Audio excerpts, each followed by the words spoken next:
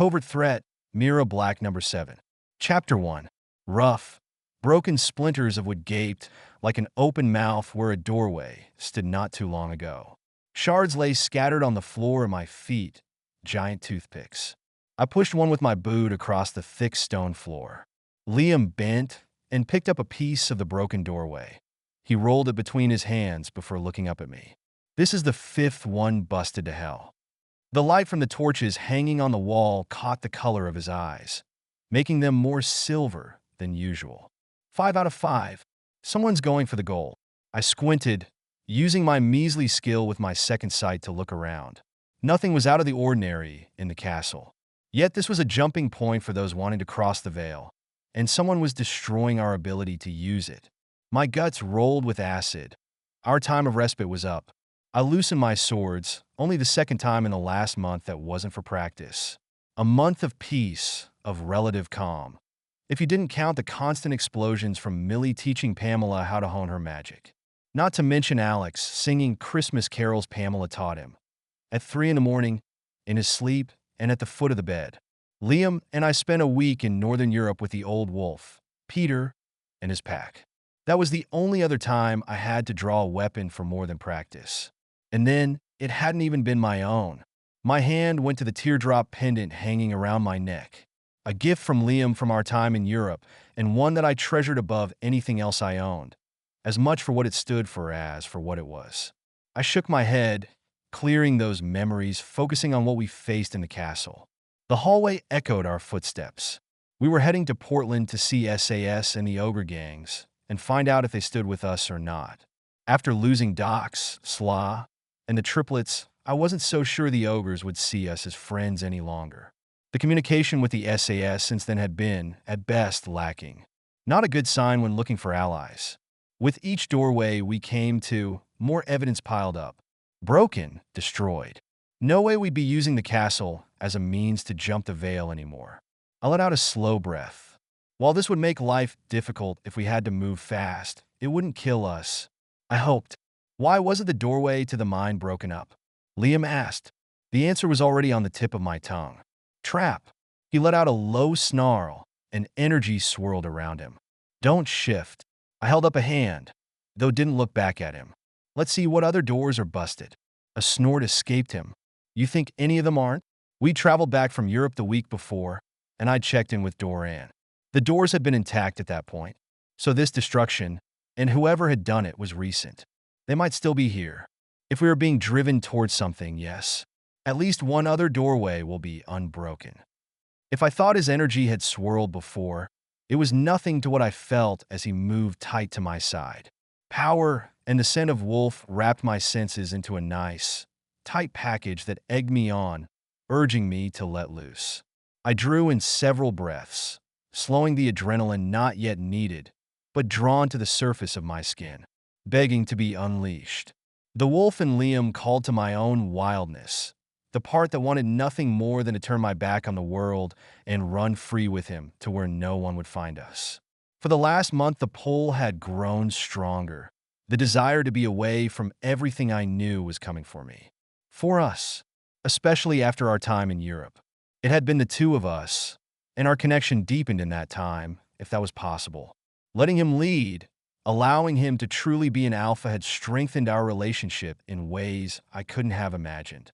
My hand unconsciously went to the gold chain hanging around my neck, touching the pendant through my shirt, reassuring myself it was still there. In a very short time, it had become a touchstone for me. But I knew running away was a dream. There was no way we could walk out on everything and everyone and ignore our responsibilities, or those who depended on us. I wish you were wrong. He breathed out, his lips close to my ear, though nothing sexual about it. Okay, maybe a little sexy with the feel of his jawline against the back of my neck. My body knew his too well not to be affected by his proximity, even when my brain screamed danger to me. I wish I was wrong too. While the castle always felt deserted, something was different. A definite chill. Like a graveyard vandalized and the graves dug open. I had no illusions about this being a place of peace. We'd shed enough blood on these stones to dispel any of those kinds of thoughts.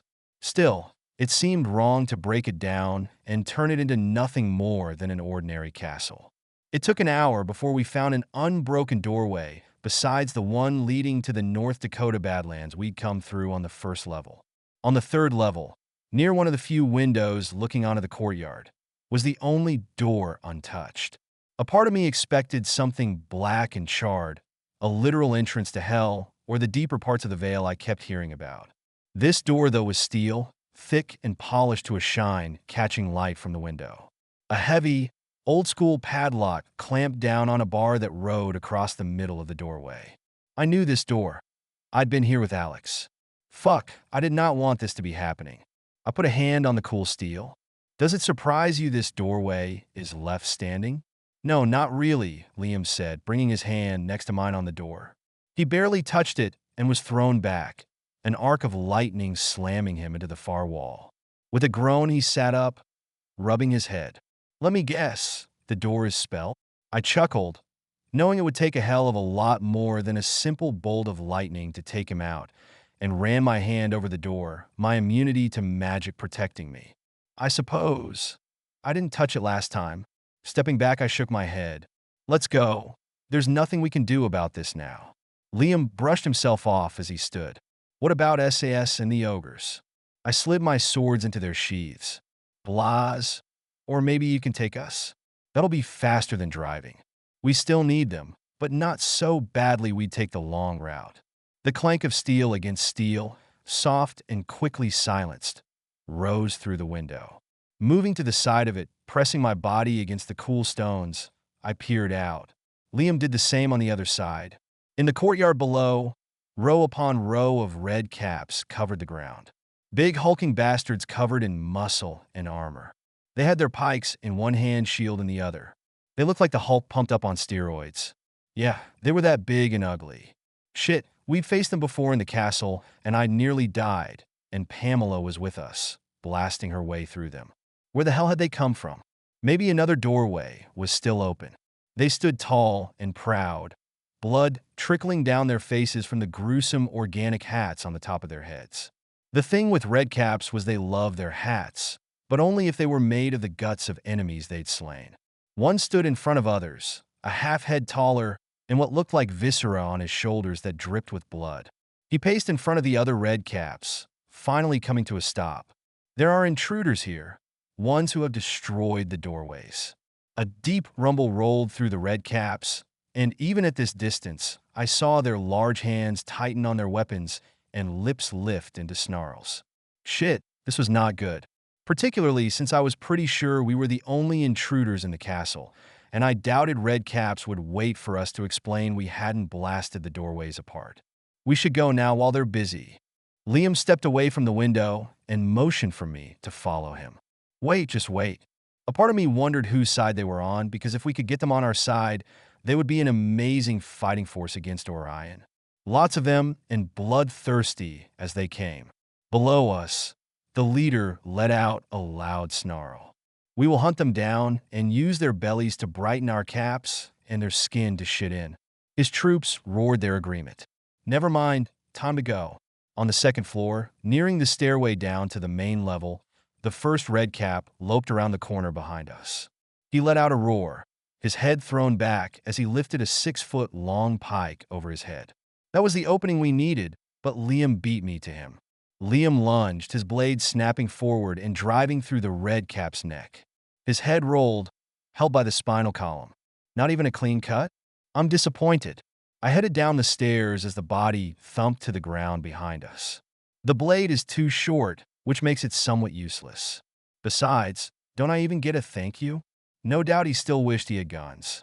For the safety of the supernatural world, we destroyed the spelled munitions while in Europe. So Liam was back to blades or teeth and claws. I was happier with them gone. The guns made me so damn nervous I could barely sleep at night, dreaming of Orion finding them. In the wrong hands, that technology would have literally been the death of our world. Liam trotted down behind me as the sound of footsteps on stone echoed around us, probably called in by their buddy's last roar of defiance. I jogged faster, skipping steps where I could. We were nearing the first floor, but our doorway was on the other side of the castle. Not that I was dawdling, but I was doing my best to keep quiet. Red caps en masse were not something I wanted to deal with if I could help it, and the stairwell was dark and shadowed. Of all the things in my arsenal, night vision was not one of them. Last thing we needed was me falling and breaking a leg or an arm and alerting the red caps to where we were. Liam wouldn't break if he fell. I, on the other hand, was all too capable of snapping a bone. I'll thank you later. Besides, you keep telling me your job is to protect me. See how I let you do your job? A smile twisted across my lips, and Liam laughed under his breath. Being hunted by red caps doesn't seem much like a laughing matter. Yet, in my life, it was a fairly minor deal on the scale of scary shit I'd seen and gone through. At best, a 5 out of 10. Water dripped down the walls of the castle, hitting the pitch-covered torches, flames hissing and flickering with each droplet of moisture. But we were almost to the doorway, so who the hell cared if the lights went out? Or so I thought, until Liam grabbed my arm, his voice low. We aren't alone. Every muscle in me tensed as my eyes searched the hall ahead of us. With the light dancing, every shadow seemed alive. Every dark spot could hold someone waiting to take us out when we least expected it. I'd been ambushed more than once in dark places like this. Being supernatural, you'd think I'd learned to avoid them. But honestly, it seemed my life was nothing but dark places and battles. There will be no rest for you, Mira. You know that. Yeah, I did. The echo of Giselle's voice in my head was not needed to remind me of that particular fact. Behind us, at the far end of the hallway, came a loud sniff, as if a creature were scenting the air. Red caps didn't scent the air. They were more human-like than animal, even if they did bathe in the blood of their enemies and wear intestine scarves. Liam let out a low growl. Some sort of hound. We have to move. So be it. I strode toward our exit point, the only door besides the steel, one unbroken. The shadows beside the door shifted, and a man stepped between us and our exit. Unfortunately for him, I had very little patience for this kind of shit. Move, or I'll move you in pieces. He let out a soft laugh that tickled along the back of my senses. The hounds behind us let out a unified howl that filled the air, doing far more than tickling my senses. The man didn't move. His face was shrouded by shadows, his arms loose at his sides, almost like he wasn't sure what to do with himself or what he was doing next. I didn't like it. His eyes darted from us to the doorway and then back to us. Uncertainty was a good way to get killed in our world. Mira, I never thought to see you again, child. His voice was thick with an accent I thought might be Russian. Good for you, you know my name? Now move your ass out of our way. Hesitating slightly, he opted for a sweeping bow, then stepped away from the door. After you. Heavy feet and armor, along with the scrabble of claws behind us, propelled me forward. I didn't trust this shadow man, but I didn't have a choice. We couldn't face all those red caps, not without serious casualties. At least once on the other side of the doorway, we'd be safe. One of the few perks with using doorways. Very little would come through after you. I yanked the door open and paused to stare at the man. I suppose you're wanting to come with us? He nodded, and I pointed to the dark on the other side. You first. He obliged, and Liam let out a growl. Go. I'm right behind you. I didn't argue, took a torch from the wall, and stepped through the doorway. Liam followed, shutting the barrier hard behind him. We crossed the veil, a tingle of awareness crawling over my skin, and then we were through to the other side, back home in North Dakota. The air in the cave was cool and still. Where'd he go? I swept the torch high, but saw no one beyond the cusp.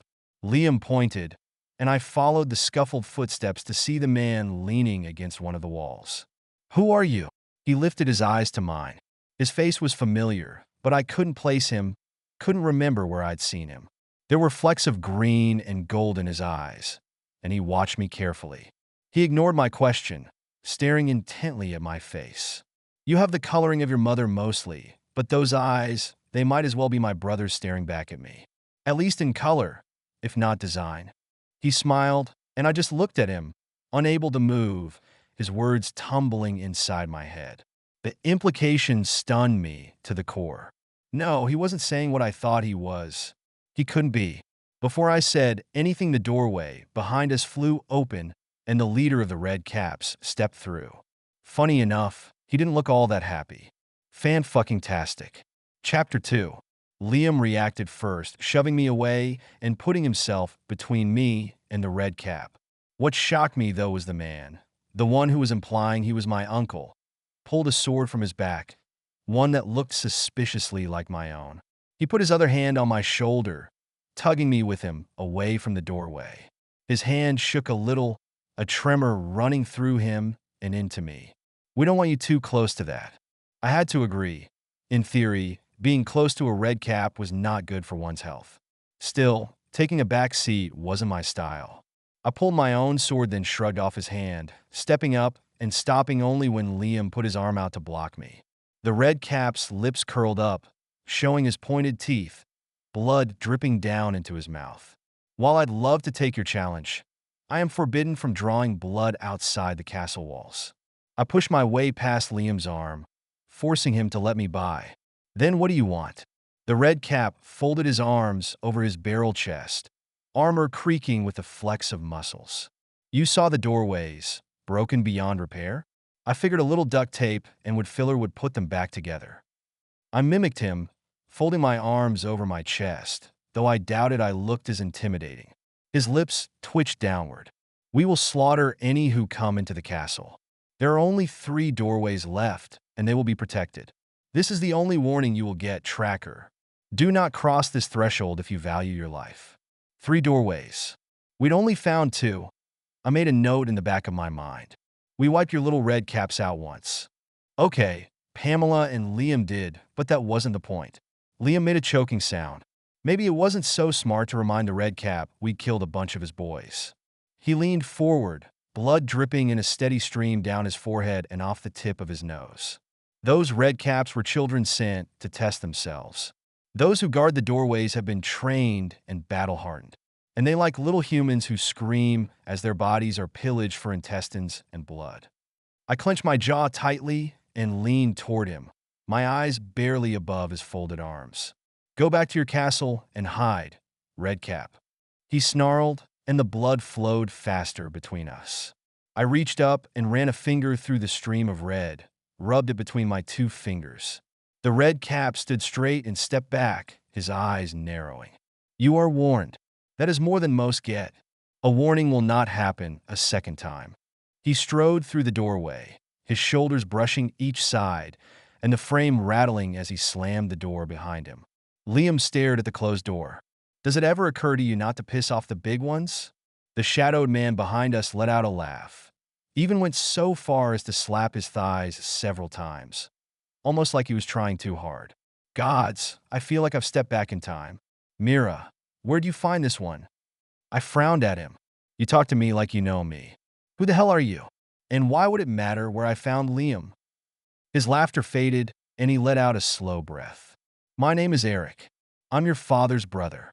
I didn't give the words time to really sink in. I couldn't. 3 steps, and I was next to him, close enough that in the flickering light, I clearly saw his face. The angles of his jaw, the color of his eyes, the shape of his face.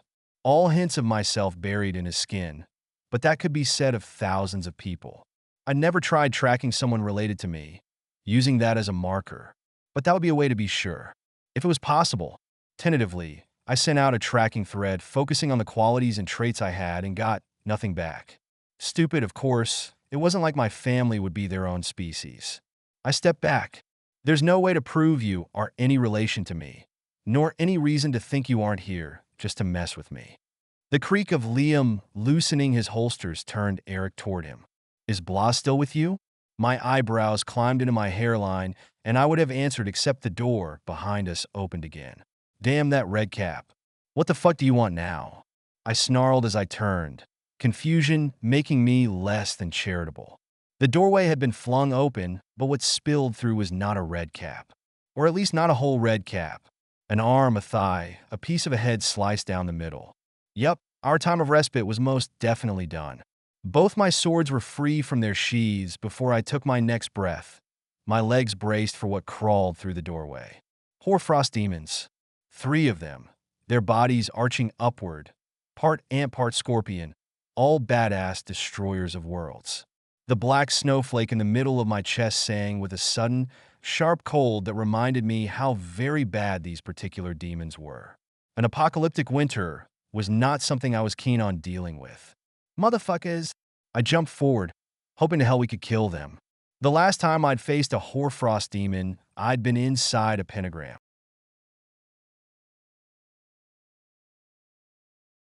This time around they were in the physical world, no pentagram to hold them. Don't let them sting you, Eric said, calmly, as if telling me what the weather report was for the next 24 hours. That would not be good. I ignored him, knowing the scar on my chest, the black snowflake, gave me immunity from the demon's venom. The first demon gave me a big grin, its mandible cracking wide and then chittering together before engaging me. There was nothing I could do but work to get around it.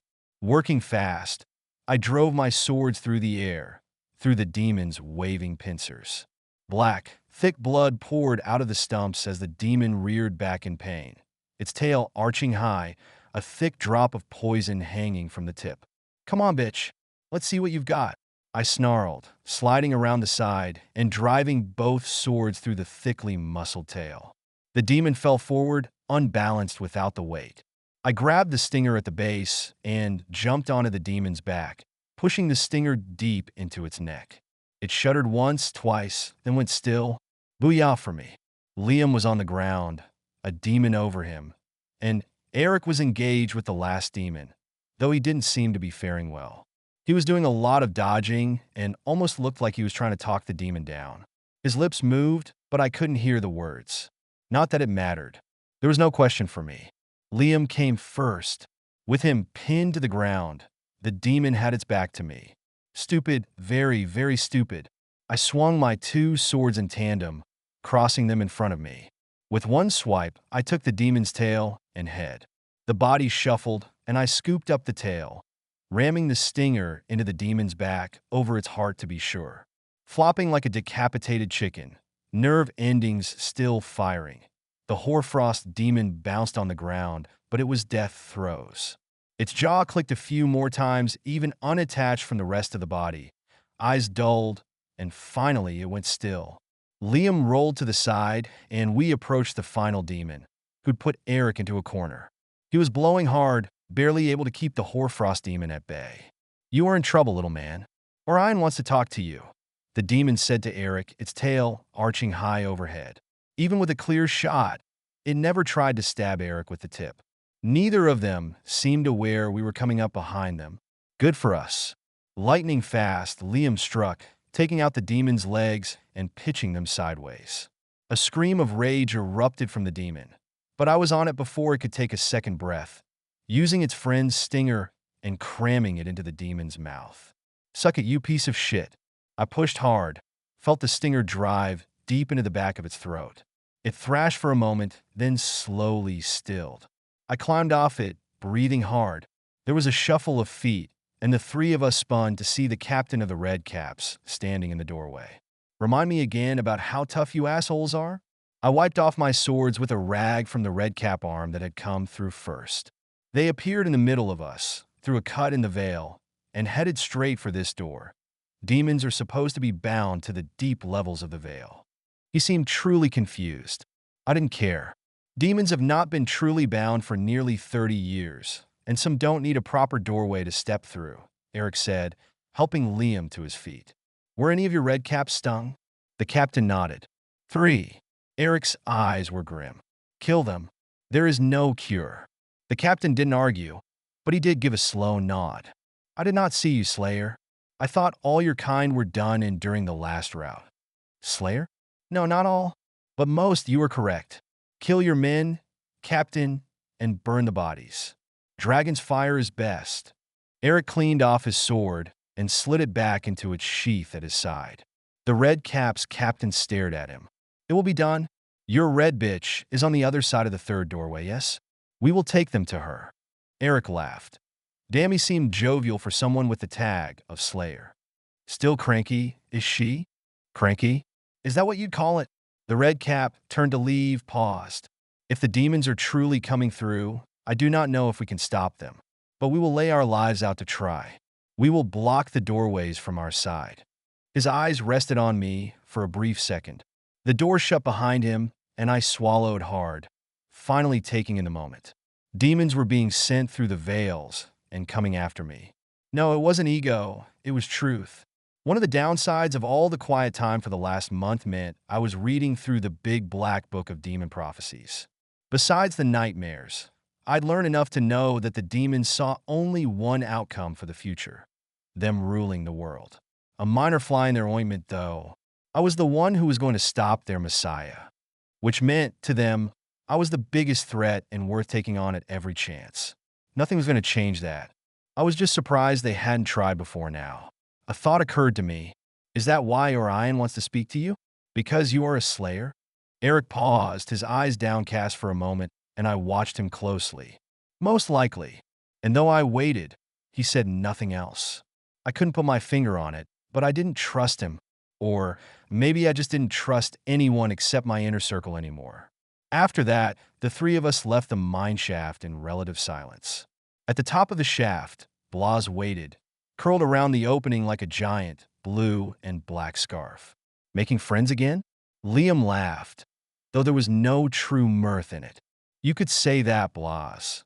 The dragon lifted his head and stretched his wings and jaws wide. But as Eric stepped from the shaft, Blas recoiled, scrambling back with a speed that shocked me.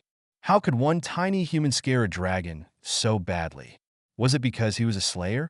Please, pray to the sky gods. Tell me you did not bring Ophelia with you. Eric smiled and shook his head, and I finally got a good look at the man who claimed to be my uncle. His hair was dark with hints of red here and there between a few sparkling strands of gray. Heavily muscled, even though he had at least 10 years on Liam, they were of a similar build. Hell, they could have been brothers except for their coloring. Tattoos wrapped around his wrists and crawled up both forearms, disappearing underneath a loose, sand-colored shirt. Dark green pants and army boots, and a heavy cloak edged with fur partially hid the sword at his side, and no doubt more weapons than I could see. But it was the tattoos I focused on. Reading the Black Skin Demon book, I recognized them for what they were. My blade sang as I pulled it out. Demon marked, I don't think we're going to be friends after all. Liam let out a low growl, but Eric didn't seem concerned, though his eyes gave a flicker of unease. No more demon marked than you are. It is the way of a slayer, to carry the marks of the demons. It keeps us safe from them. He opened the throat of his shirt, and there, lower down than mine, and closer to his stomach, was a perfect black snowflake, identical to the one on my own chest. He turned away from me and finally answered Blas's terrified query. Blas, you can avoid her for only so long. She is your mate. Eric lifted his hands, but I did not tell her where I was going, only that I needed to go ahead of her to suss things out. Blas swallowed hard, his throat visibly bobbing, and I couldn't help the laugh that escaped me. Seriously, are you afraid of your own wife? We were paired as children. I have no say in it, and she is not my wife. He snaked his head toward me, his eyes glittering with anger, and more than a little fear. I patted him on the snout, felt the heat of his belly fires rumbling up through his skin, and promptly went to ignoring him. We had bigger issues than a dragon's love life. Though I wasn't wholly convinced that Eric was harmless, or even here to actually help, I had Blas and Liam with me, and there was no doubt who would win in a throwdown if he proved himself untrustworthy. Come on, let's get out of here. Why are you not in Portland with the ogres? Liam boosted me up on Blas's back first, and then he followed. Change of plans. We'll discuss it when we get back to the farmhouse. Eric stood waiting, the late January wind curling around his cloak. Well, Blas, are you going to let me fly with you, or should I call Ophelia now to carry me? You can fly with me, Slayer. For now.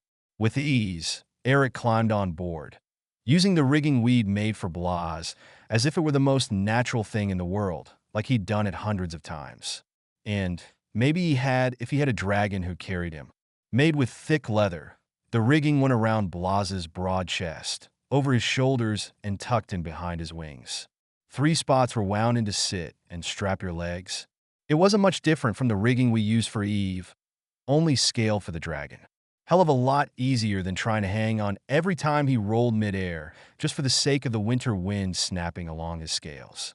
Eric settled in behind Liam, and Blas leapt into the air, the dusting of snow on the ground puffing up around us, then lazily dropping as we soared high above the mine shaft in a matter of seconds. Liam and Eric were silent as we flew, but Blas was a constant presence inside my head. I'd learned to tell when it was just him and me conversing and when he was projecting to all within range. His voice softened when it was him and me, as if all his confidence fell away. Then again, we could look inside one another's head. Hard to be full of bravado when your rider knows you're terrified shitless. Like your mate. She is not my mate. Not yet. I'd hoped Eric would keep her busy longer. You may laugh now, but when you meet her, if you meet her, you will understand. They don't call her the red bitch for nothing. It should not have been a surprise that even Blas had a fear that kept him awake at night. The dragon let out a long, low snort. Whether in agreement with me or not, it didn't matter. I didn't speak my thoughts and questions out loud. No need to air his dirty laundry. But I did wonder if Blas had known Eric was my uncle. Of course I did. All the slayers ride dragons. Or they used to. I forget you know none of this. That your childhood was not filled with training and learning the history of your family. Each slayer rides with a dragon. That is how I knew you when you showed up on my doorstep. It is imprinted in your skin that you would be my rider, the way you walk and talk. As much or more than being a tracker, the ability to slay demons runs in your veins, hot like the blood that keeps you alive. He quieted for a moment. You don't trust him? I wasn't sure about Eric, and I didn't like the niggling of doubt that bit at me. I cannot think of a way he could be anyone but who he says he is, not and keep Ophelia in the dark. I cannot read his mind, though. So you are right. We don't know for sure. We will keep an eye on him, but I think you are being overcautious. Blas was taking my concerns seriously, which I appreciated. I snorted at the overcautious comment. That was not a trait attributed to me. With my chin tucked to my chest and my arms wrapped tightly around my upper body to keep in what warmth I had, a question formed in my mind. 2 questions, actually. First of all, you didn't ask, which is why I never mentioned him. And you melt down like a fucking volcano when I pry inside your head to see what you're thinking. I gave a slow nod. That was true. He tried it last month, and I very nearly sent him to his home in France. Liam calmed me, got me to see that I was overreacting, yet it still burned in my gut. I didn't like people in my head, didn't like the feel of someone knowing my thoughts more completely than I did. As to your second question, yes, I plan on asking your help in dealing with Ophelia.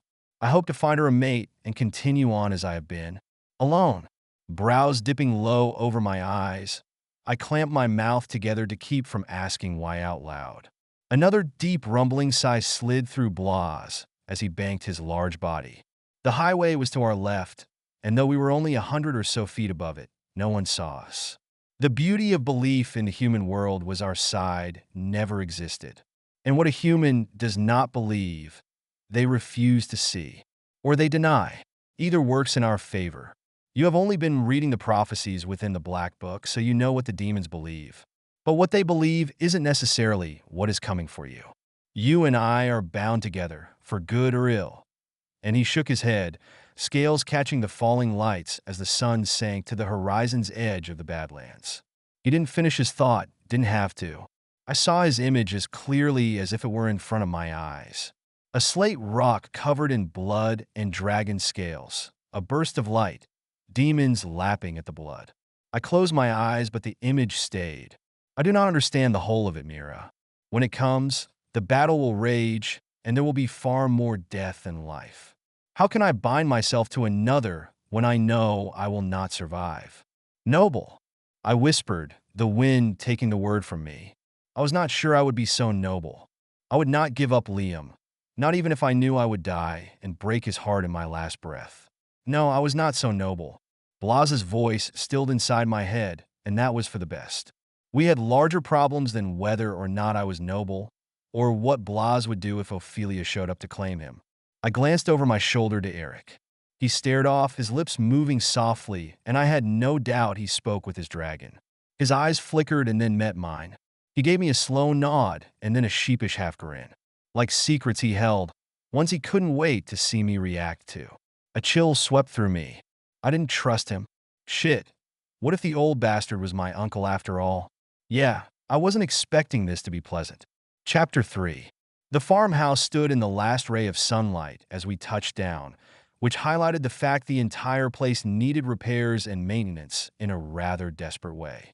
Millie and Pamela stood in the yard. Mud splattered up their boots to their knees as they practiced across from one another. Millie was nearing on 6 months pregnant. According to the doctor, she'd been further along than she'd realized, and her movements were awkward and unbalanced. She often clutched at her belly and waddled like a diva, even though she wasn't that big. Drama queen. Even now, she loved the drama and attention. But I didn't care. She came back to us, turned away from Orion, even though he held a death threat over her. Frank, our pack's newbie, sat raising the dead. The only dead I'd let him raise. Stop with the fucking bugs, Frank. I yelled as I slid off Blaz. We have enough inside. We don't need any freak show zombie cockroaches impossible to kill. His glasses lay halfway down his nose, and he looked up sharply, surprised. I shared a glance with Liam. He didn't notice a dragon landing in the yard. He'll get his ass handed to him if anyone shows up for more than tea and cookies. Liam nodded. I'll talk to him. See what I can do. The sound of Eric's boots hitting ground stilled both Pamela and Millie, who turned in unison to face him. Pamela put hands on her hips a split second before Millie made the same stance. I bit my lower lip to keep from laughing. Pamela tended to take on the traits of whomever she worked with, something I only saw now that she was training with more than just me. Who's that? I half turned to him and then waved him forward with my right hand. This is Eric. He says he's my uncle. Pamela nodded and accepted that fact like it was nothing. Millie, on the other hand, not so much. You're what? Her green eyes were wide with disbelief, and I saw her subtly prep a spell. Millie, knock it off. Blaz will vouch for him. I stepped between her and Eric, even though secretly I was glad she had prepped a spell, just in case, that I will, which he hasn't changed much over the last few years. His voice was loud and echoed clearly through our heads. Frank's face paled, and he clenched his bent knees until his knuckles were white. The kid was so green to the supernatural that it hurt my brain, where Pamela had taken to it like a duck to water. Frank seemed to be in a perpetual state of shock and awe. Millie strode forward through the mud, slipping and sliding, clutching her belly, wobbling with each step. When she drew close, Liam put out a hand to steady her. His wolf still didn't like her much, but she was a part of this ragtag bunch despite her past. Maybe that's why she had become more fierce in her defense of those she deemed us against those she saw as other. Then again, maybe the pregnancy was making her a tad psycho. You don't really mean to let him stay here, do you? Eric stepped around me and gave her a low, mocking bow, speaking to her slowly and deliberately. Mira needs help no one else can give but myself. Unless you know how to fight multitudes of demons, she'll soon be facing and win. She drew herself up, her eyes flashing with ire. I do know how to fight demons. I'm a witch. He grinned at her, all white teeth and mirth. Then tell me, where does a hoarfrost demon stand on the scale of danger to you? She arched an eyebrow at him. Middling to high. Eric slowly shook his head. They are forerunners, nothing more than pawns in the demon world. If you believe they are middling to high, either you are stupid, which I do not think Mira would tolerate, or you have been deceived. Millie glared at him, her anger two high pink spots on her cheeks. We don't know if we can trust you. She turned toward us. Liam, you haven't said anything. Do you trust him? Liam frowned, and I realized she was waiting for his word on the subject. Like she trusted him, even over me. Then again, they'd been through a lot together, most of it shitty. For now, he can stay. I'll kill him myself if he proves a liar, Liam said, not looking at Eric, but Millie. Her mouth twitched and she lowered her hands, but the spell she'd prepped did not dissipate. For now then, as you say. The wind suddenly howled, and the sun dropped behind the earth, the dark curling close. I pointed to the farmhouse, feeling the weight of the day heavy on my shoulders. Everyone inside. There's a lot of talking to do, and I'm not doing it while we slowly freeze our asses off. Everyone trooped inside except Blas, of course. I glanced at the barn, and Pamela gave me a small smile. Eve is out flying, practicing the things Eagle taught her. That was good. We all needed to be at our best. And that was as far as I would let my mind wander in that direction. And Alex. We stepped into the kitchen, and she pointed to the living room area. Splayed out in front of the wood stove was the werewolf. He might have been a rug, he was so thin, sprawled on his belly, with only a slow breath now and then to show he was a living creature and not a taxidermist prize. He was doing laps around the whole property until just before you came back, Pamela said. I think he was marking the territory.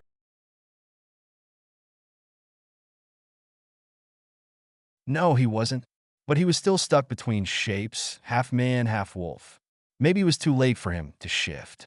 Not that it mattered at this point. Alex was who he was no matter what shape he was in, and an integral part of our group. According to Giselle, he'd be the linchpin when it came to the final battle. Millie, Pamela, and Frank took a seat at the kitchen table. Liam stood near the doorway, and Eric leaned against the sink. Blas listened in, his presence a steady thrum just under my skin. I went over what we found at the castle, the broken doorways, the one doorway left untouched, and then the red caps and the demons. Pamela shot to her feet, her blue eyes bright with excitement. With Millie, I could go in and clean out the nest of them. Those red caps aren't so tough. I shook my head. What would be the point? There are no doors now, and we don't need to bring another battle to our front step. Not until we have to. Are you driving to Portland then? Millie asked, but I saw she already knew the answer. No, Blas will take me and Liam. Eric cleared his throat, his eyes darting to mine. I'd like to go with you. Uncle or not. I didn't know him. My eyes slid to Millie. If Orion could turn her, who was to say the bastard couldn't turn an uncle I'd never met? The worst betrayers of my trust had always been the people I considered family. Perhaps he read the answer on my face, because before I said anything, Eric shrugged. Then again, I could always have Ophelia come. That way Blas would not have to carry me, and you would not be able to tell me I cannot fly with you. We will take you, Slayer. Just do not call your bitch on me, not yet. Eric laughed, and I noticed a missing tooth on the right side, like it had been knocked out, and he hadn't bothered to replace it. Good. Are we off then? He clapped his hands, rubbing them briskly. Frank cleared his throat and pushed his glasses further up his nose, though there was no further for them to go. I think before you go, you should see what is on the news. I nodded, and he jogging up the rickety stairs and was back in a matter of 30 seconds. His hands held an old computer screen. Using bits and pieces of the spelled weapons and metal we scavenged from the warehouse, he rigged a computer that would run with us all in one room. Not that I'd thought anything of it when I'd first seen it. Who cared if we could play solitaire or join Twitter? My only concern was at some point it would have to go. This technology was the last evidence of those fucking guns. Still, the kid was isolated enough. For now, I'd let him keep this one connection to the outside world. Frank flicked on the screen and pulled up videos. He clicked the first one, a shot of a heavily cobbled road, small cars jam-packed on both sides. The videographer panned the street. People running one way, staring over their shoulders, mouths wide. Where's the sound? Pamela asked as Eric said, That's in Spain. I've seen the area. Frank tapped the mouse. No sound on this one. And yes, it's Spain. We didn't need the sound. The terrified people were enough to get the picture. And then came a flood of water. What the humans saw, I had no doubt, was just water, a lot of it, but nothing else. Within the flow were silvery flashes of movement. Maybe they'd put it off as fish, but I saw the truth. Liam leaned forward, a crease in his brow, as on the screen a hand shot out of the water and pulled a human into the death wave. Mermaids? Frank nodded. Yes. There's more. The next clip was a tornado, banshees controlling the winds as they tore across the open plains. Then a clip of a field of eviscerated animals, blood and gore strewn across the dull grasses of winter, hooves and horns broken in half. In all the clips, devastation reigned, and the causes were creatures of the supernatural. Mermaids, banshees, trolls, and others I'd never before faced, only read about. Eric leaned forward and pushed the power button. This shouldn't be a surprise to any of you. You are aware a battle is coming? This is the start. Someone has opened the veil and pulling demons through. Most likely simple tears. They will possess the supernatural creatures first, the easy ones, and use their powers to cause terror. Digging my fingers into my belt, I held my breath for a moment, thinking, what is the point? Millie leaned back in her chair, her eyes fluttering as if in pain. She ran a hand over her bulging belly. Orion needs the terror, the chaos, if he is to come as a savior to the humans. He will stop all this and then be seen as their chosen one. And they will give him the world on a silver platter. I lifted an eyebrow. That seemed like a pretty detailed guess. How much of that is guess? And how much do you know? I didn't take my eyes off her. She continued to rub her belly in slow circles. He talked about it in front of me one time.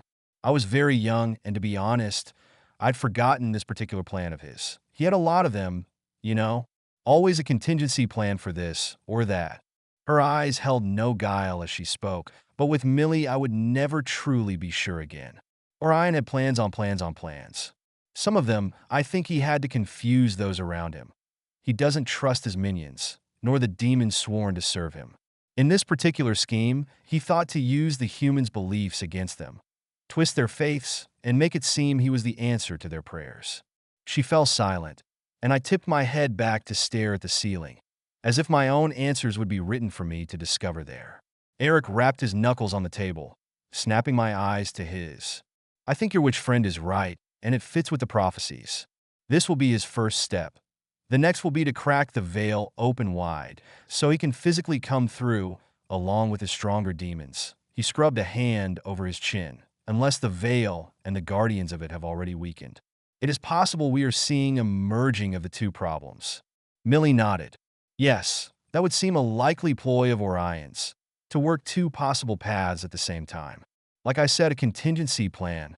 I fought not to rub my arms because it wasn't truly that cold in the house, despite the goosebumps running along my skin. And the hoarfrost demons, will we see more of them?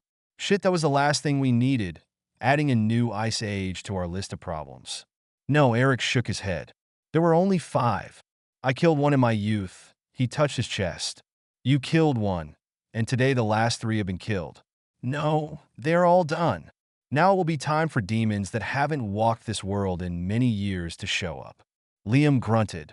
Besides those possessing the supernaturals causing all the havoc, those aren't demons in the sense you are thinking, Liam, Millie said. They are spirits controlled directly by Orion. Evil spirits. They don't need a pentagram or a coven to bring them through. A slice in the veil to the deep levels would be enough to unleash them. But that means someone is opening the veil for Orion. I realized as I stood, everyone was looking at me, waiting for me to make a decision. I gave a sharp nod. Can shamans cast out evil spirits? Eric's eyebrows shot up. Perhaps that would help as a way to slow them down. Pamela scuffed her toes on the wooden floor. What about Will and Deanna? Maybe the druids could help. A second sharp nod. Tomorrow, Liam, Eric, and I will go to the ogres in Portland, but we'll stop in New Mexico first and talk to Louisa and Doran. Pamela, you phone Will and get him to talk to Deanna and the druids. Millie, you contact Kyle and see what you can find out in regards to the FBI and the Arcane Arts Division. If it truly has fallen apart, then bring Kyle here. He and Frank can track whatever is going on in the world, where the spirits are causing the shit to hit the fan. With Kyle's background as an expert hacker and his understanding of the supernatural world, even though he was as human as they came, he would be a big help. Millie gave me a tight nod, and Frank's eyes damn well lit up. Like a command center? This isn't a fucking video game, Frank. I snapped at him, irritation flowing through me. His eyes dimmed. I didn't mean it like that. I'm trying to put this in terms I understand is all. Liam and Millie both gave me a look, one that said I'd gone too far. Again, damn it all to hell and back. I damped down my irritation, forcing my voice to soften. Sorry, Frank. You and Cal put together something of a command center. It's a good idea. And with that, we were off in different directions again. I didn't like it. Never mind that nothing I planned went the way I hoped. Not one freaking thing. Chapter 4. Mira was passed out, sound asleep beside him. The last month she'd slept like the dead, heavy and dreamless. Liam ran a hand over her bare shoulder and then slowly pulled the covers over her. She didn't even twitch, her face buried in her pillow. For a woman who'd always been a light sleeper, he didn't know what to make of this change. On one level, he knew it was good, knew she needed to rest, and likely that's all this was. A break before the coming storm when she could build up her reserves. But damned if she didn't constantly smell like Millie now. Her heavy rose perfume seemed to permeate everything. He blew a breath through his nostrils as if to clear the scent. Nothing he could do about it, not really. Besides, Millie was trying, and she saved his life. Came back for him when she didn't have to. Damned if he didn't trust the witch fully now. When he first met her, before he knew Mira well, Millie had been nothing but trouble. His cop instincts knew she was up to no good. But now that they'd all been through so much together, not a single doubt resided in him. Millie was with them, for good or ill.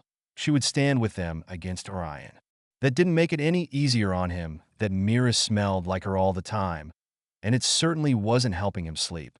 But underneath it was Mira, the smell of his mate, and it was enough. He tucked an arm behind his head and stared at the ceiling.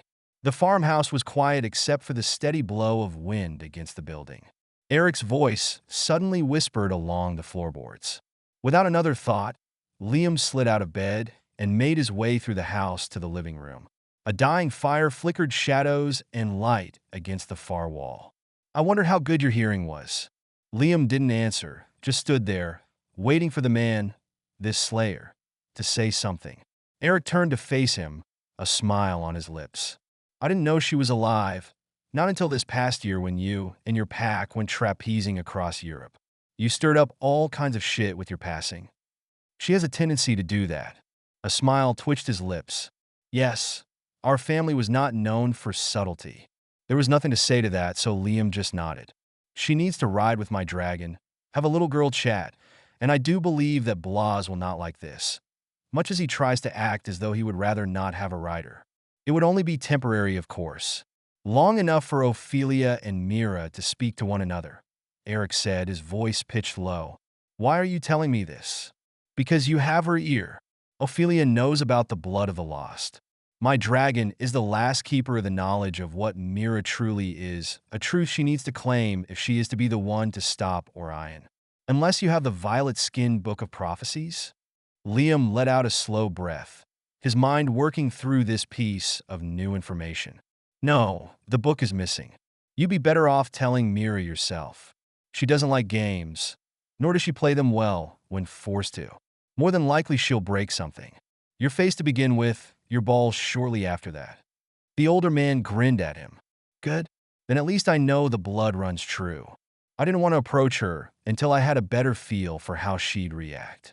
Then, of course, the hard part is going to be dealing with her pain in the ass lizard. He really doesn't want to be tied to my girl." Liam tipped his head to one side. "You've already called Ophelia here, haven't you?" Eric nodded. "She'll be here by morning light. And she truly can be a cranky bitch. All female dragons are. But she is loyal beyond the grave. There was nothing to be done for it. Is that all? You don't trust me yet, Wolf, but you will." Eric held out his right hand, and it was the first time he noticed the last two fingers were missing. Liam didn't offer his own hand back. "Missing appendages don't make me trust you anymore. They only make me think you're weaker than you look." Their eyes met, and Liam expected a challenge, but Eric didn't seem to be looking for a fight. His eyes were full of questions, but no direct challenge. "Well, good night then, Liam." Eric walked past him toward the guest room down the hall. Liam watched him go and waited until the sound of the bedroom door clicking shut reached his ears. His voice low, he stared at the closed door. "I don't trust you, but I think we're going to have to." Moving quietly, he slipped back into his own bedroom and shut the door. Mira still slept, motionless on her belly, her breathing deep and even. Lying beside her, he pulled her gently into his arms. She murmured something unintelligible and buried her face against his chest. The long gold chain holding the pendant he'd given her when they'd bound their lives together warmed between them, reminding him of the promises he'd made. Holding her tight, he closed his eyes and let out a long, slow breath. Keeping Mira safe and in one piece was his #1 goal. And his wolf acknowledged, as he did, that if Eric was telling the truth, the Slayer would be able to help them do just that. Of course, that was assuming Mira wouldn't take exception to Eric bringing in Ophelia or trying to tell her how to kill demons. Another long, low breath escaped him. Yeah, it was going to be an interesting morning. Waking up to a dragon roaring inside my skull was not what I'd call pleasant. I was on my feet and scrambling for clothes before I was fully awake. What the fuck is going on, Blas? I grabbed my new leather jacket as I bolted for the back door. I was still breaking it in. It only had a few stitched up spots from our stay in Europe, and the leather was still a bit squeaky. When I reached the door, a burst of cold air wrapped around my neck and face as Eric stepped in, blocking my path. He held up his hands, palms facing me. I hadn't noticed before that he was missing fingers on his right hand. Not that it mattered. Let them work it out. A tiff like this always looks worse than it is. I narrowed my eyes. Let who work it out? He tipped his head toward the window over the sink, and I peered out.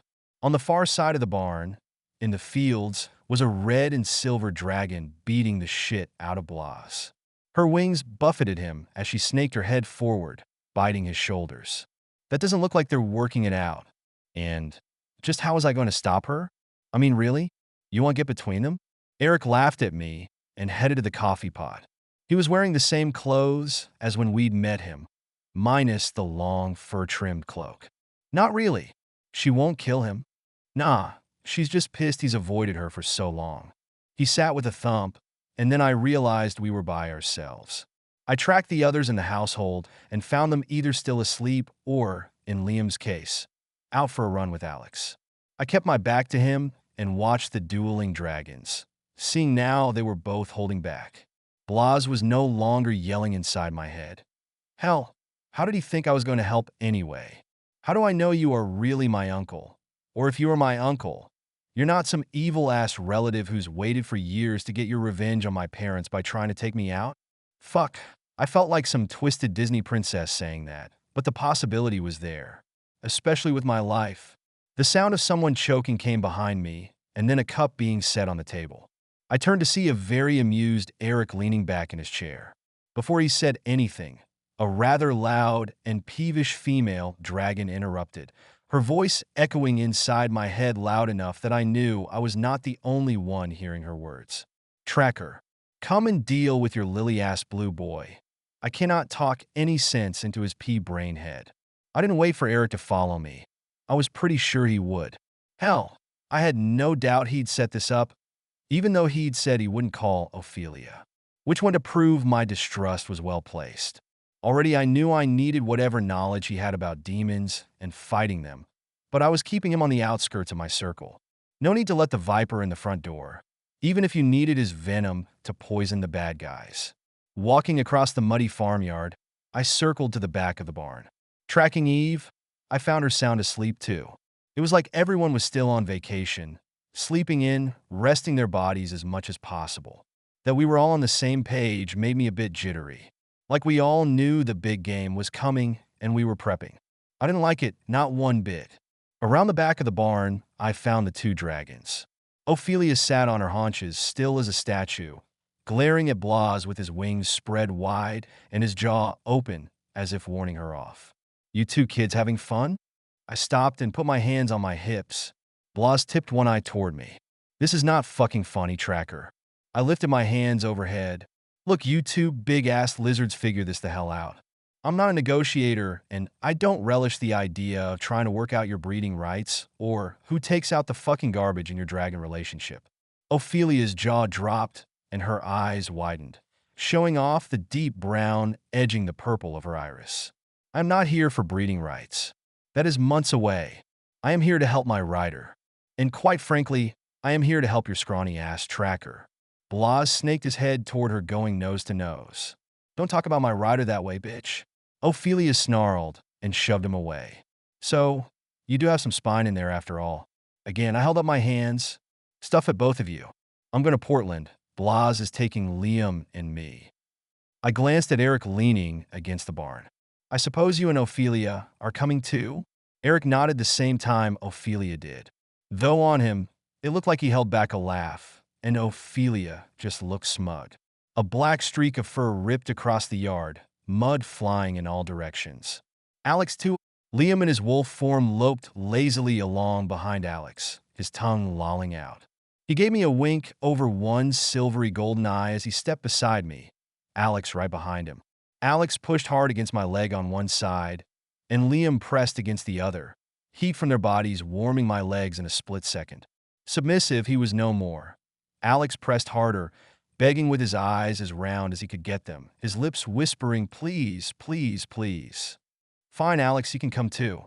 He leapt up and mud sprayed around him, splattering my pants and jacket. I wiped it off but didn't bother to scold him. Within 15 minutes, we were ready to fly. Liam shifted and put on warmer clothes and blazed back from Ophelia to give them both room to take off. "I cannot believe she is here." His voice was low.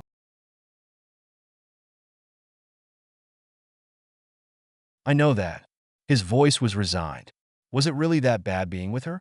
Hell, I'd be pissed if my mate avoided me for years. I don't love her. It is that simple. A picture of a smaller dragon, tawny and cream-colored, flickered from his mind to mine. Shit. And Ophelia no doubt knew Blas felt something for this other dragon. It was her cousin. I didn't stop the groan that slipped out of me. A dragon love triangle? That was not going to be good. Wait, was? Sorrow, thick and heavy, flowed into me. Her cousin is dead, gone for many years. What the hell was I to say to that? Nothing. If I lost Liam, no way I could just move on with someone else. Not even if someone paired us up and said it was for the best, and we needed to be together. I touched Blas's back, pressed my hand into his scales. "I'm sorry." He said nothing more, the feel of his long-buried sorrow enough to keep our thoughts to our own heads. Liam and I tucked into the harness on Blas's back, and Alex climbed behind us, wrapping himself into the leather. Though we planned to see Doran and Louisa first to ask about casting out the evil spirits, at the last minute I directed Blas to head to Portland. I could always call Doran, or even Louisa, but the ogres had waited long enough. Blas didn't wait for Eric to mount on Ophelia before he spread his wings and launched into the air. A few short hours and we'd be in Portland, and I'd be facing ogres I wasn't 100% sure were on my side anymore. Peachy. Ophelia's voice rippled across my mind, and by the way she spoke, she wasn't projecting to anyone else. Curious. "May we speak, Mira?" Apparently, she could be polite when she wanted. I gave her a nod. "I am the keeper of the knowledge, the last dragon to hold information about the blood of the lost, of which you are the last. If you are anything like Eric, trouble will soon find you, and I will lose my chance to speak with you." My mind whirled. If Eric was related to me, how is it I was the last?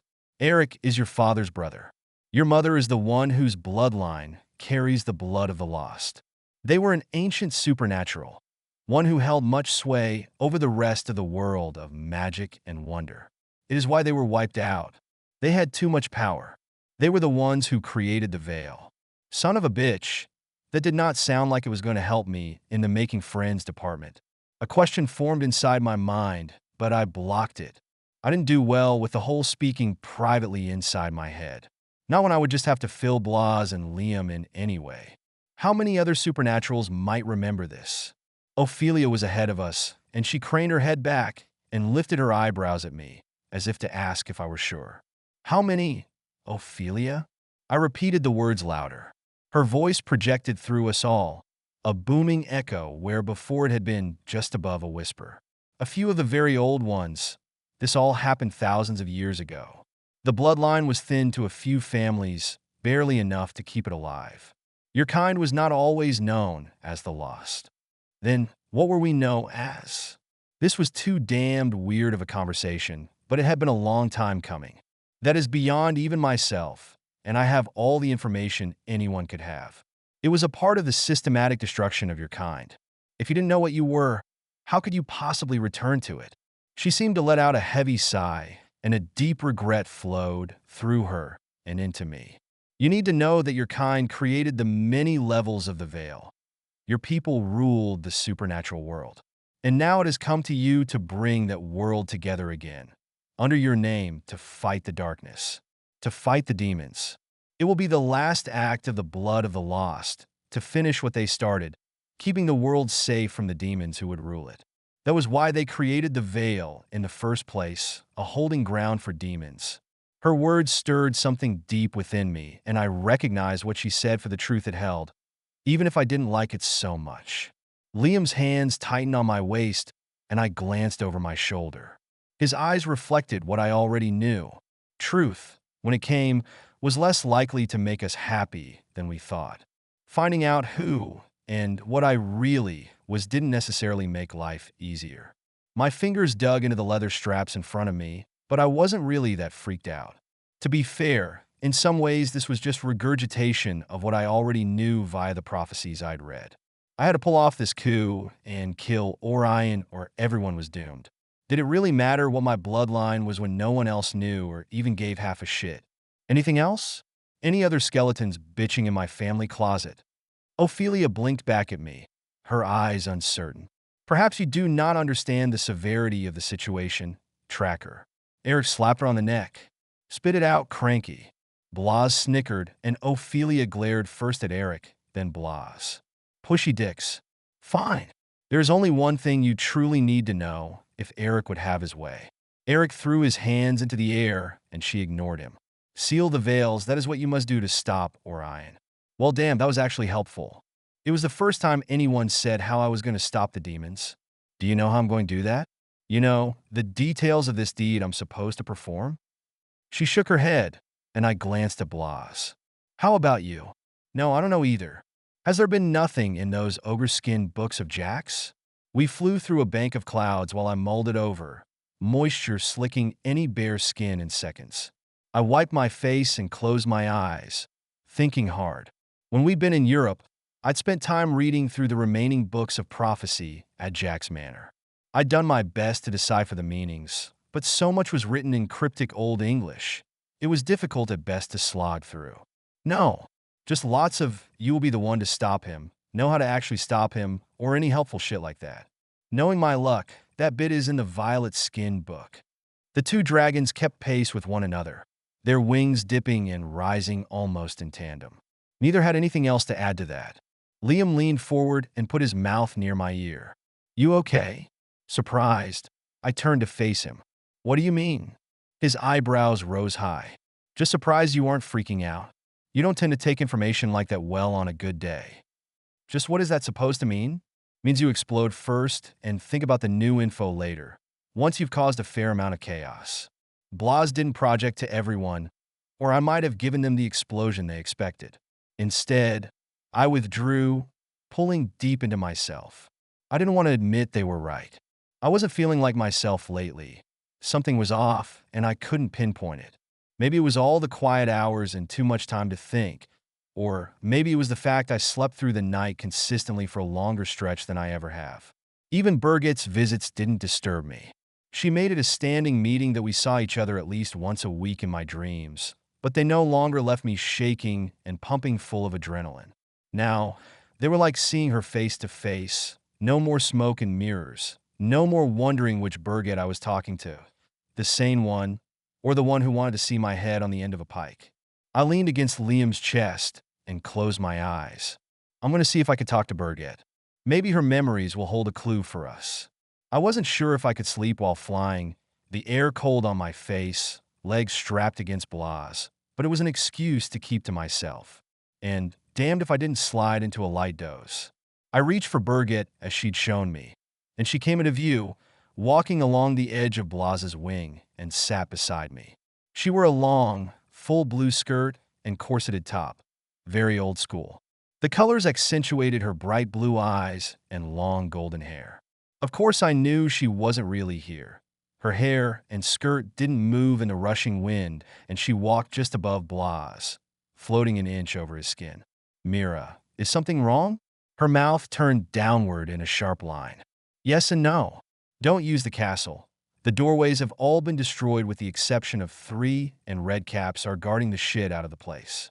My eyes drifted to half-mast, and I almost pulled out of the doze. Berget crouched beside me. Orion and his demons are making a bid? I nodded, still disturbed at times with how old she sounded when she spoke most times. old and wise. The memories and power of her adoptive parents were held in check by the opal implanted into the side of her chest, but she could still access them when needed. And sometimes the years of playing the part of the thousand-year-old vampire came through in her speech patterns and behavior. She rubbed her fingers over her side where the opal was buried. Fear sparked through me. Are you having problems? I didn't need to be more specific. We both knew what that one problem was. They are grumpy, for lack of a better term, irritated that I've bound them. She gave me a small smile, but that isn't here nor there. For the moment, they are fine. What is it you wanted to ask me? I looked her over, saw she wasn't trying to hide anything from me. Worry still trickled along my spine. The opal was a temporary stop, one that would eventually run out. I pushed that aside. I had to believe we had the time to figure out a better way to keep her safe. And to be honest, the help of vampires with a lot of years behind them was not a bad thing. At least not right now. In their memories, is there anything about how to close the veil? Her eyes widened, and I quickly told her about Ophelia and Eric and what Ophelia shared in regards to how to bind the demons.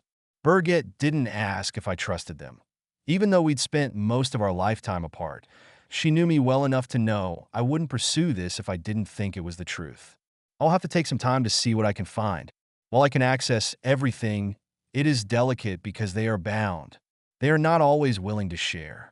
I will come to you if I drag something out of them. She shrugged her pale, slim shoulders, and her lips tipped upward, though a current of sadness ran through her eyes. Then she went a totally different direction, one I wouldn't have seen coming, not in a million years. Doran is in love with you, you know that, right? I couldn't hold on to the light doze, jerking awake with a gasp.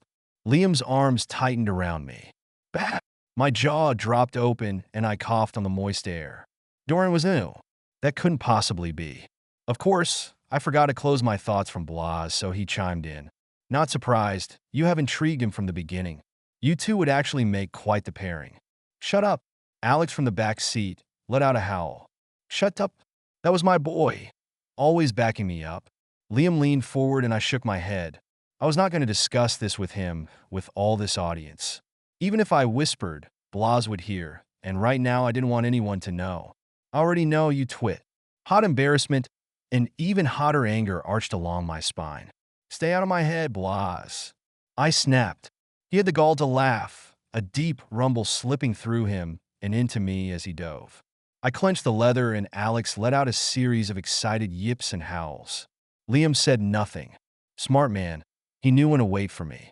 We dropped in large, lazy circles, the two dragons mirroring one another. From where we were, I saw the city of Portland. I tracked SS and the ogres, felt them pulling me away from the city proper. My gut clenched. I knew where they were. Fuck it all, I did not want to visit the place where Orion had almost broken free. No choice. I had to speak to the ogres, had to see if they were with us or not. Time to suck it up. All right, kiddos, we're going to empty hood. Chapter 5. The ground was thick with cooled and blackened lava, and the mountain was bare of trees and wildlife. Ophelia and Blas didn't seem bothered by it. Landing on the edge of the lake where the flow was the thinnest, the surface cracking under their weight. Eric slid off Ophelia's back and glanced around. Let me guess, you had something to do with this? Untrained. You cause a lot of problems, don't you? The second bit was not a question, but a statement. Asshole. I gritted my teeth against the flood of heat climbing into my face as I slid off Blas's back. Embarrassment wasn't something I was used to, and it irritated me, which made me angry, a much more familiar emotion. Liam hopped off behind me, and we stepped out in front to meet us as head-on. Not on purpose, I said. Eric snorted and crossed his arms over his chest. Rarely is with someone like you. Damn, he was pissing me off. Screw it. I would ignore him, get him to show me what I needed, and then send him on his merry fucking way.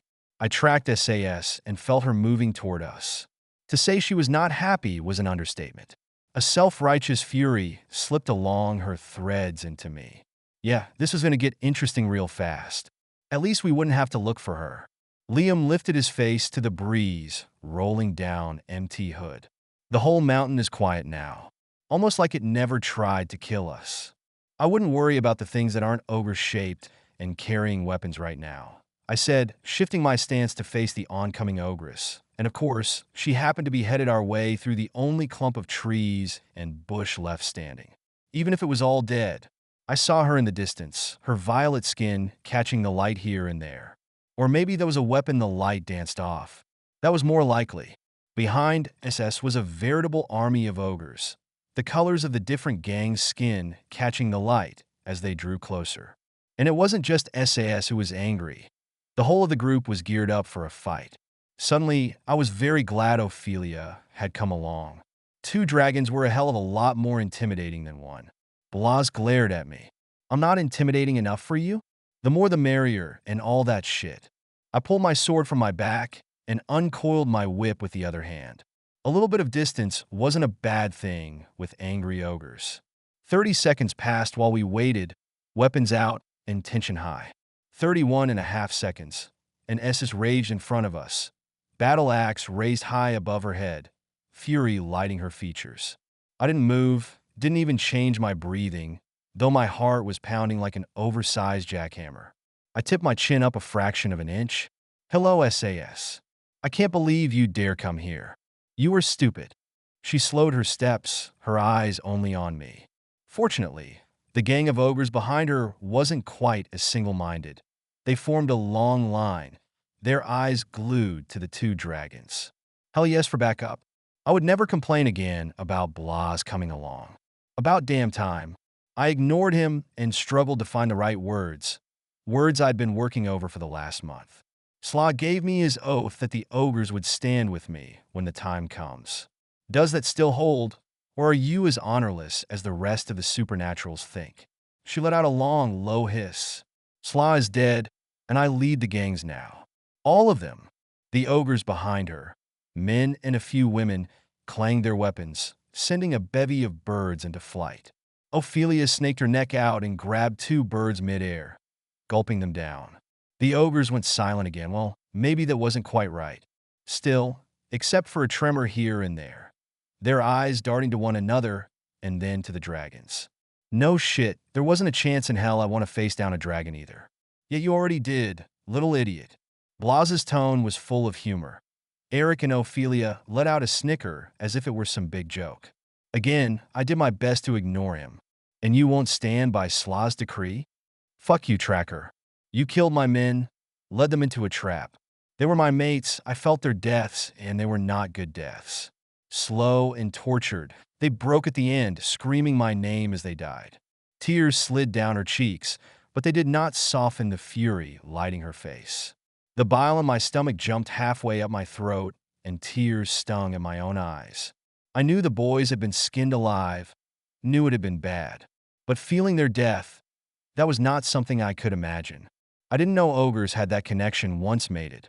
I knew if I felt Liam die a horrid death, there would be no stemming my rage, especially if I thought someone I knew had done it, someone I trusted. I cleared my throat and pushed down my emotions as best I could. And you think I did it? My voice was husky, filled with emotions I couldn't contain no matter how I tried. With each word, she stepped closer until we were nose to nose, her breath hot on my face. Your stupidity did it. You thought you were all-powerful, that you could change the world, but you can't. You aren't the one the prophecies speak of. You are nothing but an interloper, a fucking twat filled with the idea of ruling the supernatural world like her ancestors did.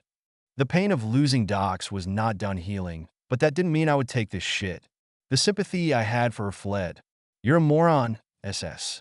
That's what you are. I'm not here for power or prestige. You think I want to face down strongest demon this world has ever seen and all that comes with him? You think I want to put the lives of those I love on the line to keep this piece of shit world safe? I shoved her hard, tucking a foot behind her feet, so she ended up on her ass in front of me. You stay here on your bare-ass mountain and cower as the demons overrun this world. And know that maybe your help would have tipped the scales and kept us safe. She snarled and leapt to her feet, battle axe raised. I'm not the fool that the boys were. I see you for what you are, and I will not let my people be slaughtered and turned into petty pawns for your dreams of power. The ogres behind her let out a low murmur, but I saw doubt on some faces. And you all agree with her? You think I'm here to rule you? I shook my head. Dox was my friend, one of the few I had. He was shunned by his own because of his gentle nature. He was cast aside. And yet he fought at my side against Orion because he believed it was the right thing to do. He was a hero. He didn't shy away from danger or the possibility of death.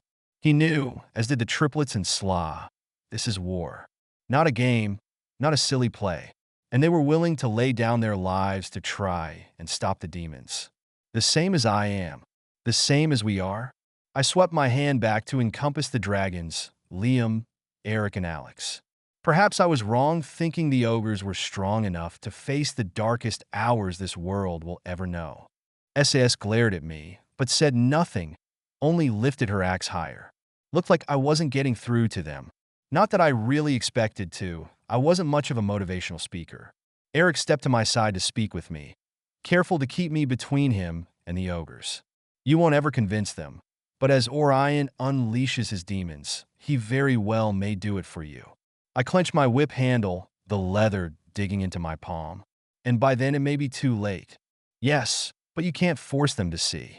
When the blind refuse the gift of sight.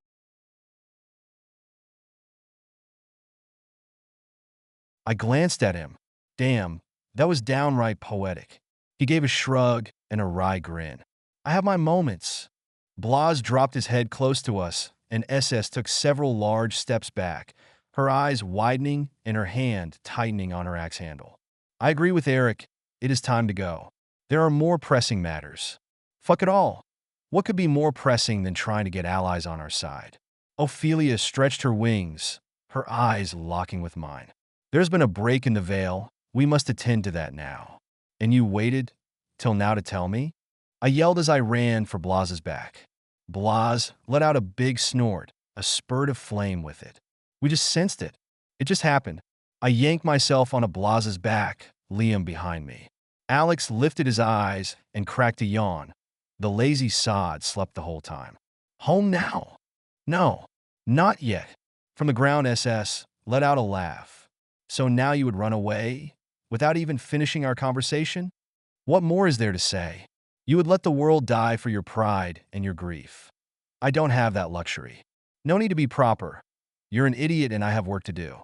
Piss on you and your gangs. I hope Orion bleeds you dry, showing you the error of your ways. There, how was that for poetic? The ogres sucked in a collective breath, as did Liam. That was necessary because this world is black and white. We have no room for gray anymore, and I can't damn well coddle them. They are with us, or against us. And that was the truth of it. There was no leeway anymore. Liam didn't touch me, didn't wrap his arms around me, as Blas took off. The dragon's wings sent up a spiral plume of ash, for a brief second obscuring the ogres below. I wish to hell things had gone better. Could have gone much worse, Mira. We might have had to kill them if they'd attacked. Besides, this way they might come around. You never know with ogres, they love fighting almost as much as they love fucking. Blas had a point. For now, it doesn't matter. Where is this breach in the veil, and what the fuck are we going to do about it? Better yet, how did you know? Ophelia spoke loud and clear. Perhaps the better question would be, what is a breach in the veil? Let us start with that. Liam ground his teeth behind me. What the hell is a breach in the veil, then? It is a true tear in the fabric between the worlds, not a doorway, but a spillover from too much power bearing down on that which keeps the human and the supernatural world apart. They happened in the early days when the veil was first created, before the levels were instituted to keep those most dangerous farthest from the surface. Shit, that sounds like a dandy time, I grumbled. Blas kicked in. Dragon sense a tear in the veil. An actual tear, not an opening. The ability is hardwired into us. Part of why the Slayers took to pairing with us back in the day. Made it easier to contain the demons. In that moment, I didn't need to ask where the tear in the veil was. I could find out myself. Swallowing hard, I tracked demons as a whole. Don't do it, Mira, Eric called back to me, turning in his seat to face me. Tracking demons is beyond dangerous. They can lock onto you and pull you through to them. How did he know I was going to track demons? Shit, could I be read that easily? I guess I'd have to ask after all. Blas, Ophelia, where's the tear in the veil? I yelled to be heard over the wind whipping past us. Blas's words rocked me. The farm. No, no, no, that couldn't be right. It couldn't. Feeling a steady beat of panic rising through me, I tracked Pamela and Millie and nearly swallowed my tongue. Liam grabbed my arms. What is it? Your heart rate is into light speed. They broke through at the farm, and Millie and Pamela are fighting them. He didn't let go of me. How bad is it? I shuddered as something hit Millie, and a shard of pain rippled from her to me, and then the same thing happened to Pamela. Not again. I couldn't lose the kid again. I whispered the words, feeling them pierce me. As bad as it could be. Chapter 6. Tracking Pamela and Millie. I felt them both fall unconscious, and then they disappeared in the way only the veil can affect my tracking ability. They were alive, but somewhere within the veil where I couldn't pinpoint them. We were only halfway home, and there wasn't a damn thing I could do. I tracked Eve and Frank. They weren't anywhere near the farm. They were somewhere east of Bismarck. Too far to be of help, but also out of harm's way. I wasn't sure that the young necromancer or the young harpy would be of any help against demons anyway. Shit, I wasn't sure I could be any help against demons. I glanced at Eric. If he could teach me to fight demons, then he was damn well teaching all of us. It was the only way to keep our asses safe from Orion and his lackeys. Even with the two dragons flying at top speed and as close to the ground as they dared, it took over 3 hours to get to the farm. We didn't land right away, though. We need to find the breach first and any demons waiting on us. Blaz's voice rumbled loudly through my mind, and I turned in time to see Liam nod. I frowned at him. He frowned back. What? You want to see if one of us can get snatched by a demon too? We make sure it's safe, then we land. And not a damn second sooner. Alex peeked over Liam's shoulder, his golden eyes wide and serious. Boss is right. Oh, for fuck's sake. I gritted my teeth and waited while Ophelia and Blaz circled the farm. 10 minutes they floated and spun in thermals, but there was nothing to see. Finally, they descended to the ground, landing to one side of the barn, their feet sinking into the slurry of mud and snow. Keep Mira close, Eric, Ophelia said, her head dropping low to look Eric in the face, as if he was deaf. I know my job, ugly lizard. He batted her nose and drew one of his swords. With it, he traced a symbol in the air, what looked like a figure 8 that burned in front of him for a split second before fading. He motioned for me. You do the same, kid. It will help your blade bite hard into the demons. My blades are already spelled, and I refrained from saying it looked like a pretty damn simple thing to do. If that's all it took to be a demon hunter, anyone should be able to do it. Okay, so that last part slipped out. Eric laughed. Yeah, you would think that was all. It's in your blood. That's what kindles the spell. No words, just you. I let out a slow breath, pulled my right-hand blade, and whipped it through the air in an elaborate figure 8. The air burned a bright red, the same as Eric's, before fading. Happy? He nodded. Yup.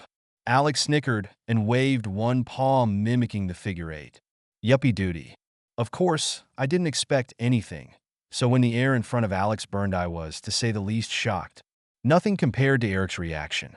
His eyes went wide, and he stumbled forward, dropping to one knee in front of Alex. What the fuck is this? Is he related to us? Not that I'm aware of. Were we the only line of demon hunters? I put a hand on Alex's head, and he glanced up at me, a grin on his muzzle. No, of course not. It's just that everyone thought the others had been killed or died without any knowledge. Of course, that could be what happened. His family might have some long-lost history they stopped believing. That wouldn't stop the blood from running true. Eric pointed to Alex's other paw. Do the same with that one. Alex obliged, and again, the air burned. A funny feeling rolled through my stomach. We'd all faced demons at one point or another, and we'd all survived. Fate had a funny way of showing her favor sometimes, and I wondered if Alex was the only one. Liam, use your sword and do the same thing. His eyebrows went up, but he pulled his short sword and whipped it through the air, following the pattern. I wasn't surprised when the air burned. In fact, I was betting that everyone within our group had some demon hunter blood running through them. Eric's eyes, I didn't think they could get any wider, but they did. Mother of the gods. This is a miracle I did not expect. I pulled my other sword out and drove it through the air so that it had its own little burning lines. Eric, I think this is something that needs to be discussed after we find the breach, and after we pull Millie and Pamela back from wherever they were taken. I was already striding forward, knowing if we couldn't see the breach from the sky, it was likely inside one of the buildings. Most likely the house. It would make a perfect ambush. I trotted up the steps to the farmhouse. The glass in the kitchen door was shattered. Shards everywhere. Alex, watch your step. Yupsy. He moved sideways, carefully avoiding the broken bits of glass. Eric and Liam pulled up the rear, and the dragons drew close, giving us what backup they could without tearing down the house. I pushed the door open and stepped inside. A putrid scent of shit and ammonia filled the air, gagging my throat closed. Liam and Alex both let out low growls, and I was betting it was the scent of the demons, and not the shit, that irritated them. "These don't smell like hoarfrost demons," Liam said, his voice pitched low. Once Liam and I were through the door, Eric followed, moving beside me. "I told you, there are only so many of those bastards." He glanced around, took in the scorch marks on the walls, the stains going partway up that had the look of piss marks. Only normal piss didn't tend to burn. I put the tip of my sword out, touching the marks on the wall closest to me. "You know what kind of demon we're facing? Looks like hounds and their masters. The hounds love to mark territory, pissing and shitting on everything. The masters are not very big, about the size of a large monkey, but they're fast and mean and have no sense of pain. So you can cut them into pieces and they're still alive, so they'll still come after you." I let out a snort, gagged on the intake of air. "Gah, sounds like fun." We made our way deeper into the house. The bedrooms were clear, as was the living room. That left the bathroom on the first floor to check. Eric put a hand out, stopping us, his eyes flicking to Liam and then back to me. The hallway is a perfect funnel for them, and if they're in the shitta, they've got the high ground. Liam shook his head. "Worse than that, they already know we're here. If they have hounds, there is no way they haven't heard us talking." Eric let out a loud, booming laugh, making the three of us jump. "Those bastards sleep like the dead, and coming through a breach in the veil will leave them exhausted. So we go in careful, but I'm betting whoever is on guard is asleep. They would have come out after us if they'd been awake." Blaz spoke softly to me. "Eve and Frank are here. Do you want them inside?" "No. Keep them outside and out of our way." Not that Eve would have fit well at her height, but she would have tried if I'd asked her. From outside the house, Eve let out an irritated squawk. Liam lifted an eyebrow at me, and I shook my head. Eric moved to the side of the bathroom door. Very slowly, he put his hand to the knob and turned it. The waft of air that rushed out of the room would have knocked me to my knees if I hadn't been already exposed to the shit smell through the rest of the house. He pushed the door open, and it swung inward on silent hinges. My bathroom looked the same, so I squinted and used my second sight. Nope, still nothing but a toilet, sink, and shower. Mind you, the shower curtain was pulled shut. I pointed at it, and Eric nodded. With the tip of his sword, he pulled the shower curtain back, the plastic crinkling with the pull of the rings across the metal rod. Bingo! The back wall of the shower was no longer the old, yellow tile that was a throwback to the 70s when the house was built. Nope, I had a lovely, deep violet swirling mass that took up the entire wall and seemed to be belching farts. Awesome, just what I wanted for the new year, a bathroom renovation complete with demons sleeping in the tub. A mass of light brown fur rumbled with a snore as it shifted in the clawfoot tub. How the hell could something so small and so obviously stupid have taken not only Pamela, but Millie too? The rather non-imposing ball of fur rolled over, its eye sockets empty of any actual eyes, its mouth open and three spiked tongues swirling out toward us. Fucking hell! I was closest to it, and I whipped my swords forward, lopping off the tongues reaching for me. "Mira, don't!" Too late. The thing let out a screech that drove all sense from me, and I couldn't move. My body remained unmoving as the demon rose out of the tub, a vague shape of a hound underneath the muscle and writhing hunks of tongue. Its eyes, or the sockets where its eye were supposed to be, snared mine, and I knew I was done in. "Do you think to stop us, little demon hunter? You have waited too long." It licked its jaws with its stumps, pulling tufts of fur out of its own face. "We will rule this world, and the humans will bow to us." The thing was breathing heavily in my face. So close I could have kissed it if so inclined. Why couldn't I move? Why couldn't I get away? Some demon hunter I was. Hands grabbed me and pulled me out of the bathroom as the demon made a lunge for my head, and the door slammed shut behind us. Someone threw me over their shoulder and ran toward the dragons. Blas and Ophelia fought to be heard inside my head, but there was nothing I could do at that particular moment. Nothing at all. Weirder yet, I wasn't scared or even worried. I felt detached, as if I wasn't really there. Distantly, I heard Eve squawk. Liam said something to her, and she was quiet. Then Eric's voice argued with Liam, and I was handed off, and we were airborne, and after that, nothing made sense. A jumble of voices and colors, red and blue, and the sound of the demon keening, and even that faded into nothing. I don't know how long we flew, or where we were going, or even why. Best part was I no longer cared. Mira lay limp in his arms, her face pale, but breathing steady. They hadn't been able to rouse her, though, and if Eric was right, they needed to get her help. Even though there wasn't a mark on her. Blas, what is going on with her? Her soul has been detached.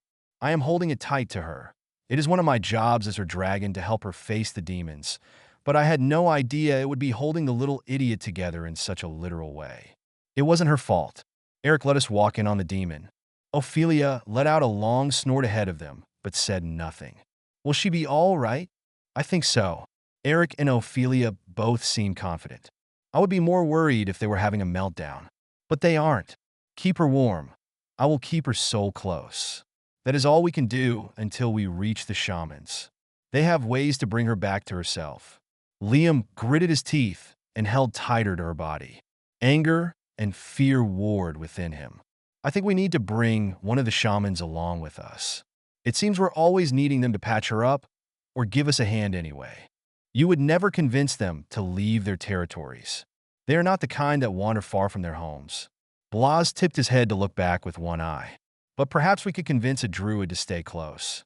It is something to consider. That would mean bringing Deanna, most likely, which would mean Will. And we'll want to make Mira his mate. A growl slipped out of him just thinking about the cocky panther shifter, then slowly faded. There would come a day when he wouldn't be there for her. Will could be the one who looked after her. The thought clutched hard at his gut, digging in with nails of truth he wished he didn't have to know. Be easy, she loves no one but you. I do not think her heart has it in it to love anyone but you. She is not like other women I have known. She gives her heart freely to her friends and those she would protect, but you hold the keys to her deepest pieces, and she loves you beyond her own life. I do believe she would die for you, without a question, without a thought. Liam stared down at her face, soft with unconsciousness. She was his world, and she kept coming so close to dying that he knew at some point fate would catch up to her, and that would be it. He could only hope he was there in that moment and could trade his life for hers. A prayer slipped from his lips. Let it be done that way, or not at all. The flight was smooth, mostly because I recalled none of it. With seemingly no transition, we were on the ground, and I was packed into an adobe house I distantly recognized, but I couldn't remember who owned the house. Someone I knew the person. Maybe. Did it belong to a daywalker? Vampire. He was a vampire now. Hands hovered over my face. How did I get on my back? Fingers snapped, and the fog shrouding me cleared. I jerked up to a sitting position, gasping and choking as if I'd been running a fucking marathon. Oh, well, welcome back, Tracker. Nice of you to join us. Doran sat across from me, knees apart, elbows resting on them. Berget stood to one side of him, her eyes on me. Louisa was behind them both. All your favors are used up, Mira. There will be no more freebies, Louisa said, and then walked out. No goodbye. No see you later.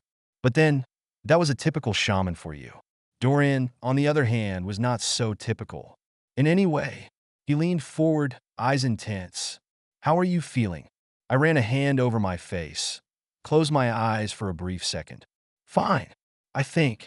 What the hell happened? Footsteps, the sound of lowered voices. Then Eric stepped into the room with a more than agitated Liam right on his heels. I told you she'd be fine. Ease down, Wolfman. It's not about her being fine. I never doubted that.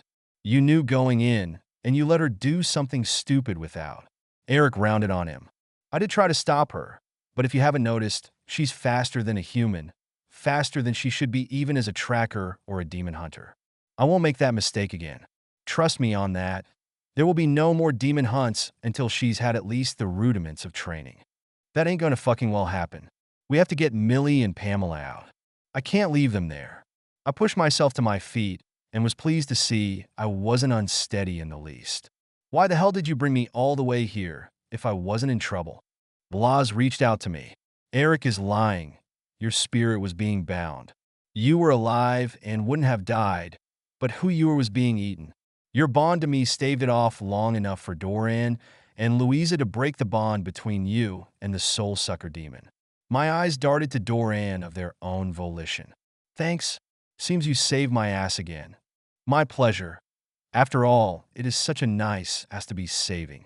He gave me a grin and a wink, his green eyes full of life and so very different from the eyes I'd seen in other vampires.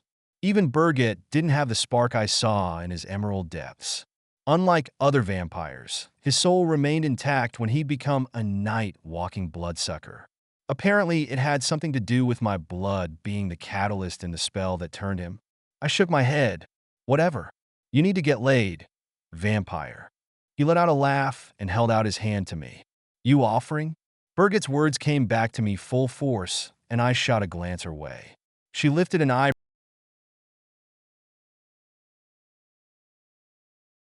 I hoped that would get the point across. I really didn't want to be a bitch to him.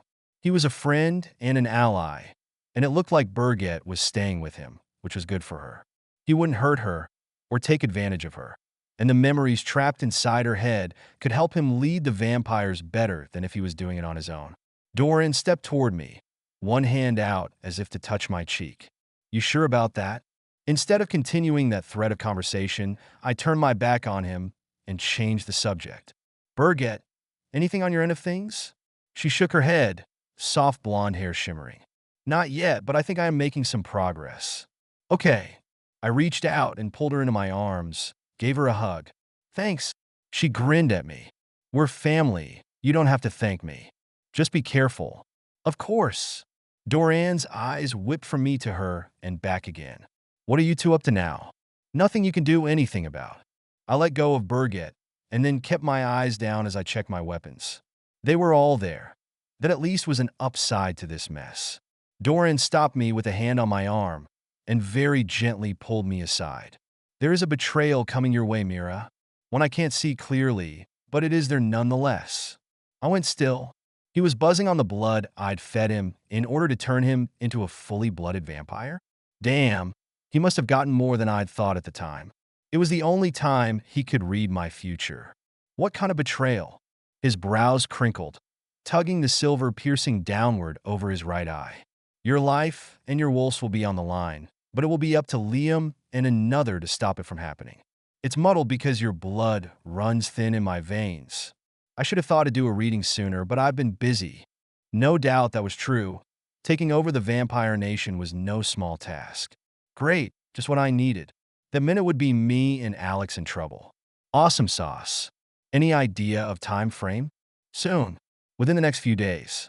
Death will be heavy with the one who betrays you. That made no sense, but it was all he was able to give me. At least it was something. I thanked him and turned to leave, almost running into Eric. Bouncing off his chest, I grimaced. Time to get back on track. I'm not leaving Millie and Pamela in that freaking purple hole in my bathroom wall, Eric. So how are we going to get them out? I didn't wait for him to answer, but started down the hallway.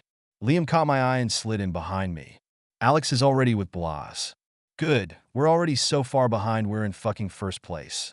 I muttered under my breath, half pissed that they brought me here so far from home, but also knowing that if they hadn't, there wouldn't be anything of me left. What a hot shitty mess. Where do you think you're going? I was not kidding when I said that hunting demons is a bad idea until you know more. Eric shouted after us as we strode through the night-darkened courtyard and past the koi pond to the two dragons waiting for us. They barely fit in the front yard, but it didn't matter that this was a suburban area. Doran's house sat within a fold of the veil, or a wrinkle, if you will.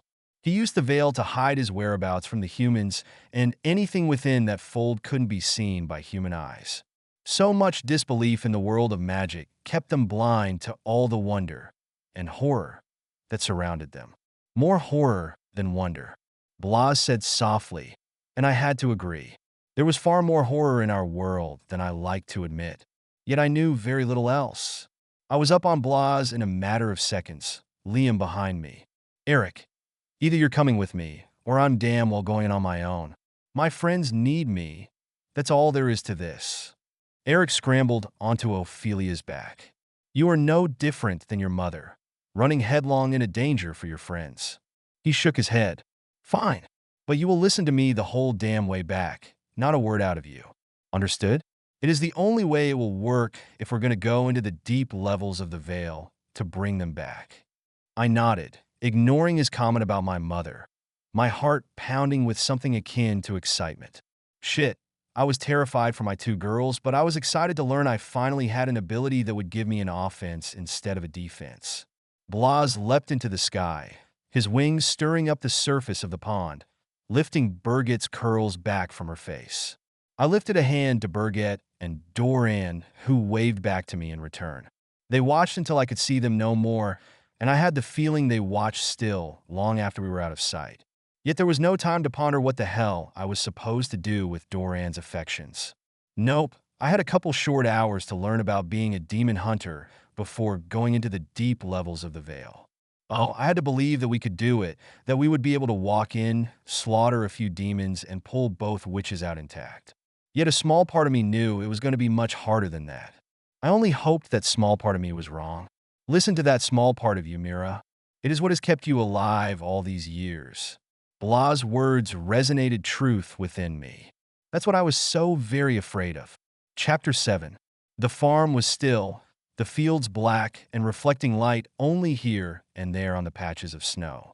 If the clouds surrounding us were any indication, we were in for another big dump of snow that would cover the fields in a matter of hours. However, the weather was the least of my concerns. Ancient words still rang inside my head. 2 hours of memorization with Eric, and I wasn't positive I would be able to deal with the demons after all. To me, the words didn't feel like magic or strength or even anything important. They sounded like nonsense, gibberish words that would do dipshit. Would I use them? Yup, even if I thought I sounded like a fool. I had no choice. I was going in after Millie and Pamela. Just meant it was going to be a bitch of a rescue. Liam grasped the words quicker than I did, and Alex, though he didn't recall any of the words, listened to everything Eric taught us via Ophelia. She projected his words to us along the flight home. Standing in front of the dark farmhouse, I knew at least the rudiments of how to tangle with the lesser demons. A loud screech turned us around to see Eve and Frank bursting out of the barn. Frank was downright tiny next to the harpy, but it looked like he'd finally gotten used to her. Eve skidded to a stop, her wings flapping, right in front of me. What happened? Did you find Pamela and Millie? Not yet. I shook my head. We're going in after them now. No need to point out that I'd blown it the first time. Frank cleared his throat and pushed his glasses up on his pimpled nose. That might not be possible. Liam put a hand on the kid's shoulder. Why not, Frank? Frank gave a tiny shrug. I can feel the veil when it opens. And when it closes, I think they closed this one. Why the fuck would they do that? But I knew the answer to my own question. I really had blown it. We'd had our chance to go in after Millie and Pamela, and because I didn't listen to Eric, those demons had closed the breach. Of course, no one answered my question. They all knew as well as I did the why of it. Doesn't matter, you still need to go in and check it out. Eric didn't pull his weapons out, instead looked at me expectantly, and maybe with more than an ounce of disappointment in his eyes. I blushed under his recriminating gaze. I didn't need the less than subtle reminder that I'd screwed this up. Mark your blades, he instructed. Liam swung his sword in the figure eight, and the blade burned. Alex followed suit with his claws, and I reluctantly did the same with my weapon.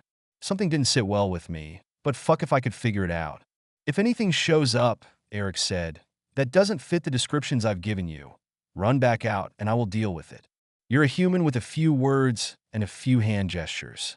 You really believe you can do this better than me? I wasn't being cocky. I'd seen more than one human go down in flames because they tangled with the supernatural with the belief they had it in them to do so. It's unlikely, but if anything does show up, Mira, this is what I do. It's always been humans trained for hunting demons. He pointed at the door, and I started forward, stopping when a question caught me off guard, one I didn't want to wait on. Why the humans? Because the demons expect to be able to control a human with hardly a flick of their claws, a tip of their eyes in our direction, which for the most part is true. But he stepped up and held the door open for me. When a human finally sees the truth and knows what they are facing, they become an unknown quantity in some ways. A wild card. I stepped softly into the house, avoiding the broken glass as best I could. Yes, exactly. Even now, they don't think a slayer has much ability against them. Not understanding the fates gave us the words to stop the demonic in their tracks. At least, if you are one of the few families blessed to have the blood that will kindle the words. I left him there, Liam and Alex following me through the shit and piss marking the demon hounds passing, down the hallway, into the closed bathroom door. But I already knew it would be too late. The breach would be closed. I pushed the door open, and the inside of the bathroom held exactly what I was expecting. Nothing. Motherfuckers, I snarled. The floor was splattered with blood where I'd cut off the creature's tongues, and the back wall was no longer the swirling violet of the veil. The yellow tile was scorched, chipped, and hanging from the wall in pieces. But no breach in the veil. A low groan drew me to the tub, and I raised my blade, whispering, Adonani, before actually stepping closer. The word would still my soul, keep it attached to me, and keep the demon from sucking me down again. Supposedly. Another groan, and I leapt forward, my blade sailing downward toward the face of Eagle. Shit on a stick. Twisting hard, I drove my blade into the side of the tub, just missing Eagle's face. The porcelain shattered around my blade and Eagle, and what looked like all of his blood spilled out onto the floor. He was a guardian, but more than that, he had been Eve's mentor, helping her control herself and her harpy tendencies. And I suspected she was more than half in love with him, which was only going to make this that much harder on her. Ignoring the blood, I dropped to my knees, put one hand on his chest and the other behind his head. Eagle, what the hell are you doing here? What happened? As a guardian, there was no way injuries like this should have hurt him so badly. Never mind the fact he was supposed to be in New Mexico with his shaman. Not here bleeding out in the remnants of my tub. His silver eyes rolled up to mine. Tracker. Demons and evil spirits everywhere.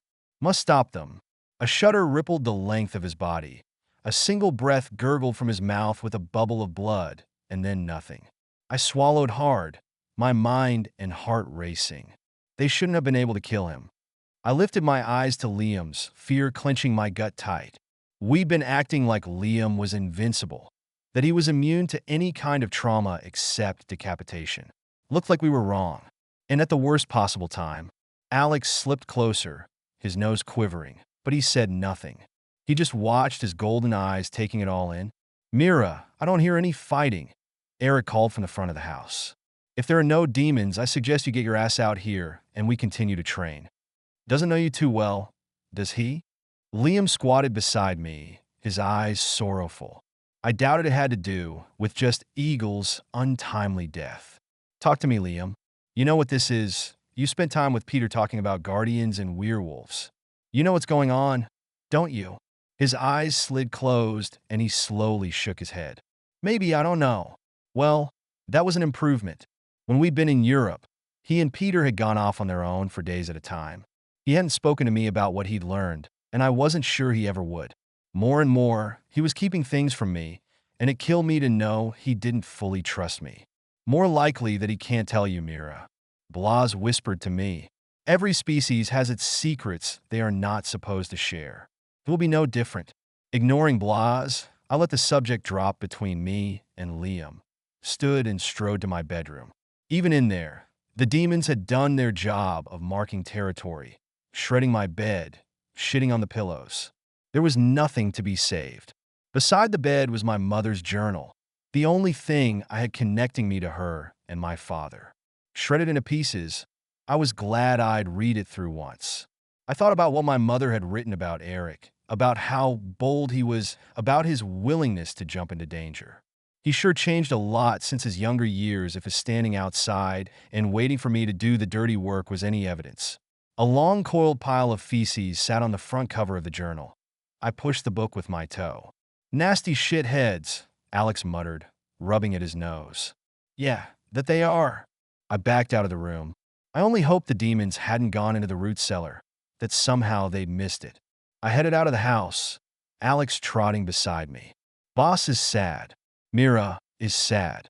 Everyone is sad. He shook his head, the silver tips of his fur catching the scattered moonlight. "You aren't sad, Alex?" He shook his head. "Nope. Alex has Mira, has Boss, has Evie and Pammy. Alex has love." My feet stilled, and I dropped a hand to his head. "You are pretty damn smart, you know that?" He snickered and sat in a patch of snow. "Nope. Alex just loves back. Such a simple truth. Just love back." I wished it could be that easy when it came to facing demons. Behind us, Liam's footsteps on the porch reached my ears. Did they take the book? He didn't have to say what book. There was only one book the demons would have been after. The black-skinned book of prophecies. Around the side of the house, I went, my heart sinking to my boots when I saw the busted open door of the root cellar. "We are so fucked," I whispered as I carefully made my way down the broken and slippery stairs. The weapons, remarkably, were left untouched for the most part, and there was no marking going on. But the lockbox I kept the book in was missing. Not surprised, I headed back out. Liam took one look at me. "Gone." I gave him a sharp nod. "Help me get the weapons out." With everyone helping, it didn't take long to empty the root cellar and put all the weapons into the barn. Once that was done, the house no longer had a purpose. "Blahs, burn it down." Frank sucked in a sharp breath. "Why would you do that?" "You can't salvage a kid," Liam said. "The house has been destroyed and anything of value taken." "Are you sure, Mira?" "Yes. Do it." He lifted his head and inhaled, his body expanding, belly rumbling with fire, burning hot.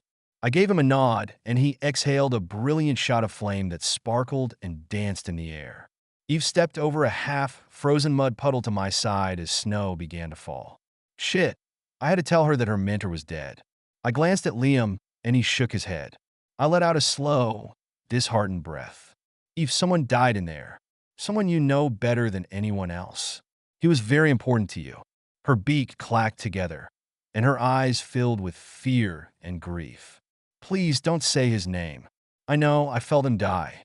I clamped my lips shut and put a hand on her trembling wing. "I'm sorry, Eve. I don't know how they did it, but the demons know how to kill guardians." A sudden thought flashed through my mind. "Will you take this news to a shaman and warn the others?" Sure, I could have phoned them, but Eve needed something to do with her grief. Something constructive, or I was afraid she would resort to her natural inclination of harpy destruction and terror. "I'll go with you if you want," Frank said, looking from Eve to me. "I'm not much use here anyway." In a way, he was right. He was young and inexperienced both in life and as a necromancer. But if he could get a little training, he could jump the veil easier than anyone else. I tracked necromancers as a species and felt a hit in the Deep South. Go to Louisa and the other shamans. Then see if you can convince them to help you pinpoint another necromancer. "I'm getting pings off one in the Deep South. Feels like Louisiana." Frank nodded, but Eve didn't react. The fire behind us warmed the air and sent shadows dancing across her body. She stared into the flames, tears trickling down her feathers. I wished I could spare her this kind of pain. Grief was something I knew all too well. "Eve, can you do this? Can you help Frank find a necromancer?" A deep breath escaped her in a long exhalation. "It will help stop the demons? Best to keep it simple." "Yes." "You aren't sending me away?" "To keep me and Frank safe." "Eve." I tugged on one of her long, tawny pinion feathers. "Look at me." She slowly turned her face to mine, tears scorching across her cheeks. I touched my hands to the tears. "No one is safe. It wouldn't matter where I sent you. I expect there to be danger. But together, you and Frank have a chance at accomplishing two things I don't have time for. That doesn't mean they aren't important, nor does it mean they will be safe. I'll look out for her." Frank stepped beside me, scuffing the dirt with his worn sneakers. more likely she'll end up saving your ass. That's the way it's always been with her and me. I laughed softly. You like Blas better than me. Ah, here we were at the crux.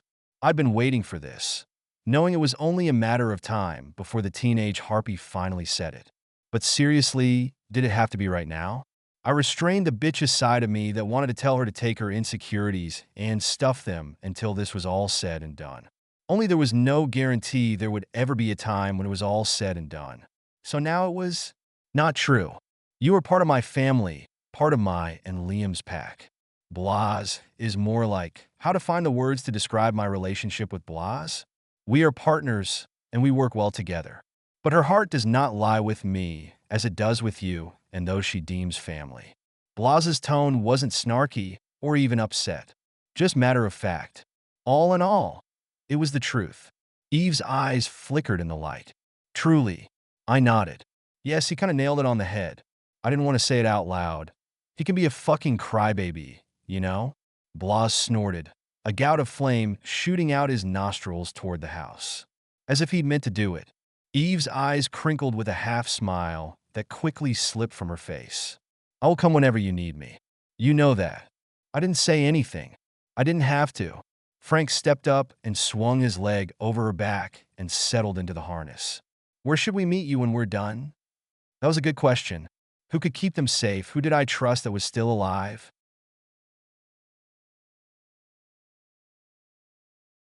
Eve nodded, spread her wings, and took off, the downdraft fanning the flames and sending up a shower of sparks. As they left, I finally tracked Pamela and Millie, nearly slumping with relief. They were alive, and though they were either asleep or unconscious, they weren't being hurt. Only thing better would be if they'd been brought to this side of the veil.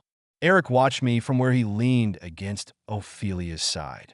I was actually surprised she'd been as quiet as she had. She feels responsible for what happened. Apparently, she told Eric he needed to give you at least a few words of protection, and he didn't listen to her. At least we know the stubbornness is inherent in your family. He fucking well should have given us something. We could have gone in and gotten them both without this damn mess.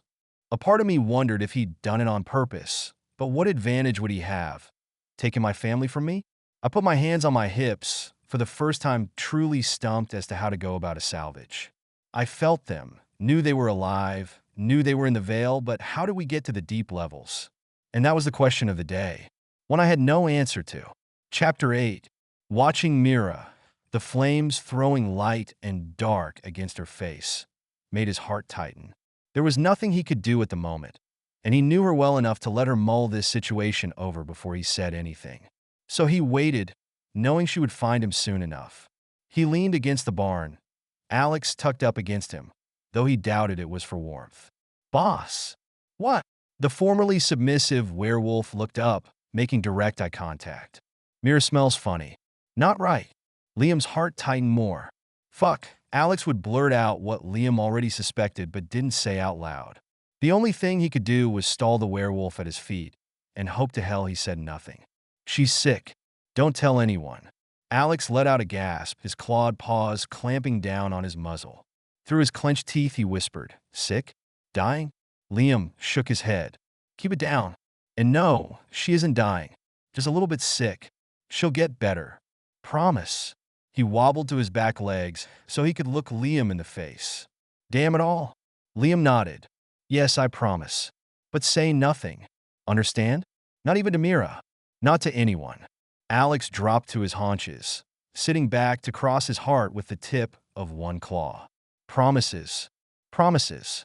He'd made so many. To himself, to Mira, to Peter, the old wolf, who'd told him what he really was and where he stood within the prophecies. He couldn't keep all the promises, as several stood at odds with one another. Death was coming for him. He felt it drawing closer each day. And if the old wolf was right, it was the prophecies coming into play. His life and death would not be in vain, but it would mean breaking his promises to Mira. It meant keeping the truth from her until the last possible second. He closed his eyes and leaned his head back, not moving even when he heard her footsteps. Mira put her head against his chest, a tremor rippling through her. How do I find them? Tell me how to fix this, Liam. Blas doesn't know. Ophelia doesn't know. Eric can't help, though. He should know better than anyone else.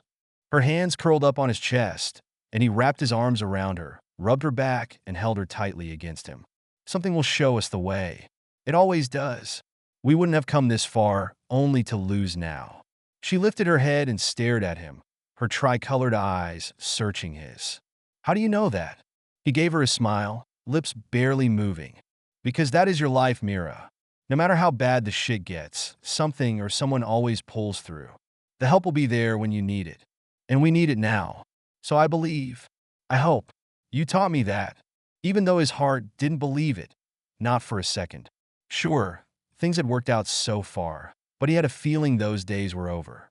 Tears swam in her eyes, spilling over her cheeks. Thank you. He rubbed a thumb under her eyes, wiping away her tears. A few months ago, she wouldn't have broken down like this. But things were changing for them all, and Mira more than anyone else. Who do you know with knowledge, who has an understanding of the veil? He asked.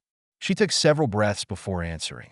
Doran and the other shamans might, but it's a long shot, and Berget, I suppose, if she could access the memories easier. No one else? Shit, there had to be someone, something they hadn't tried. Her eyes flicked up to his. Maybe there is someone who would know, but I might have to kick his ass to get him to help. She stepped back from him, a spark lighting her up. She had an idea that likely involved some level of danger. He saw it written all over her face. He stifled a groan. Mira and her ideas or hunches were usually right on, but that didn't mean they were easy, ever. Nor did it mean he would let her go on her own. Alex let out a yip and pushed his way between them, so he could face Mira. Alex too. Mira not leaving Alex. He let out a low growl to punctuate. Mira let out a small laugh. Yeah, of course you can come too. She looked at Liam, put a hand on his cheek, resting it lightly. Thank you. He smiled, leaned in, and took her mouth in a kiss that he'd been waiting on a chance for all day. These moments were too few, but it made them all the more sweet. I'm going to find us something to eat in your barn stash. Her eyelids fluttered back open. You know, you trained pretty good for a stuffy FBI agent. Laughing, she walked away and he watched her go, the sway of her body, the tumble of auburn hair down her back, her weapons so much a part of her, he barely noticed them anymore. There was never a moment he regretted this life, even knowing it was coming to an end sooner than he liked. Come on, Alex. Let's get the boss lady something to eat. Alex took off with a mad scramble, nearly breaking down the barn door in his excitement. Shaking his head, he followed Alex into the barn. No, he would never regret the way his life turned out, no matter how it might end. I knew it was a long shot, what I was planning, but I didn't have much choice but to at least try. I couldn't recall the symbols on the steel reinforced door in the castle, but if they were close enough to the ones Eric knew, I'd bet every last dollar I had that the doorway led into the deeper veils. Getting to the doorway and getting in would be a matter of navigating the castle, finding the captain of the Red Caps, and then convincing him we should be allowed to use it. Simple, right? Yeah, probably not so much. I found Eric standing apart from the two dragons, who seemed to be having a heated conversation, if their snaking heads and snapping teeth were any indication. I ignored them and headed for my uncle. Damn, that sounded weird even inside my head. What symbol would you put on something to keep a demon locked inside? He turned to face me, his eyebrows near his hairline. And you want to know this why? Don't answer me with a question. Just tell me what it looks like. Damn it. I had to bite my tongue to keep from cussing him out. You aren't a slayer yet, Mira. You don't get all the tools until you've earned them. His voice was even, but his eyes flashed, and I swore there was a spark of fear in there. Oh, fuck off. So much for not cussing him out. I don't want to have all the tools. I don't want a title. I don't even want to be a freaking slayer. I want to know what the symbol to keep a demon trapped would look like. Is that too fucking much to ask? His jaw twitched, but I couldn't tell if he was angry or trying not to laugh at me. He pulled a short dagger from his waist, and the breath in my chest seized. There was no way he'd challenge me to a fight, was there? He dropped to one knee and with the dagger drew a symbol in the mud. Here, it looks like this. He drew two squares, one inside the other, and inside the smaller square was a starburst. Simple, clean. Now it was a matter of matching it to what was on the doorway in the castle. What are you thinking? Eric stood and wiped his dagger on his pants before putting it away. I have to see if that, I pointed to the dirt at our feet, matches what I think it does. Are you in? A snort escaped him, followed closely by a laugh. I knew you were going to be difficult. Hell, I even expected it. But I had no idea what I was getting into when I set off to find you. I didn't know whether or not to take offense, so I ignored him. Hell, I knew I was a pain in the ass, knew it was only a matter of time before I pissed off every person in my circle. Didn't make me any less right, though, when I followed my gut. I put my hands on my hips. You in or not, old man? The two dragons behind us went absolutely still and silent, their snarls cut off in mid-snap. Old man, that's what I called you, seeing as you're old. Okay, so I was pushing, but I still wasn't 100% in when it came to him. He showed up out of nowhere, and while Blas vouched for him, my uncle hadn't been exactly forthcoming with how to deal with demons until it had been essentially forced on him. Well, since I'm so gods be damned old, I guess I'll stay here and tend the fire. I shrugged. Fine. Hell, it wasn't fine, but I wondered if he'd be any real help anyway, or if he would let us get hurt and then try to fix it. I walked away, paused, and turned back. If that's all you've got in the way of being helpful, maybe you and Ophelia should leave. The air grew heavy, and Eric kept his back to me for a split second before spinning, anger etched on his face. You think you can do this alone? You think you've got it in you to finish this without anyone else? You're as blind as your idiotic parents. I faced him, all the years of anger and hurt, all the betrayal and loss I'd dealt with on my own, finally getting a voice. Where were you when I needed you, Uncle? Where were you when my parents died? When I needed my family? Where were you? Oh, that's right. You were a drunk who couldn't be relied on when they needed you the most. You think my parents were idiotic? Well, maybe to you they seemed like it. But how would you have known when you were always sauced to the gills? Ophelia isn't even your dragon, is she? He flushed, and Ophelia sucked in a sharp breath, purple in her eyes flooding the iris. Yeah, that's right, I read my mother's journal. Ophelia was my father's dragon, not yours. She was his companion. Your dragon was killed, wasn't she? What? Were you too out of it to realize your own dragon was being killed? Eric didn't say anything. Hell, he couldn't. What did you say when the truth was flung into your face? The worst part was, I wanted him to be a real part of my family, of my life. But he was proving as unreliable as my mother made him out to be in her journal. I wanted her to be wrong. What a fucking disappointment. I turned my back on him and strode toward the barn. But Liam and Alex were standing beside Blas, a bag on Liam's back. Blas, can you give us a lift? Of course. You know, they could follow us. They won't follow. That would take balls. I pulled myself onto his back. Liam strapped himself second, and Alex behind him.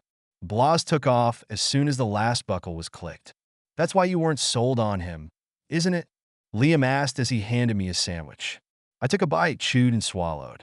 Yeah, I read all about him. And there was even a picture of him in her book. He was an ass to them both. Was jealous that my father was a demon hunter of the First Order.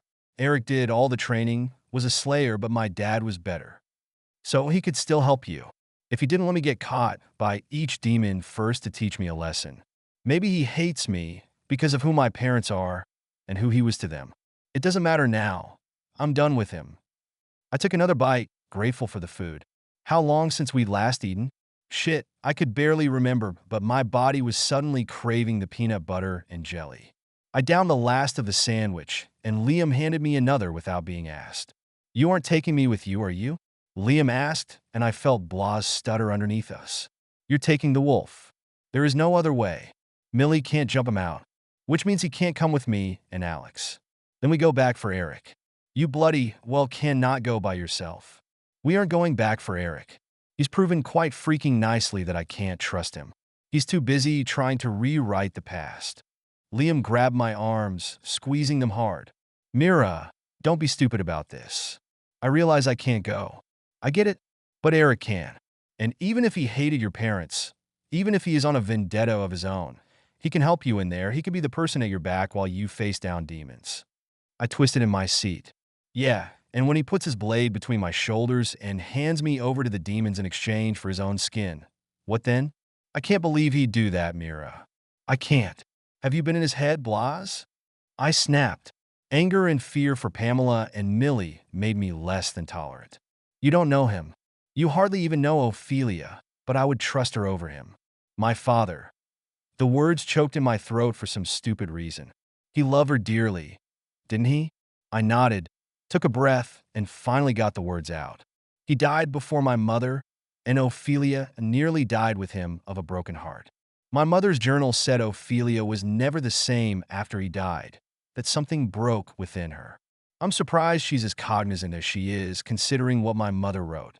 Regret flowed from Blas into me, and I realized he knew very little about Ophelia, that he'd made snap judgments about her because his heart was tied elsewhere. He backdrafted his wings so our forward progress stilled, and he tread the air. My jaw ticked. I will speak to her before we go farther. If she vouches for him, will you take Eric? Shit. I just said I trusted her over him. And I did trust Blas. Fine. If she will vouch for him, if she would trust him with me, then I will take him. Blas gave a nod, and his eyes half closed. Minutes passed, and several times he shook his head, letting out long, low growls. Finally, he turned his head back to me. She will vouch for him. She says he has changed, and she knows he is not the man he once was. If he was still that man, she would have killed him herself. And she speaks truly? For all her faults that I see now were my own, yes, she speaks the truth. He started off again toward the Badlands, heading to the mine shaft. Is he going to help? No, he's not. Fuck a duck. Why was I not surprised? Chapter 9. Standing with Mira and Alex in front of the doorway within the mine shaft that led into the castle where Red Caps waited was one of the hardest moments of his life. You still trust me to do what I have to?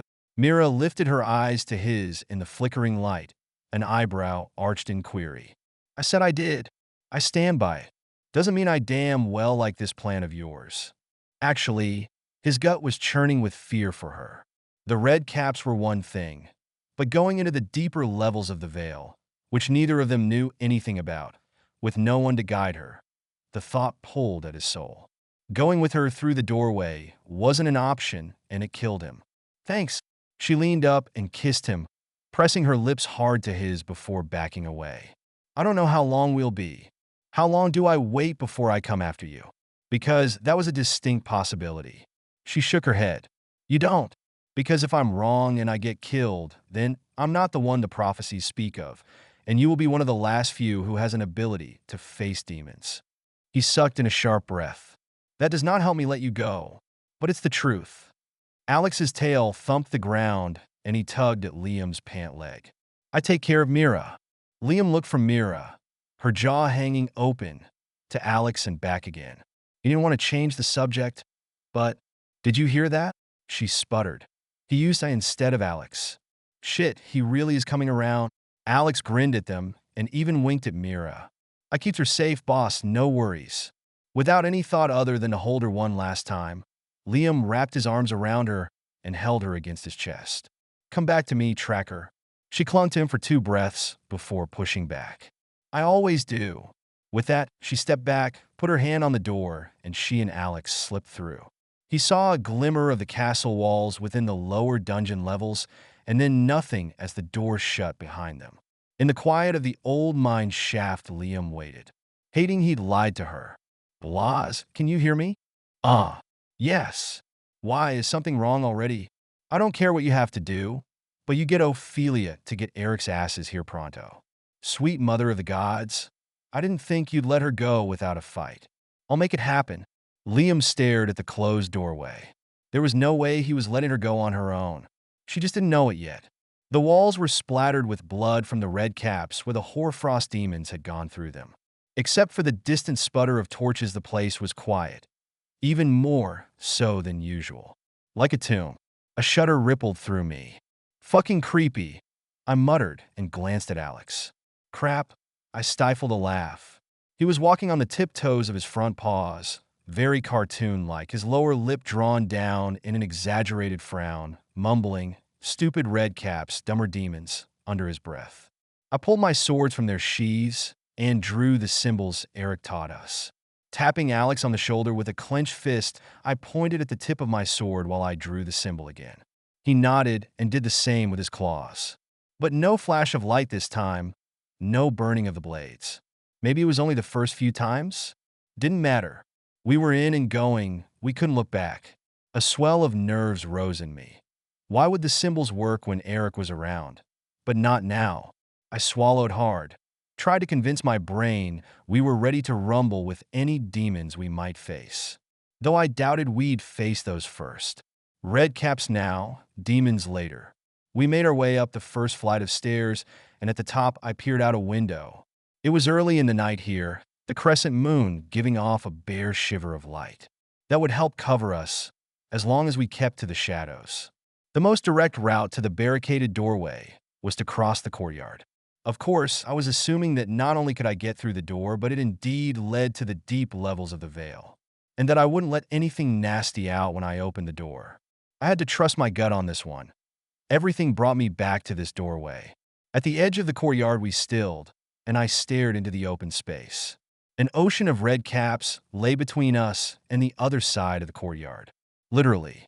They camped, sleeping soundly, weapons within easy reach. Lazy bastards hadn't even bothered to set a guard. They just plunked down and went to sleep. Stinky dead caps, Alex said, his voice echoing across the...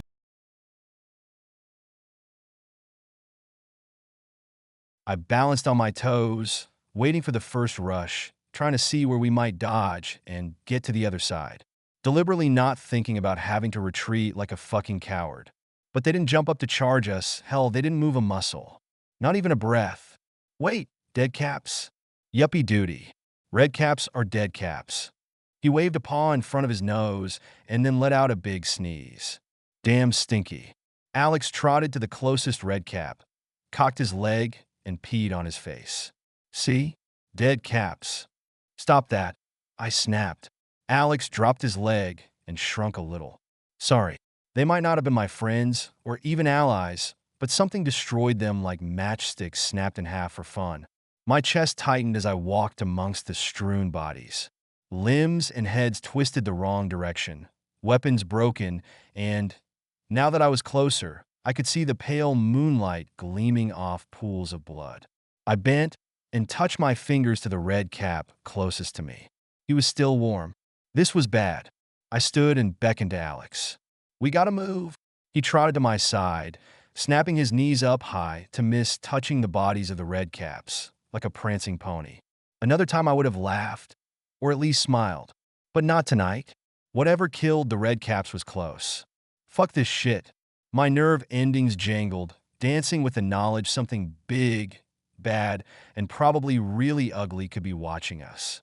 And if the hair on the back of my neck was any indication, I wasn't far off the mark. Breaking into a jog, I wove through the bodies until we were on the far side of the courtyard.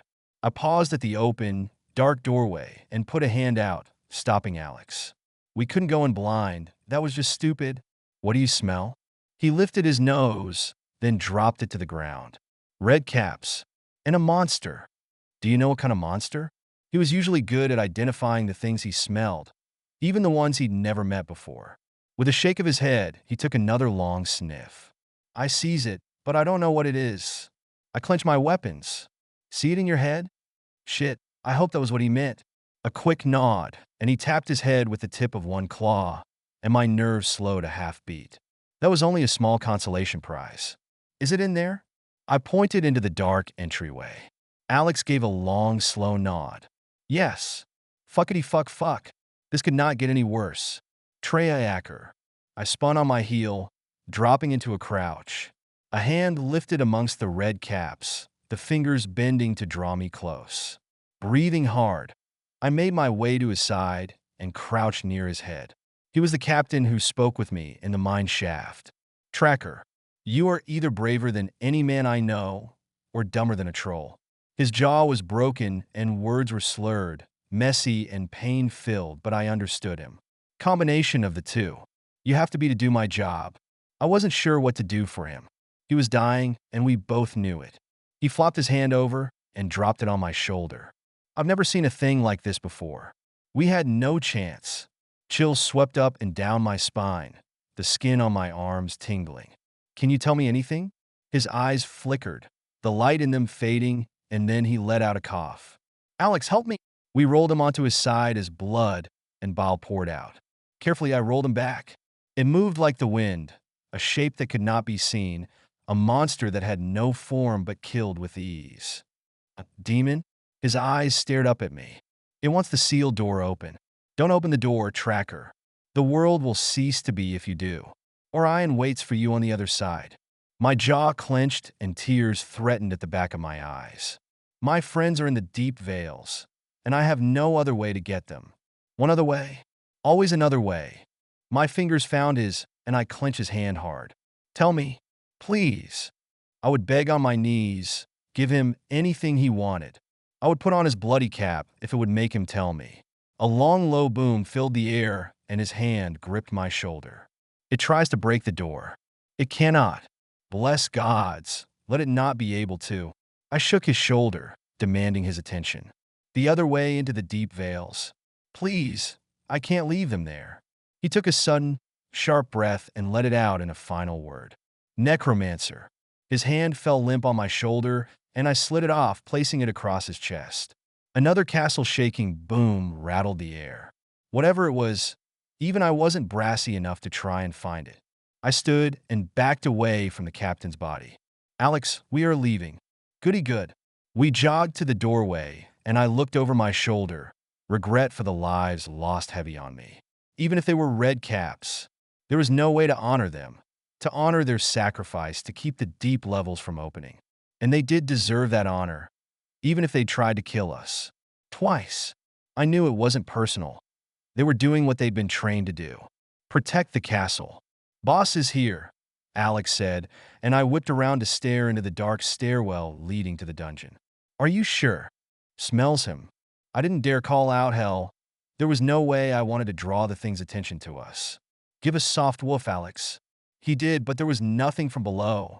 A slow burning fuse of fear wrapped itself up my legs and buried deep in my belly. There were two ways to get to the upper levels on the other side of the castle. I'd gone for the more direct route. But Liam, he would take the long way, so I wouldn't see him, which meant he'd be closing in on the doorway. Oh shit.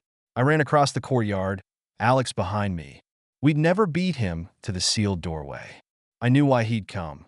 Hell, I even wondered at how easy he'd let me go. But I was too blind to see he had no intention of letting me go by myself. None at all. We bolted up the dark stairway, and another boom rattled the walls, dust falling around our ears. We had to stop and steady ourselves or fall back the way we'd come. I know likes this shaking shit, Alex grumbled, his body pressed into the side of the stairwell. Me either. Fuck. I didn't know whether or not to call out to Liam. It would draw the attention of the thing at the doorway, which was one problem. Another shake dropped me to my knees. There was no way we'd make it up the stairwell before Liam. A yell erupted from above us. Liam. The shaking stopped, and we scrambled to our feet, running up the final few flights. Once on the upper level, I didn't pause, just turned to the right and ran through the hall. Liam, don't open the door. I screamed the words, and what came back was not Liam's voice. Alex and I rounded the corner, and there was the sealed doorway, bite and claw marks etched into the steel, and a ghostly figure hovered in front of it. Seriously, it was like a ghost. I saw through him, and yet the figure flexed and reformed several times within those first few seconds. A red cap, then a troll, then an ogre, and then human again. Behind him huddled a tiny figure, a woman with crazy, bright white hair and a young face. Very young, like maybe my age if she was showing her true age. Her eyes were wide and wild with terror and power. The ghost image turned to me, and I knew what I was looking at. We were fucking dead. Orion stared at me, his figure solidifying for a split second. Tall, brawny, bald, and seriously badass. Ah, I thought you would come if you believed your mate was in trouble. So predictable. How'd you manage this, douche canoe? I snapped, my fear making me stupid. Ah, well, it seems Millie has a fondness for that little witch of yours. She traded her services to me in order to keep the young one safe. For a few moments at least. She wouldn't do that. You're a fucking liar. He smiled. When the blind refuse the gift of sight, you only anger them by describing what the world around them offers. A chill swept through me. I'd heard those words before. What did Eric have to do with this? Orion shifted, drawing my attention back to him. I had to stall him, try to figure out how to send him back, minus the availability of a volcano at my fingertips. If having Millie at your beck and call was all it took, you'd have done this long ago. He gave me a slow nod. True. I needed a necromancer. Do you know they are notoriously hard to find, train, and bend to one's will? I've been working with Talia here for years. Years. He shook his head, and the image shattered into a swirling mass of energy. I held my ground. I would not bow to this piece of shit, even though he scared me to my core. Good for you. But you still don't have a body, do you? And it's awfully hard to rule without that. He snarled, and the castle shook. I have that taken care of. Finally. You know, it is easier to take over the soul of an infant than an adult. Surely, eh? He let out a laugh that made the hair on my arms stand up. Slayers such as yourself would know that. I wanted to vomit as his words hit my heart. Millie's baby. Son of a bitch. Let him mean something else. Yet what else was there? He shimmered, and an ogre looked at me now. Her child will have a natural ability like no other which ever born. I will have him. He will be my vessel. I lifted my swords, rage like no other coursing through me. So hot and sweet I thought I would cry with the poignancy. Never. We end this now. Alex was at my side, but I knew it wasn't enough. That didn't matter. There was no going back. You would try and best me? After you saw the carnage of the red caps, you think you could do better, you and your pet. Alex let out a long, low growl. There is no try. Of all the times for him to quote Star Wars, of course this would be it. You heard the wolf. Come on, bitch. Let's see what you've got. I beckoned to him, every part of me knowing it was too soon. This wasn't the time. But I couldn't let him take Millie's baby. With a roar he came at us, and I bent my knees, the wind pushing me back along the stairwell. Alex dodged around the floating mass, and Orion ignored him. Alex dove into the mass with flailing claws. The symbols he'd etched into the air coming to life in a blast of white fire that slammed Orion against the wall. No hurts, Miri. The wind died. I leapt forward, and the demon disappeared. What the fucking damn shit is this? All the rage, anger, and fear poured out of me in a breath, and I had nowhere to direct it. Orion was gone. Just like that? No, it couldn't be that easy. Alex puffed up his chest and lifted his lips up, exposing his teeth. Badass demon scared of me. I wasn't so sure, in fact. I was damn sure Orion wasn't scared. But something Alex had done was enough to throw him back. Maybe Eric hadn't been full of shit after all. He didn't expect you to know the rules. The werewolf's heart and intent are pure. We turned to face the crumpled necromancer. Her eyes were as colorless as her hair, rimmed in red. Her skin pulled tightly over her face like she'd been starved. What? Yeah, I couldn't come up with anything more pithy than that, with the raging emotions dancing along my nerve endings. In fact, she was lucky I wasn't ramming my sword down her throat. She was helping Orion. Maybe I should kill her. I stepped forward as she spoke, my hand tightening around my blade. Orion is a coward. He will only fight when he believes he will win. But he will be back for this doorway. It is how he will take over the world. Her eyes slipped closed, but her chest rose and fell with life. Why would you tell me this? Because I hate him and want him dead. I cannot do it. You can. You are the only one. Kill him. Save us all. He is here in spirit only, not in form. He can't last long on this side of the veil without a body. None of the powerful demons can. And you. I lifted my sword and pressed the tip into her chest over her heart. If he no longer has you to help him? Her eyes flickered. He will find another if he hasn't already begun training one on the off chance I am killed. I wish this on no one, but my death would be a release. I will not fight you. I gripped my handle, indecision rocketing through me. It will buy us time if I kill you, even if there is another necromancer in the wings. She gave me a half smile. Yes, he needs me, but he needs the door open more. Not all demons can cross the veil as I open it. Like with Liam, my mind grasped onto that. Some demons needed the physical crossing. Maybe that would help stall them. I loosened my hand on my weapon. Shit, I didn't have it in me. Not when I knew she was right. Orion would find another and another. I would have to kill every necromancer in the world to keep this power from him. I dropped the tip of my sword. Your heart rules you, she whispered. That is as it should be. I will do what I can to stall him. I must go. A spark of light bloomed behind her. The wall disappeared, and she fell through, the slash in the veil closing as soon as she was immersed in the darkness on the other side. The black that she fell into was so deep I knew in my heart it was the last point of the veil. The 7th level.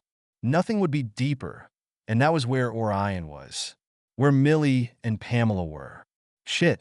Chapter 10. On the first floor of the castle, I stopped in front of the doorway to the room where India had almost been possessed.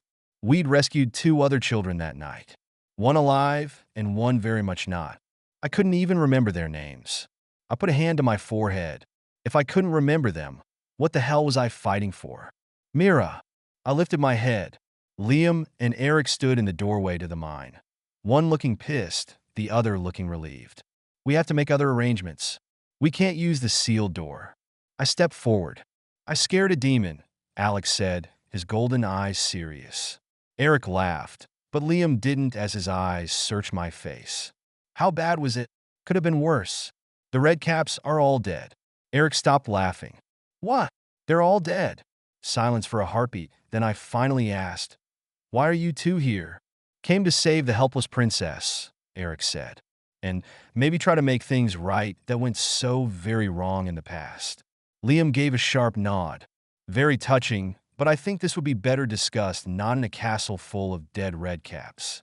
We filed down the hallway, and while a small part of me knew I should be upset that Liam intended on coming after me, the majority of me wasn't. I've been on my own for years. It was pretty damn nice to know someone gave a shit. Didn't matter now. It was a moot point. Eric was first to the doorway, and he tugged on the handle. Sticky-ass doors. Sticky? That didn't sound good. Won't open. What have you got us into now, Mira? Eric did not sound happy. If I didn't know better, I'd think he was scared. I wanted to groan from the irony. I was supposed to be trained by a slayer, and I got the cowardly one. Fucking hell, that was just peachy. I thought about the red caps, what the captain said when the hoarfrost demons had come through. Damn, they blocked it.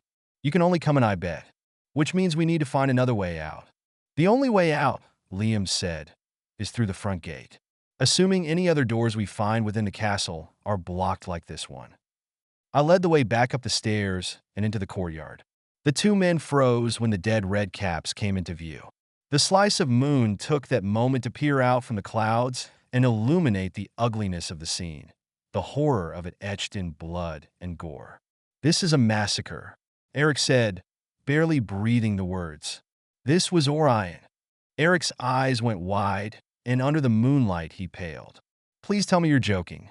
He's got a necromancer, I said, and Eric groaned. Apparently Orion's pet, Talia, hadn't been kidding. That's the worst news.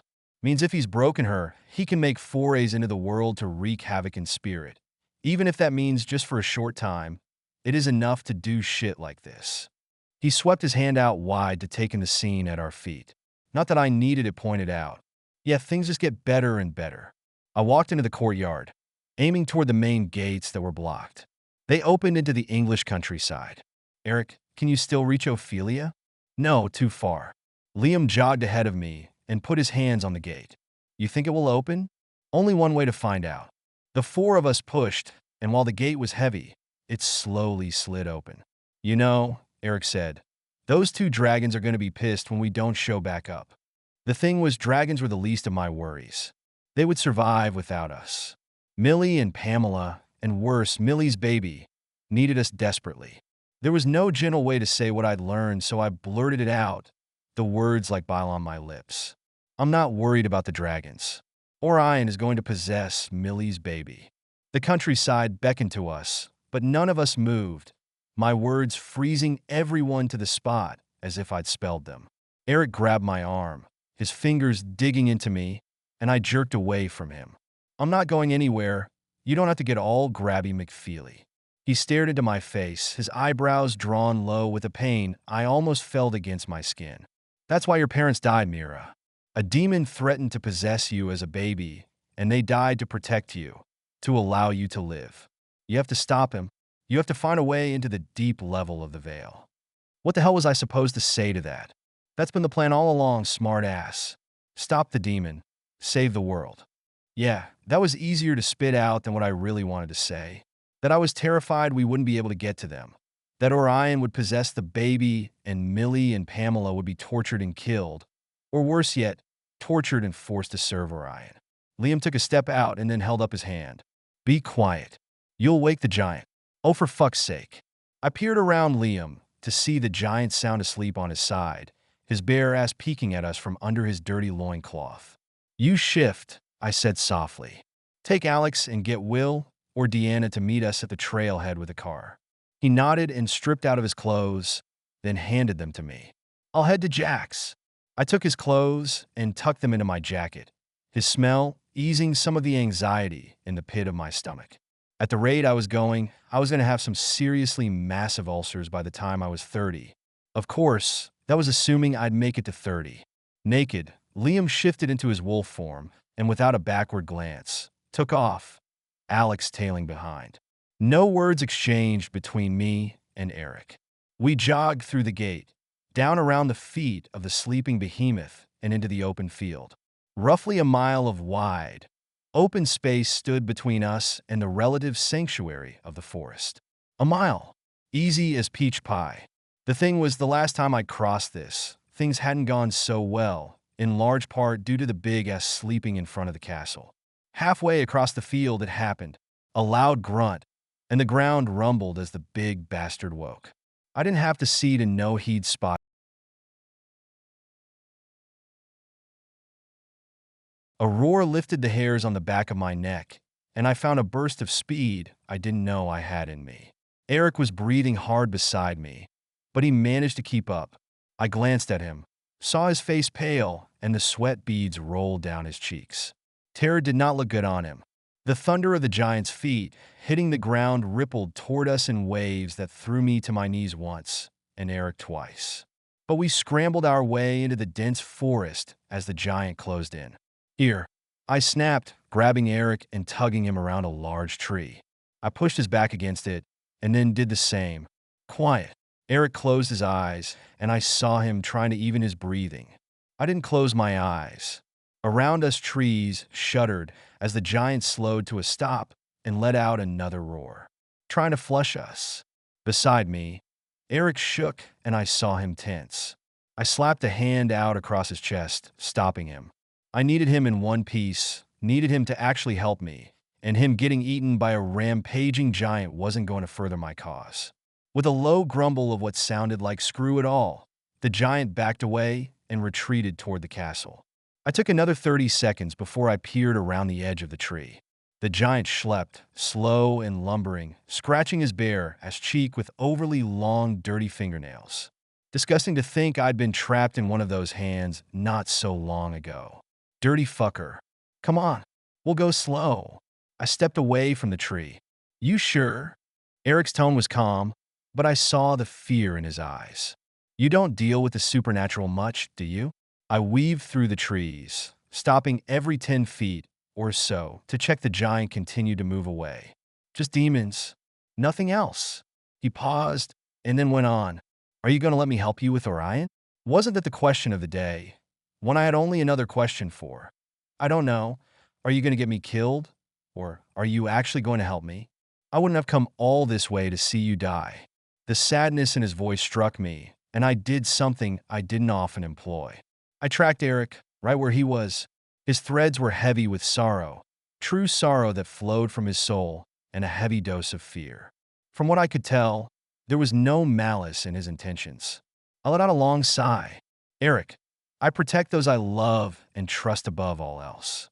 I've lost too many people and been betrayed too many times not to. If I could do it on my own, I would, but I can't. I'm not fucking delusional. I need to know, are you in this with me? Really with me? No more holding back.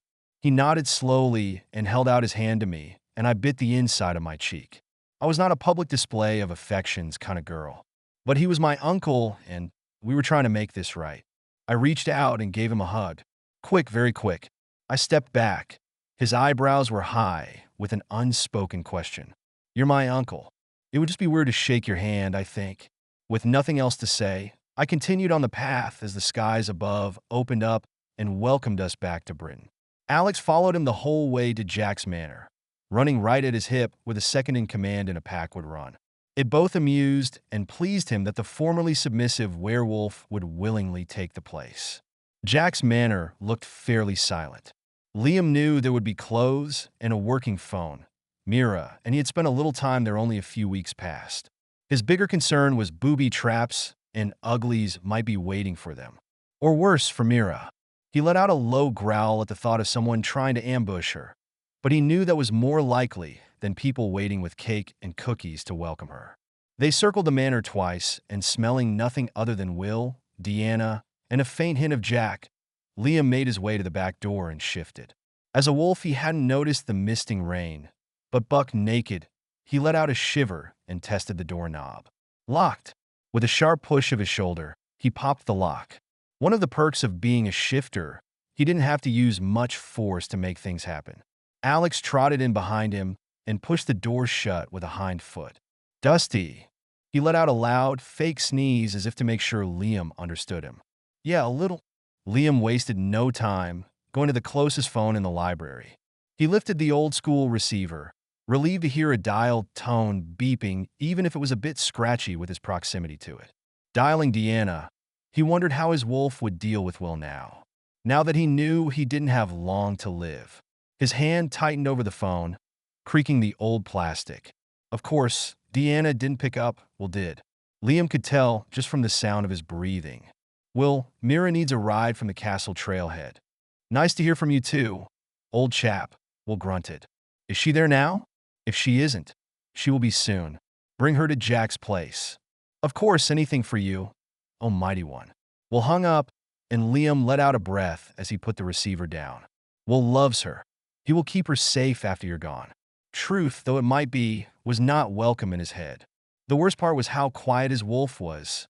Above all else, he wanted to protect Mira, and if that meant allowing Will to be a part of her life, then so be it. He grabbed the phone and threw it against the wall, a snarl ripping out of him. Alex cringed and stared up at him, licking his lips. Boss, it's not you. He stalked out of the room to find clothes. It's me. Chapter 11.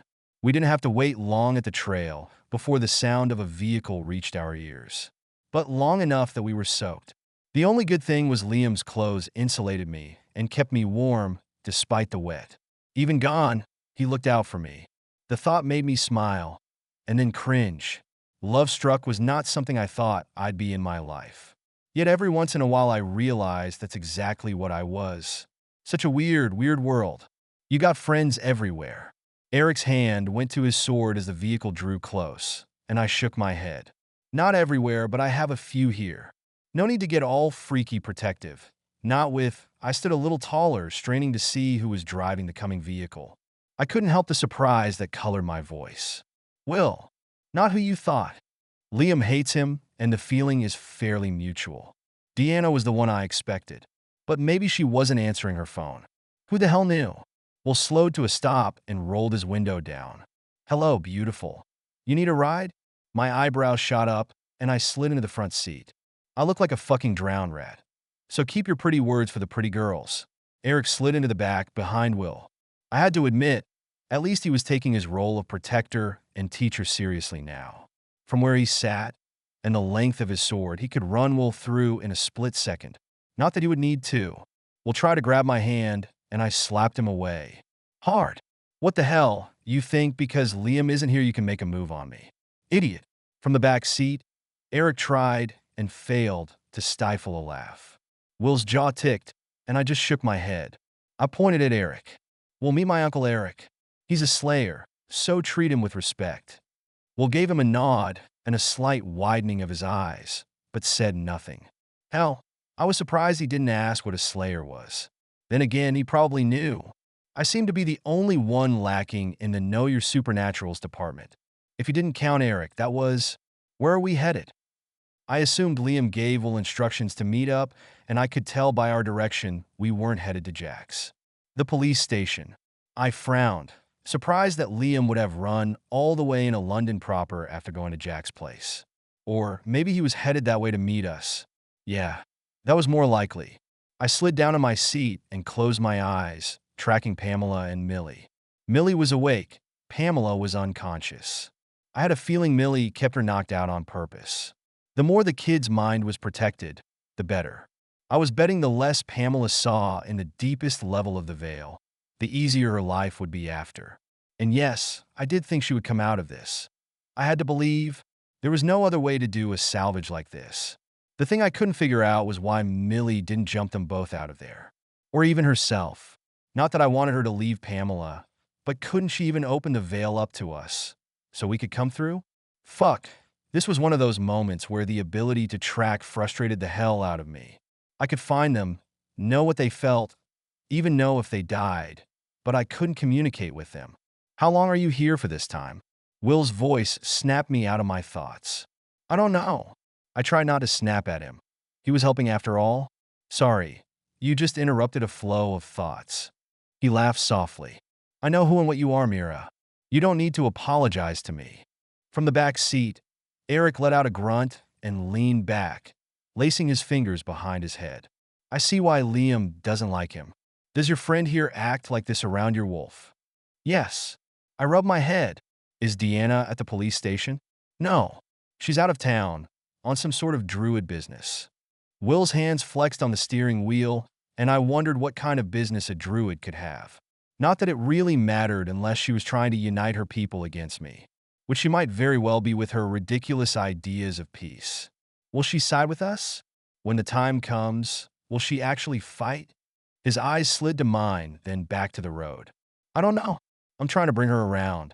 All the shifters here will, and of course my cats, the destruction, is with you.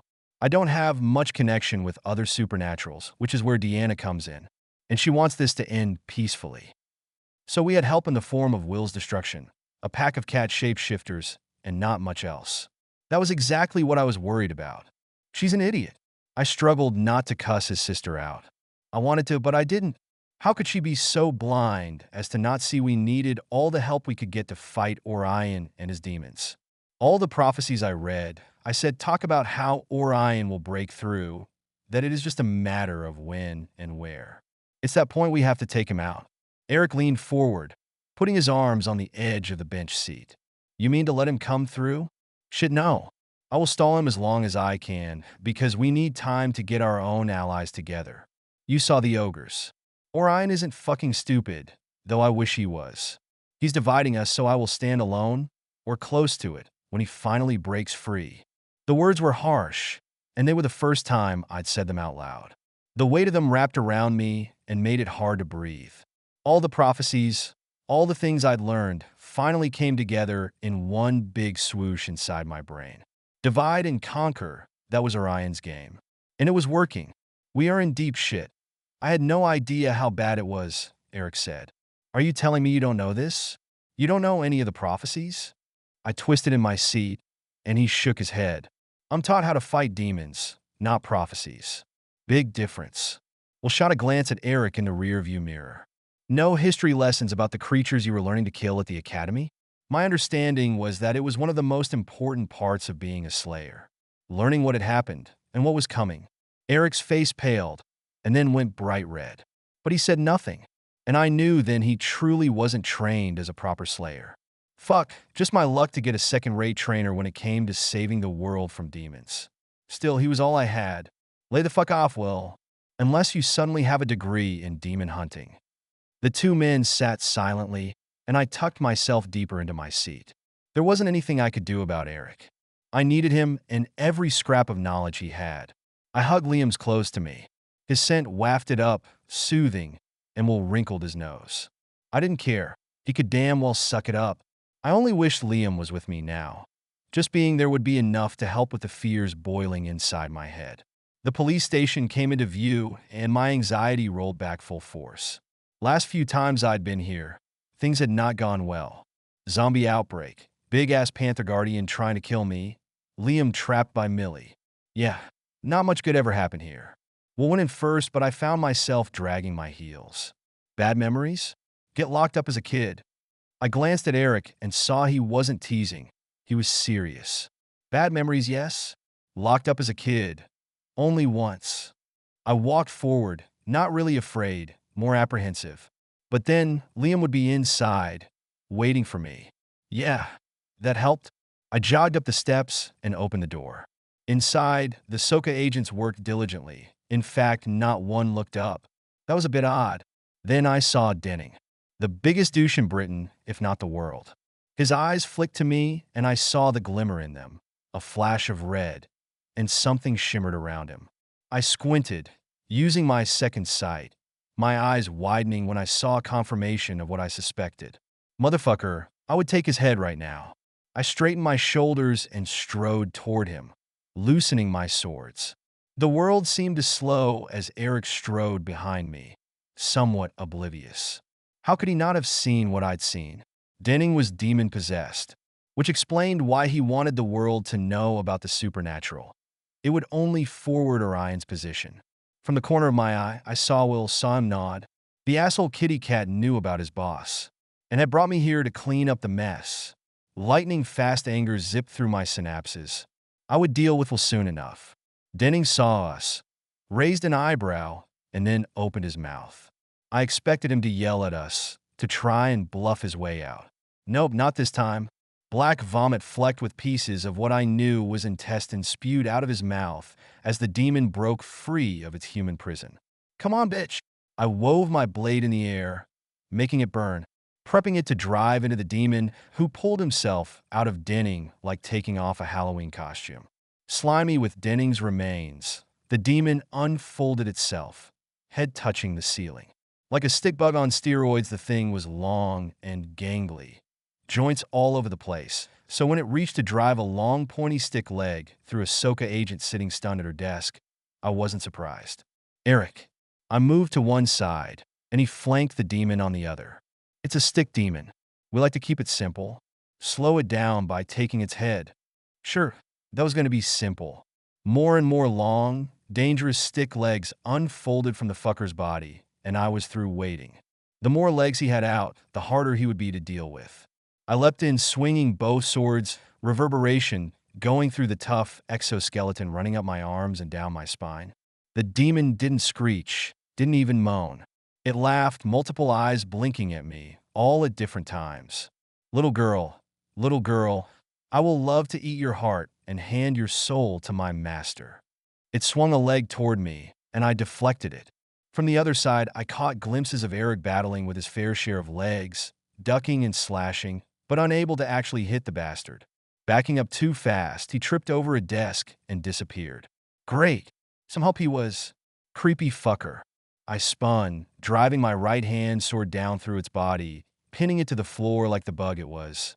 A spurt of pale yellow fluid bled out around my blade, coating the floor with a hissing burn. Watch the blood, I said, raising my second sword and grabbing my whip with my empty right hand. Now the demon wasn't so happy. I smiled up at him.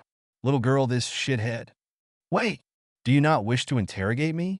Its eyes rolled and blinked, and I didn't dare look away. Too many legs still flailing about. Wrong person. I don't interrogate. I kill. I snapped my whip forward, curling it around the demon's neck, and yanked it forward. The whip didn't hurt it, but it brought the bastard within range. My blade bit through the demon's neck, the head rolling forward, yellow ball pouring out of its neck hole. In a rush, the body slumped down, melting into the bile, bubbling and burning a hole through the floor. Chunks of concrete fell into the lower levels along with the dripping body. Eric clapped a hand on my shoulder, and I tensed. He didn't seem to notice. Not even trained, and you were a better slayer than me. Not surprised. Your father was the best of the best. There was no malice or jealousy in his voice, but I had no doubt at one point there had been. I gave him a nod and looked into the hole. At the bottom, I could just see the glimmer of my sword. Swinging my whip, I snapped it into the hole and with it grabbed the handle of my sword. A sharp tug, and the weapon sailed up to where I could snatch it out of the air. Fancy, Will said. You practiced that move? I work with all my weapons, asshole. You know that. Why am I the asshole? Eric snorted and tucked his weapons away. You have to ask that, and then wonder why she picked Liam over you? Shit, man. Even I know that answer, and I've only known her a few days. Liam isn't here, is he? I looked around for something to wipe my blades off and settled for someone's coat slung over a chair. The demon blood burned right through it, so I threw what was left down the hole. He's at Jack's manor. I glanced around and really looked at the Soka agents surrounding us. Oh, fuck a duck. There were a dozen, as in 12, and every single one flashed me some seriously red eyes. We were in for a fight. Will. What? You think that Denning wasn't busy recruiting the whole time he was here? Will's body stiffened. Yeah, that a boy. Let that thought sink through your thick, stupid skull. Eric let out a sigh. Bah! There can never be just one demon. Always has to be a bloody damn herd of them. The agents were shifting closer and closer, tightening the ring around us. Will's eyes were wide. I didn't think there would be more. There's always more, Eric said. Nature of the beasts, as it were. I didn't wait for the agents to completely shift. I lifted my 2 swords and ran at those closest, swinging hard. They didn't fight, couldn't, when caught between their 2 forms. Will followed my lead, and we downed 10 of the 12 before the last 2 broke through their human shells. Upside, they were small, young demons. Downside, they were fast little bastards. And they didn't wait to fight us. They ran. Mira. They breed like rabbits. Eric yelled, running after them. They were headed for the stairs leading to the roof. With a grunt, I bolted after them, knowing if we didn't catch them, it would only be a matter of time before London was overrun with breeding red-eyed human demons. I burst through the door to the roof to see Eric standing over one of the young demons. He lunged and tried to drive his sword through the demon's neck. He missed, nicking the demon on the shoulder instead. Shit, he had bad aim. The young demon scampered in front of me, and I swung my sword hard.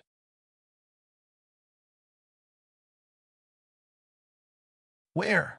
I yelled, searching the rooftop, feeling more than a little frantic. Gone. Eric slowly stood, his blade dripping yellow goop. Worse, as I watched, it was eaten away, the steel unable to hold up, even after being prepped. We needed to get him a weapon that Millie or Pamela had spelled. I moved to the edge of the roof and peered out on the street. There was no sign of a demon. No doubt it would go into hiding. Please tell me they need each other to breed. Eric's footsteps drew close. No, they have eggs that are already fertilized. Handy for them. I turned in time to see him throw his sword to the ground. Piece of shit. Reluctantly, I handed him the larger of my 2 swords. It's spelled to withstand that kind of damage. Until we get you one of your own, use mine. He gave me a surprised nod, took the sword, and tucked it into his sheath. Thanks. I had my whip, and I could always pick Eric up another weapon at Jack's. There might even be a few weapons there already spelled. I tracked Liam, felt him in the general direction of Jack's place. Of course, that was where he said he'd meet us. Damn Will for his motherfuckery. Come on, let's get Will and get our asses out of here. Eric was quiet a moment, but I could see he wanted to talk. Ophelia is a real treat when she's angry. I almost feel bad for Blas. We walk side by side down the stairs. You think they have any idea where we've gone? I don't think they should come here. The plan is to go home, not cross paths with them mid-Atlantic. Blas can probably sense you, but that doesn't mean he'll realize how far we've gone. Ophelia can't sense me, as we aren't paired in the proper sense. I'd bet we have a few days before they start looking for us. A few days. I planned to be home that night if I could. Planned. Yeah, my plans always went exactly as I hoped. Right. Chapter 12. Jack's manor was dark except for a single light in what I knew was the library. I also knew Liam was going to be pissed. Didn't matter that we'd taken out a few more demons. What would matter is that we'll defied him and had taken me into danger without Liam at my side. Saying the 2 alphas did not get along was the fucking understatement of the century. Well, you can't come in, I said, stepping out of his car. I'm not afraid of him, Will said, his green eyes far too intimate in the way they traced my face. It's not about fear. He'll kill you for this stunt. You don't get it? You don't have a shot with me. End of story. There we go, spitting it out and probably breaking his heart. A part of me hoped it worked. The other part knew Will was stubborn enough to ignore my blunt, mean words. Eric ignored us both and headed in. I'm tired and hungry. You two figure this out. The door slammed behind him. Shit, It would only be moments before Liam came out ready to strangle Will. I had to speed this up. Thanks for the ride. I slammed the car door shut and headed for the house. Will was right behind me. Mira, I love. I spun on him and smacked him in the chest with the palm of my hand. No, that is not coming out of your mouth. Ever. You're my friend, and not a very good one right now. You let me walk into a fucking nest of demons without even a simple warning. Why would you do that? Will's hands fisted at his sides. Because I knew what he was, but there was no way for me to kill him. When you said your uncle was a slayer, I knew it was a shot. Maybe the only shot to get Denning out. I pushed him back. You were supernatural. You're telling me you didn't talk to Deanna about this? Didn't consult your destruction about making a full-scale attack on the station? And do what, Tracker? He snarled at me, his eyes shifting to his kitty cat green. Oh yeah.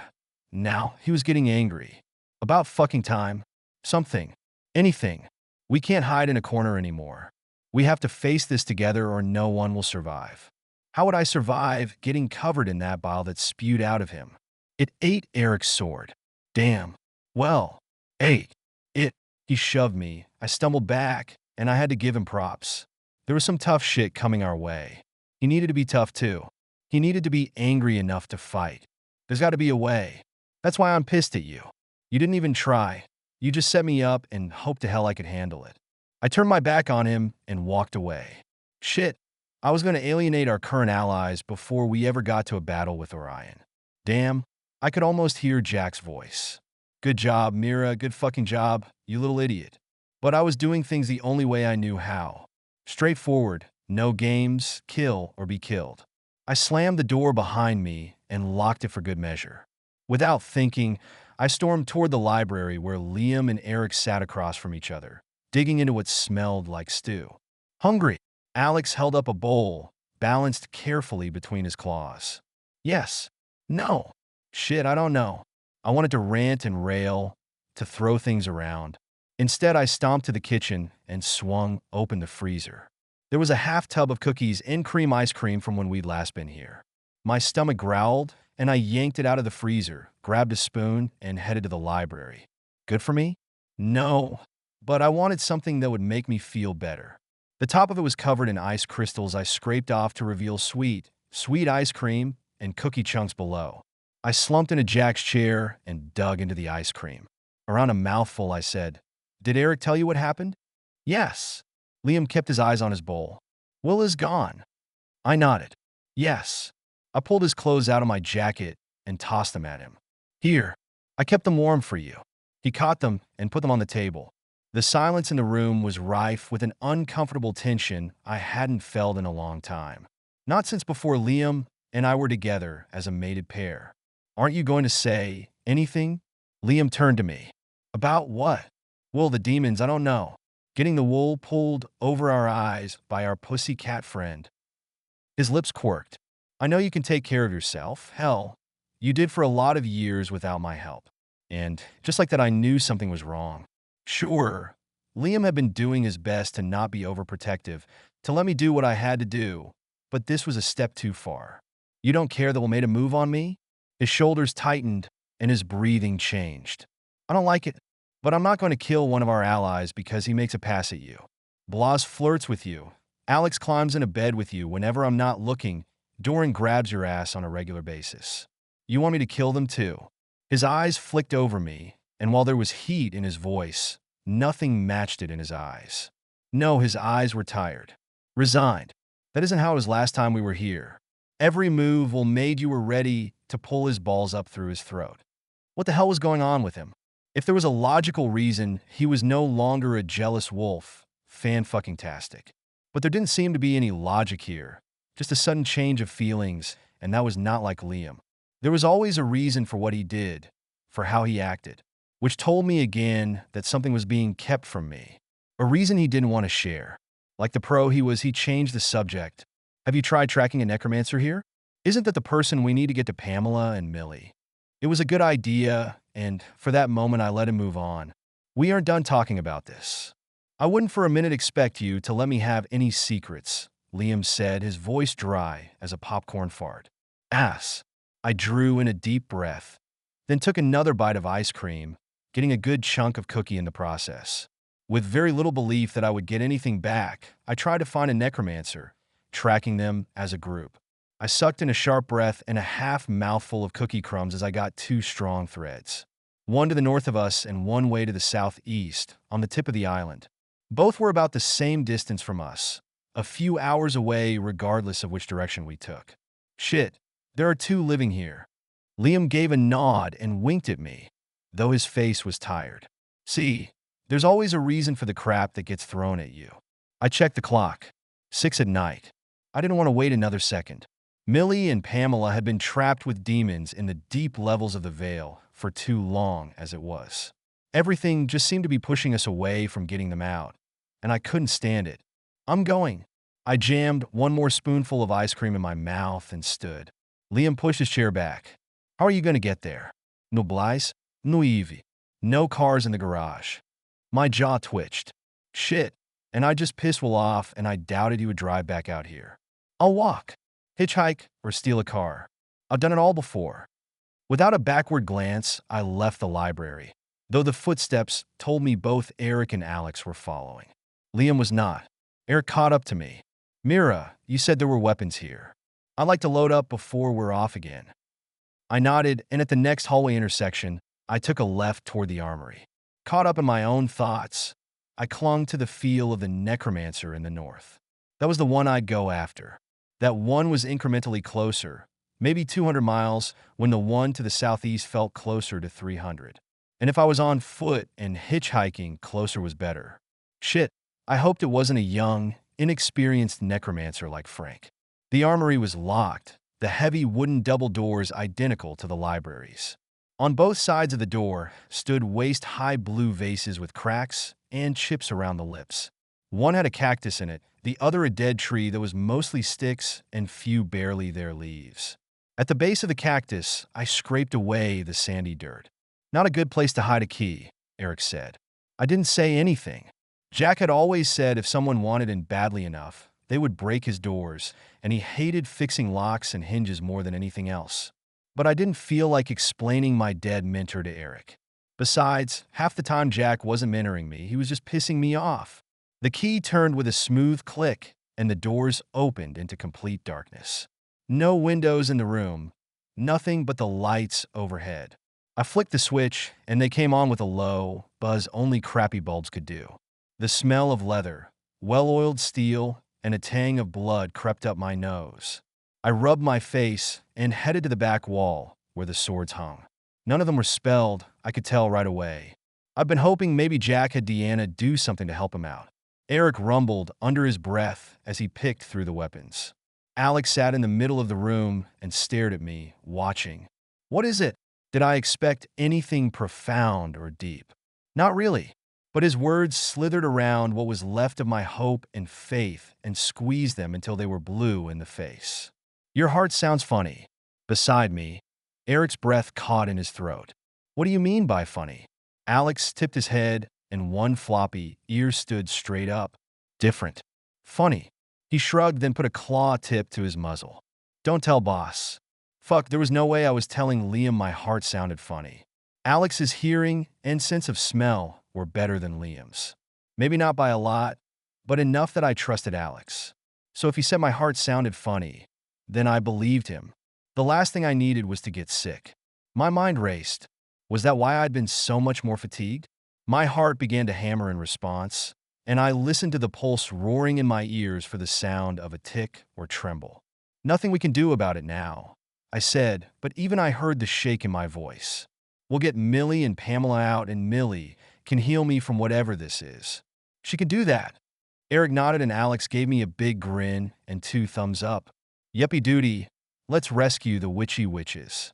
The truth was, I didn't know if Millie could heal something that was a sickness. Injuries that had you on the brink of death, you bet. But sickness, I wasn't so sure. To keep my mind from dwelling on the possibility that something was seriously wrong with me, I tracked the necromancers. I couldn't track them individually because I didn't know them or their names, but I could focus more on the one to the north for some reason. There was more of a pull to him for the threads I followed. He, and I called him a he for simplicity's sake, was pretty calm, relaxed. There was no stress in his life that I could tell. That made me smile. Eric noticed. What's got you grinning now? That necromancer has no idea what's coming for him. I feel a little bit bad. I reach for a beautiful crossbow hanging on the wall, one that I'd shot a few times during practice. Really? You feel bad for someone who can raise the dead? Not because of that, because I picked him to be our mark. He has no idea what's coming for him. From the doorway, a swirl of air swept in with Liam. I think I've got an idea. Now, when I said stuff like that, everyone cringed. When Liam said it, no one cringed. But we should have. Chapter 13. I clung to Eric as he drove the rickety, old motorcycle across the English countryside in the dead of night as the rain poured. Yeah, it was a fucking tea party. The old engine sputtered once with me on the back, so I was grateful for that small mercy. Teeth gritted, I kept my head down and eyes closed. The jarring of the bike bouncing off the ruts in the ground felt like I'd driven my spine deep into the back of my head. Not pleasant. Beside us, Liam and Alex loped along, having no difficulty keeping up. As if to emphasize how easy it was for them, twice they started a wrestling match mid-stride, tumbling over one another through puddles and mud. To be fair, though, I saw the way Alex would cock his head a split second before he'd pounce on Liam. Liam tolerated him, like he would a young wolf in the pack. North! Eric hollered over the wind and rain. I tapped his back once for yes, a system we'd worked out starting this miserable-ass journey. Twice meant no, and he would question the direction until I tapped once. From what I felt of the threads of the necromancer, we were about halfway there. I tracked Pamela and Millie, felt Millie's concern and fear. Pamela was not yet awake, and that was starting to freak me out. There had been another child I'd sought out, a young boy who'd remained asleep the entire time I tracked him. Only he hadn't been asleep. He'd been dead, and a spell used to make me think he was still alive. I shivered and found myself clinging tighter to my uncle. He patted my clenched hands where they tightened around his middle. You'll find them. Funny thing was, that was the first uncle-type thing he'd done or said, and I was strangely comforted. For hours into our ride, Eric pulled over at the end of a long driveway. We're almost out of fuel, and we've hours to go yet. He flicked the engine off, and I stepped away from the bike, stretching my legs. Comfort was not what this particular machine was made for. Torture was more like it. Eric glanced down the driveway. The sign in front of us read Fielding's Dairy. They will have fuel. Wait here. I didn't argue with him. Fuck, I was cold, it was dark out. The rain seemed to be coming down harder, and while I wouldn't have minded going with him, I could let him do this on his own with very little fear that he couldn't manage. Alex grabbed my pant leg and shook it. Alex, so hungry. He pointed to his mouth, as if I wouldn't understand otherwise. You have to wait. I rubbed behind one of his soaking wet, muddy ears. I'm hungry too, but I'm not whining. He let out a grunt and then threw himself backwards, landing in a puddle that sprayed up muddy water all around him. Laughing, I could do nothing but shake my head at him. Liam stepped beside me, his back standing just above my waist. Hell, he was big enough he could probably pack me across the countryside if we had to. Not that I'd ask him. Do you think we'll find them? I whispered as we watched Alex take off in circles, chasing his tail, freezing in place, and then taking off again. Liam cocked his head at me, but his liquid eyes said it all. There was fear in him too. Maybe this time we weren't going to be able to save the day. We would lose Millie and Pamela to Orion. I closed my eyes, fighting the hot, scalding tears that would weaken me. Now is not the time. Not yet. We haven't lost them yet. There was a distant sound of barking and then a holler. Liam and Alex took off down the driveway. Of course, a farm would have dogs, but the boys could take care of that. A mad scramble ensued as Eric ran into sight, lugging a beaten-up old gas can. I spun, opened the bike's gas cap, and he poured as the sound of the dogs drew closer, then stopped altogether. A high-pitched screaming bark erupted, and Eric slopped the fuel. Pay attention, I said. The boys won't really hurt the dogs. Not the dogs I'm worried about, but the farmer with the gun. He can't hurt them either. But I knew Alex could easily spread the werewolf virus with a single bite. There was nothing for it now. Whatever happened, happened. Eric shook the gas can for the last few drops, and I screwed the cap on and hopped onto the back of the bike. Eric jumped on the kickstart, and the engine rolled over perfectly. Liam, I yelled as we sped away from the driveway. Within moments, Liam and Alex were again running beside us. And deeper into the night, we drove looking for the necromancer who would either help us save Millie and Pamela or help us bring back what was left of them if we took too long.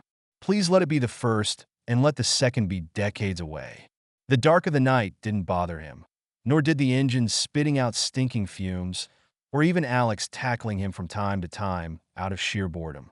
No, he was more bothered by the sound of Myra's heartbeat, completely out of whack, sounding more like a hummingbird than a human. It only made his own heart clench harder. He would have to tell her soon. She had to know what was going on so she could deal with it, especially if he wasn't there by her side. He let out a long, mournful whine at the thought, unable to keep his emotions in check. Alex bumped up beside him, pressing the length of his body against Liam's.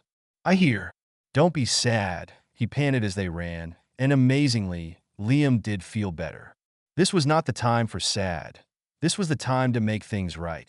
So when he was finally gone, Mira wouldn't be alone. She would still be safe.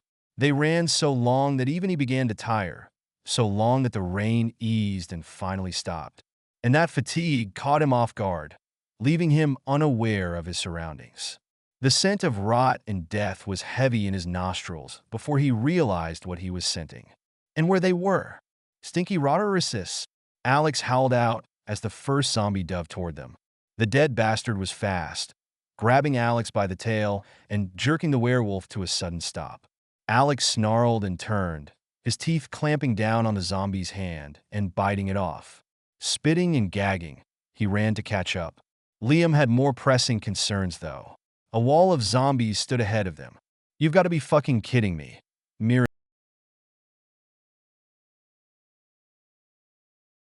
"Yes, there's zombies. They can't turn you with a bite. That's an old-ass wives' tale full of shit. But their bites hurt like a son of a bitch, and they will take chunks out of you." She slipped off the bike and took swords from her back, and Liam caught a glimmer of a smile on her lips. At least they aren't demons. Beyond the wall of not yet moving zombies sat a house on top of a rolling hill. Lights lit the home, making it a beacon, yet it was surrounded by zombies. He didn't need Mira to tell him where the necromancer lived. "What do you think? We rush them and try to break through?" Eric asked, though to Liam's ears, the man did not sound all that willing. More like he wanted them to break through and he would follow them. "No, there are too many, at least 100. Her eyes scanned the group ahead. "I'll try to call him out, see if he'll talk to us." She took 2 strides closer, and the zombies began to groan and shift. Apparently that was close enough. Liam scented the air, picking up only zombies. Nothing else waited for him that he could tell. "Necromancer." Myra's voice rang clear on the air that still clung to the night. "I need your help. Will you talk with me, or are you going to make me burn through your fucking pets?" Liam cringed. For her, that was downright polite. But for everyone else on the planet, not so much. No answer. Wait, not quite true.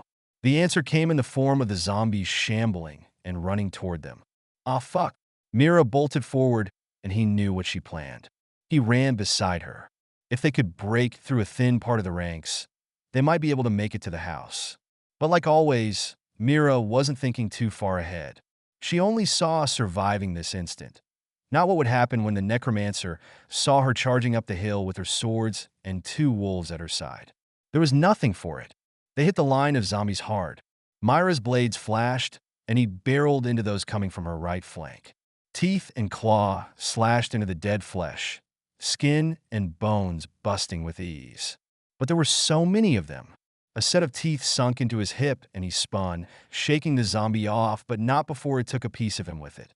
Growling and snarling, he fought, his wolf loving the rawness of the battle, the sheer love of being by his mate's side and keeping her safe, of fighting for her and protecting her.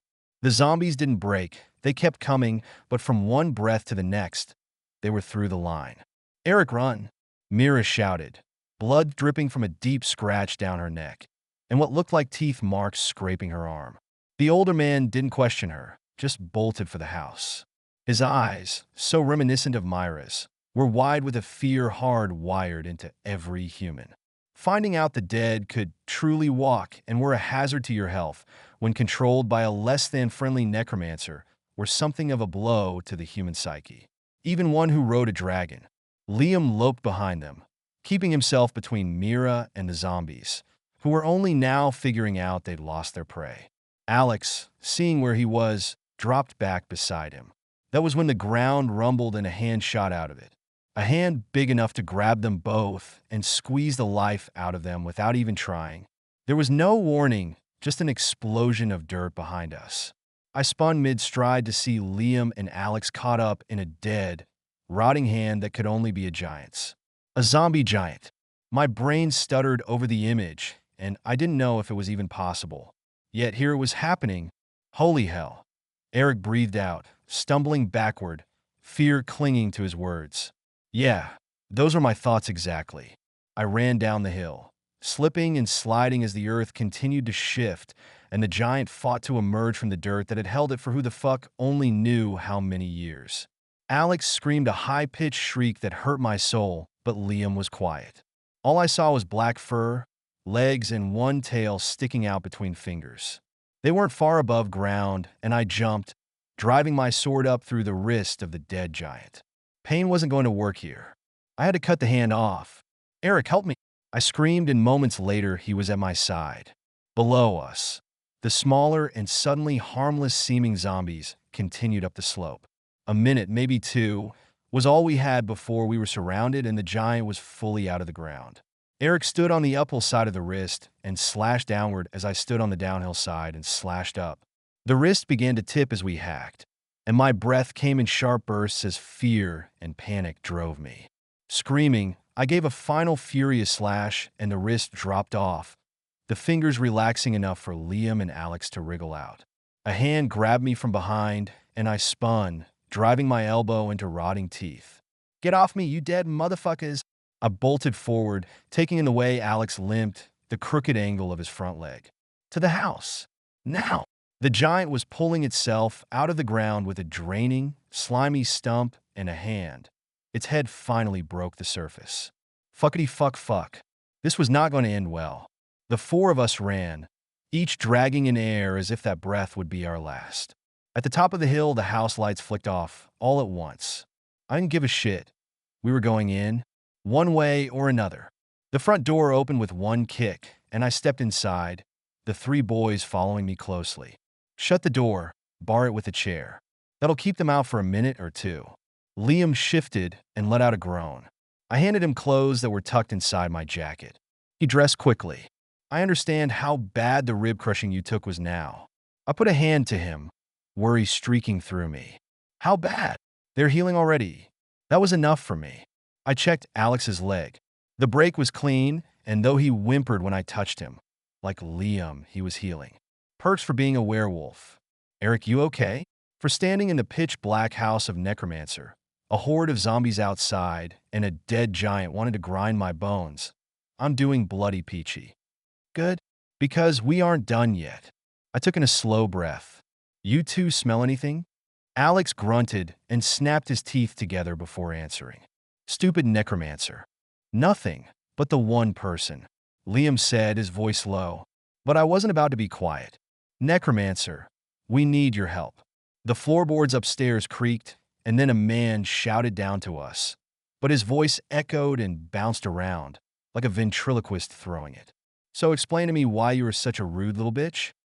You asked for help, and then a foulness of cursing flows out of your lips. That does not seem to be a smart move when begging for help. I'm a tracker. Foul language isn't personal. I didn't tell you to fuck off or kiss my ass. That would be personal. I stepped closer to the stairs. I could see better in the dim light. I took a chance, hoping that blunt honesty and begging would get our point across. Please. Our friends are trapped within the deep veil, and Orion is going to kill them. Or worse, he will take possession of the baby my one friend is carrying. Damn it all to hell and back. We are desperate.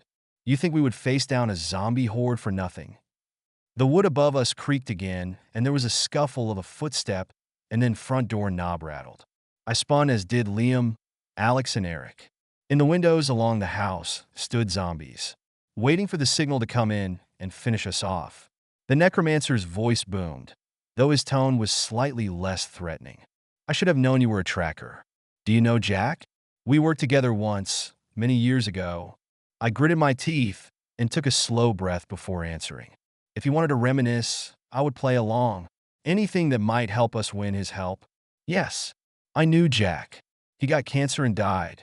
I didn't really want to mention he'd been brought back to life and was a vampire. Doran told me necromancers and vampires didn't like each other. I could only guess the reason and didn't want to stir things up. Pity. He was a fun chap to have around. More protesting wooden stairs, and then a figure limped into view.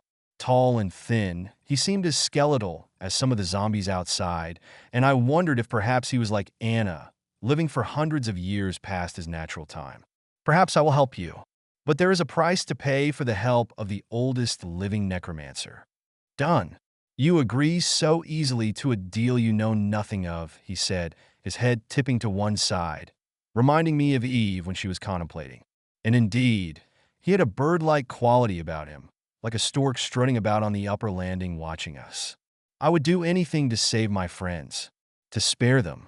I spread my hands. Tell me what you want, what you'd have of us, and I will make it happen. Fuck, I had to. There was no other choice. Eric leaned into me. What about the other one, the necromancer in the south? Above us, the necromancer laughed. That one, a mere child in ability. He would not be able to open the veil that deep. He would lose his mind. If you hadn't killed Anna, she could have opened the veil for you. Wait, if he didn't know who I was, how did he know I killed Anna? You knew who I was when we called out to you, didn't you? Otherwise, how do you know about Anna? He chuckled. You have caught me. I do not do well at deception. My face warmed. Is that why you thought I meant you harm? Because I took her head? I am not yet convinced you do not mean me harm, tracker. But yes, it seems an obvious connection. Besides, I'm not particularly fond of company. Most people want something for nothing, particularly when they show up late at night. Again, my face warmed, and I felt the need to defend myself. Anna asked me to end it for her. I was ready to spare her life. He let out long, blowing sigh, and the lights flicked on. That sounds like Anna. She was always my favorite student. With a limping, slow gait, he walked to the edge of the stairs and then slowly down.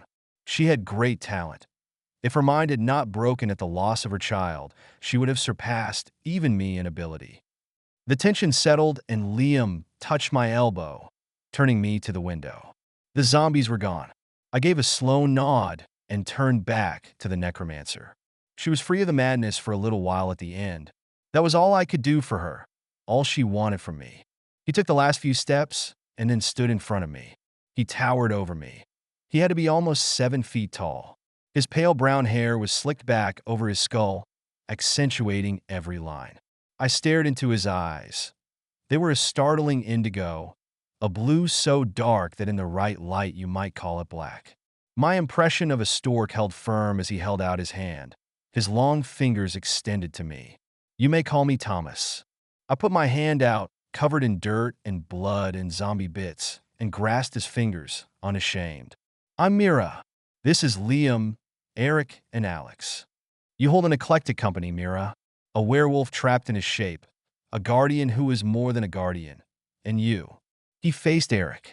I'm not sure what to make of you just yet. Your aura hides from me. Eric frowned at him. Human and slayer. That's all I am. Thomas gave a slow nod. Perhaps. I didn't like the direction he was going, but I held back my comments. Thomas tucked his hands behind his back and led the way into what I assumed was the parlor. He snapped his fingers and candles bloomed on nearly every surface, giving the room a warm and welcoming look. I wasn't fooled, though. This was a negotiation. He would give us nothing if we did not find for him what he wanted, or give to him what he wanted. He motioned to the chairs, but none of us Saturday were covered in filth, Eric said. I'd not like to add a cleaning bill to whatever it is you'd have us do in exchange for your help. Where Mira goes, we all go. I shot him a glance, and his eyes crinkled up at the edges. My heart thumped hard, and I felt for the first time he really was with us. He was my uncle and here to help, not just be an ass. Touching. There is only one thing I want that I cannot find, and I have searched all of Europe. Oh, shit. That did not sound good. Does it exist? Liam asked. Or is it a wild goose chase you would send us on? Thomas lowered himself into an oversized chair obviously custom made for him, the soft cushions barely giving under his minimal weight. I do believe it exists. I do not have the energy any longer to find it. I am old, coming to the end of my days, and there is only one thing I don't have. I did have it, but you, Mira, ended her life. I swallowed hard and guessed that Anna was more to him than just a pupil. You want a new wife? He threw back his head and laughed, his Adam's apple huge and bulging in his scrawny neck. Oh no, I need no love connection. His deep indigo blue eyes sparkled as he looked me in the face. No, Anna was my best pupil and nothing else. She was to be my heir, if you will. That is the only way we are ever remembered, by the ones we leave behind. I glanced at Liam and lifted my eyebrows. If what I thought Thomas was asking for in exchange for getting Millie and Pamela out was what he wanted, we fucking well scored. You want an heir? Someone to teach. Liam squinted his eyes. That's it. Thomas gripped his chair, and he snorted. That's it? Guardian of the lands you might be, but you are blind. Do you know how rare it is for necromancers to be born and then survive past the age of 12? They cannot control the dead they call forth by their very blood, and most are killed by their own zombies by accident. Let me be very clear. I held up my hands, stalling them both. No need for Liam to blow the very lovely big fat ace we had up our sleeves. We find you a young necromancer to teach. Bring him here, and you will bring our two friends out of the deep levels of the veil. Thomas's eyes drooped. For every young necromancer you bring me, I will bring one of your friends back. And to be sure you mean no harm, one of you will stay with me here as insurance. I didn't even hesitate. Done. Eric let out a strangled squawk. And who do you propose we leave behind? Thomas looked me straight in the eye, holding me with his gaze. There was only one person he would allow to stay with him. Fuck, might as well get it over with. I shifted my weight, cocking one knee and crossing my arms. That's simple. I'll stay. Chapter 14. A chorus of no's ripped out of all three boys at the same time. I ignored them, staring at Thomas. That's what you want, isn't it? His lips quirked up. You read me very well, Tracker. Why is that? Truth was, I was good at reading people and had a knack for knowing what they wanted. Maybe not always the why, but I could usually dredge at least the what out of them. You won't settle for anyone else. You want to know what I know. Eric and Liam argued behind me, but I ignored them. Thomas continued to hold my gaze. You hold the prophecies in your head. The books that Jack would never share with me. I want to know what you know now that he is gone and the books are destroyed. I stared at him and my jaw dropped. Wait, they're destroyed? No, I saw them. They were destroyed upon his death being discovered. That was a task he left to the druid girl. And while it is not the way I would have done things, I do understand. In the wrong hands, the books are deadly. Thomas drummed his fingers along his thighs twice, and then laced them in his lap, waiting for me to say something. I racked my brain. Did we tell Deanna that I'd taken the black-skin book, that we'd left a dummy in its place? Shit, I didn't think we had. And then, of course, there was the violet book, the Book of the Lost. Orion had it. So there were two books left, but we had no access to either of them. Orion had them both. You have thought of something important. I see the way the colors in your eyes spin and dance. Just like Jack, your eyes will always give you away. Thomas gave a long shiver through his lanky body and let out a low moan that had my skin quivering with goosebumps. What the fuck are you doing? I stepped back, my hands going to my weapons without another thought. I would kill him if I had to, which would be the shit since I needed him. He didn't answer, just continued to moan and sway, increasing in intensity with each second. Liam slid between me and Thomas, a low growl rumbling through his chest. I felt his wolf just under the surface, ready to explode. Alex was only a step behind, all the hair along his back standing at attention, mimicking Liam. Their growls filled the room, but over them Thomas spoke. Swaying from side to side, he said, "Someone is trying to rip the veil wide open. That would be unfortunate for everyone." I swallowed the bile that rose in my throat, knowing exactly who it was. What can we do? The necromancer's body shivered and then went quiet, his long chin lowering to his chest. He barely seemed to breathe. Nothing. His time is coming, and there is nothing we can do to stop him. The rip is incomplete. Silence echoed through the room. He didn't say who he was, but we all knew. Orion was trying again to break through the veil. That was not what I wanted to hear, not by a long shot. Yet I knew there was nothing I could do. Not right then. Back to the task at hand. I stepped around Liam and Alex, waving them to ease back. I'll bring you a young necromancer, but I want you to bring both women out of the deep levels of the veil. That's the deal. A 2-for-1. And I'll stay here and answer all your questions, everything I can when it comes to the books of prophecy that I've read.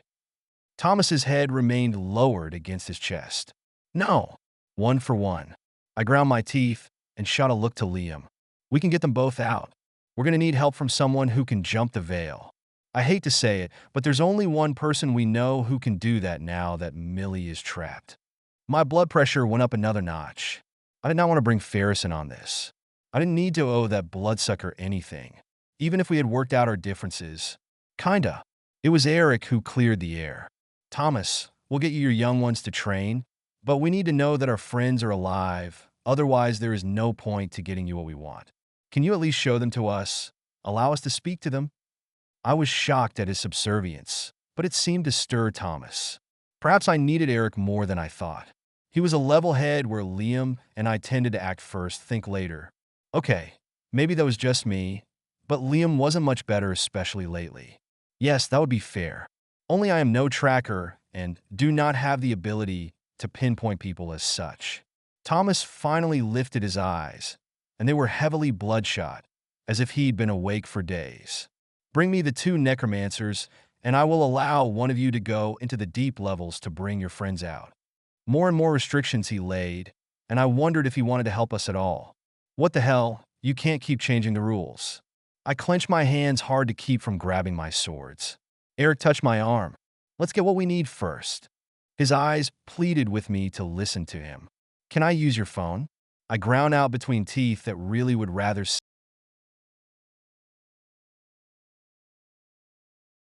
Thomas gave a start. I suppose. You wish to call the Necromancer's RS hotline? I glared at him while a smile tipped his lips up. Fucking Necromancer thought he was a comedian now. You'll find it in the kitchen. Though I do not know if it is connected or even works, I have not used it in many years. He slumped deeper into his seat. I motioned at Eric and Alex to stay with him as I strode out of the room. Liam grabbed my arm as we hit the foyer, stopping me in my tracks. Talk to me, Mira. What are you planning? You're right. We need Ferris to jump Frank here. That would be faster than anything else. But necromancers and vampires do not get along. Like hated enemies, kill each other on sight, not get along. So I have to find a way to keep Ferris from killing Frank to start with. That's problem number 1. And that's just the start. Then we have Ferris and Thomas to deal with. I waved my hand in the air several times to make my point. Bringing Ferris here was going to be difficult at best, and potentially deadly for Frank. It had been sheer luck they hadn't run into each other over the last month. Then again, Ferris hadn't stuck around once Doran claimed the vampire throne. Liam's eyes drooped, and I saw him mulling it over. We'll meet him in the graveyard. Ferris can stay there until we get Millie and Pamela out. And Frank, his jaw ticked several times. You'll just have to work your charm on the fanged one and make him see Frank is harmless, and that you need the kid to save Millie and Pamela. I nodded, feeling the worry climb my spine, sticking its spikes deep into my body. As far as plans went, it wasn't much. But considering the number of times I flew by the seat of my jeans, it was a damn miracle we had even that much mapped out. It would have to be enough. We headed into the kitchen, and I was thrown back in time for a moment. Everything was old school, circa 1950s old school. Older too, if the wood-burning stove was any indication. Everything was in muted pastels that made me ill looking at their sickly, pale tones. Gag me. Hire a decorator, I muttered, walking to the black rotary phone hanging on the wall. It was freaking huge, at least 2 feet tall and a foot wide, black with the white numbers nearly rubbed completely away. I held my breath as I picked up the receiver. A steady beep, beep, Beep sent a flood of relief down me. Liam stepped closer, and the beeping faded. I pushed him back. Too much of you, apparently, is not a good thing. He laughed softly, and he trailed his fingers along my collarbone. You sure about that? My eyes flicked to his, and I shook my head. Now is not the time for that kind of discussion.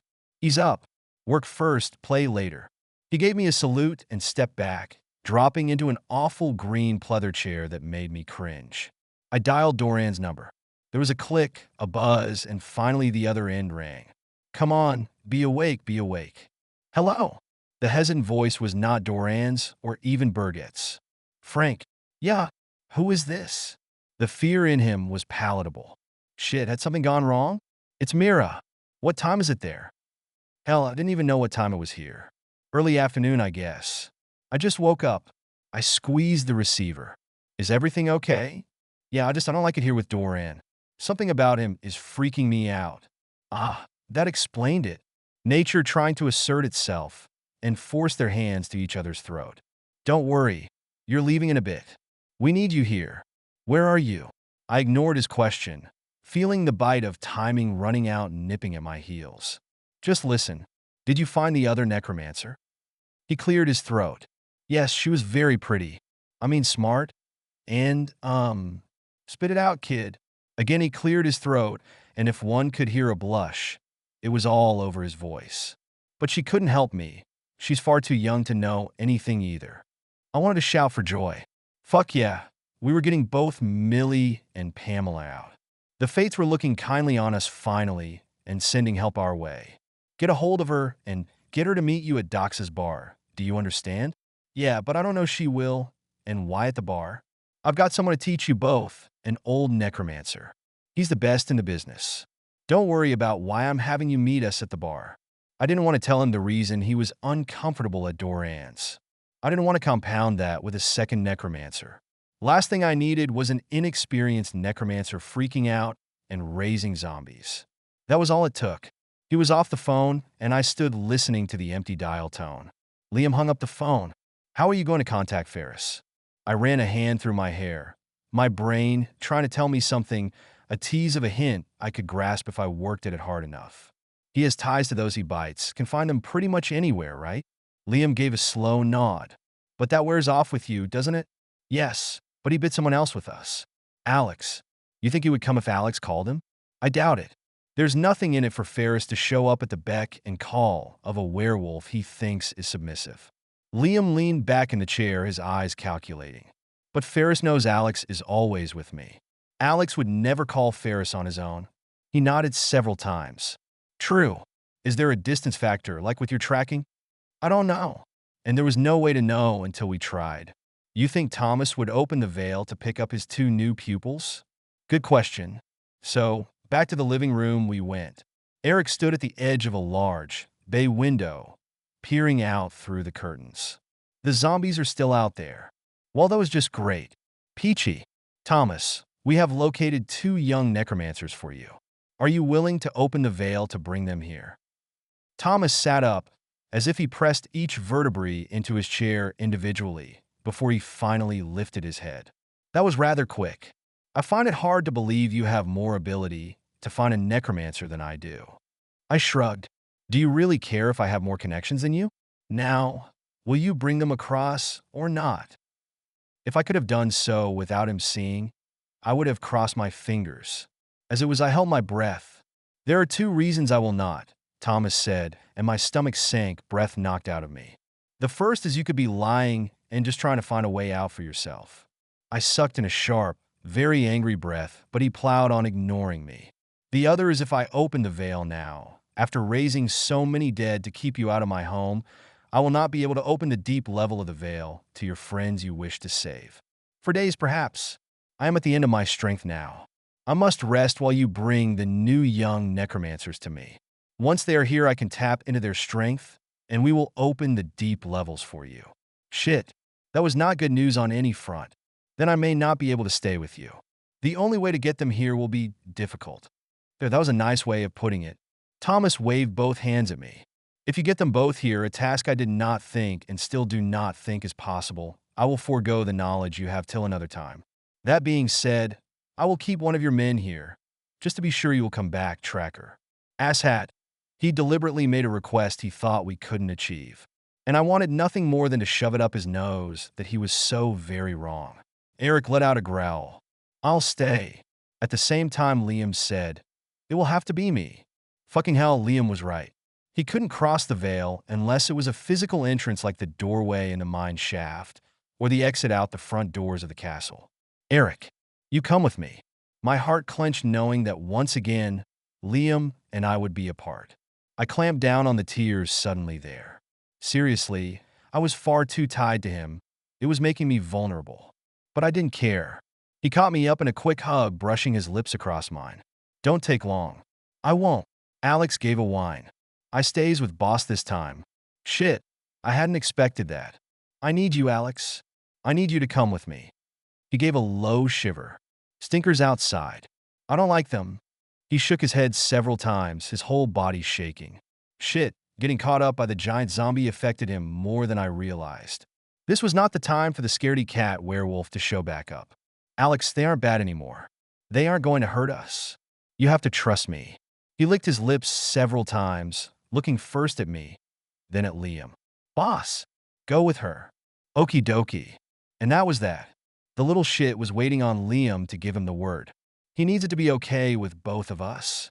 He doesn't have just one alpha, Mira, Liam said, brushing a finger along the frown I knew was etched over my eyes.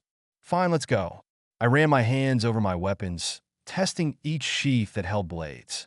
A shot of anxiety zinged through me. Yeah, Alex was smart to not want to go out there. A flick of Thomas's hand, and the zombies would be on us. And we'd be in the midst of them waiting to be torn apart.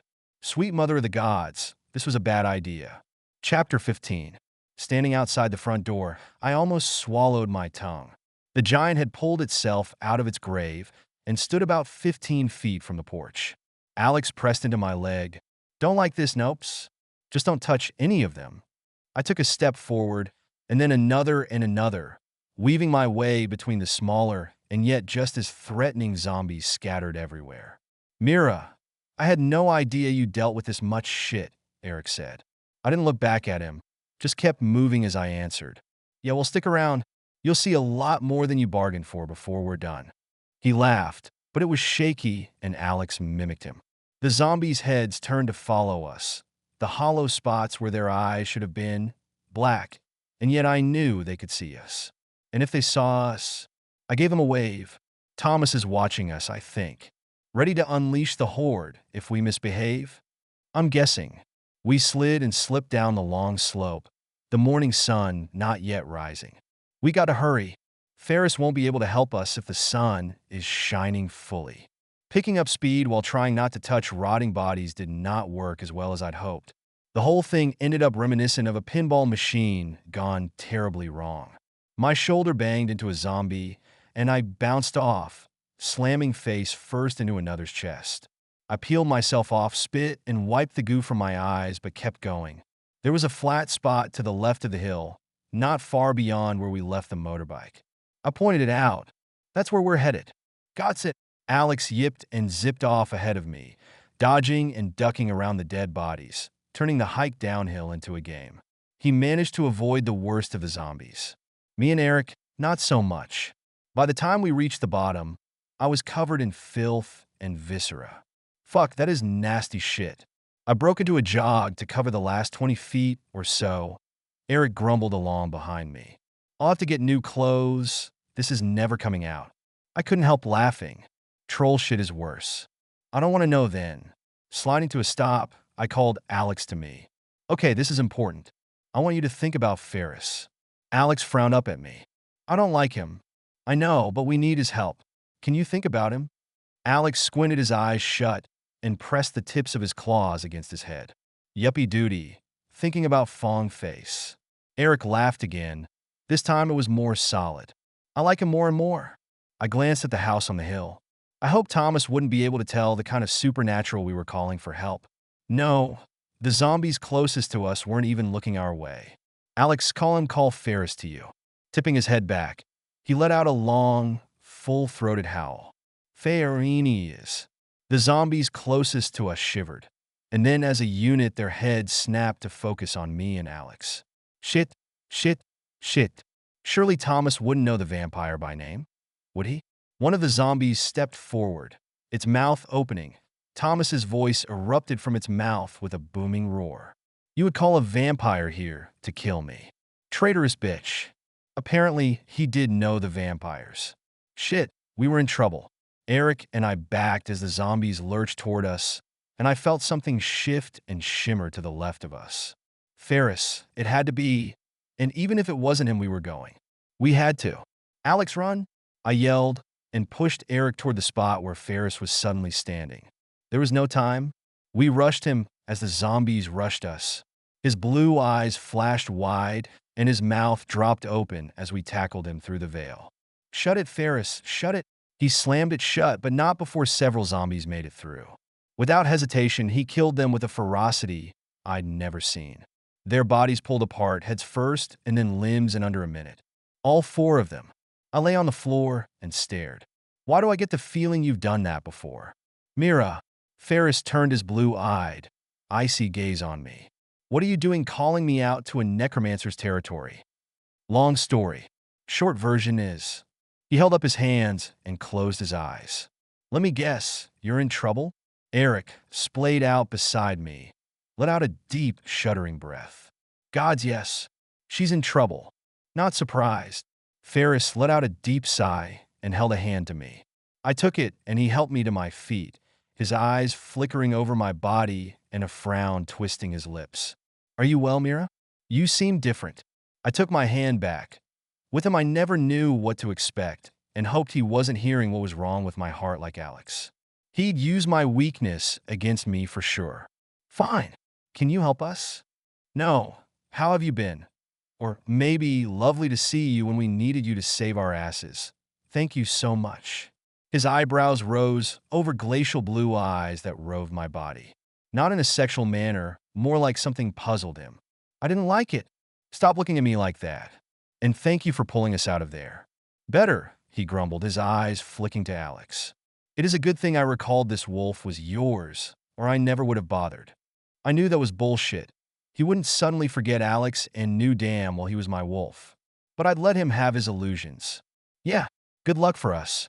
Listen, we're on a time crunch. Orion has stolen Millie and Pamela, and if we don't get them back.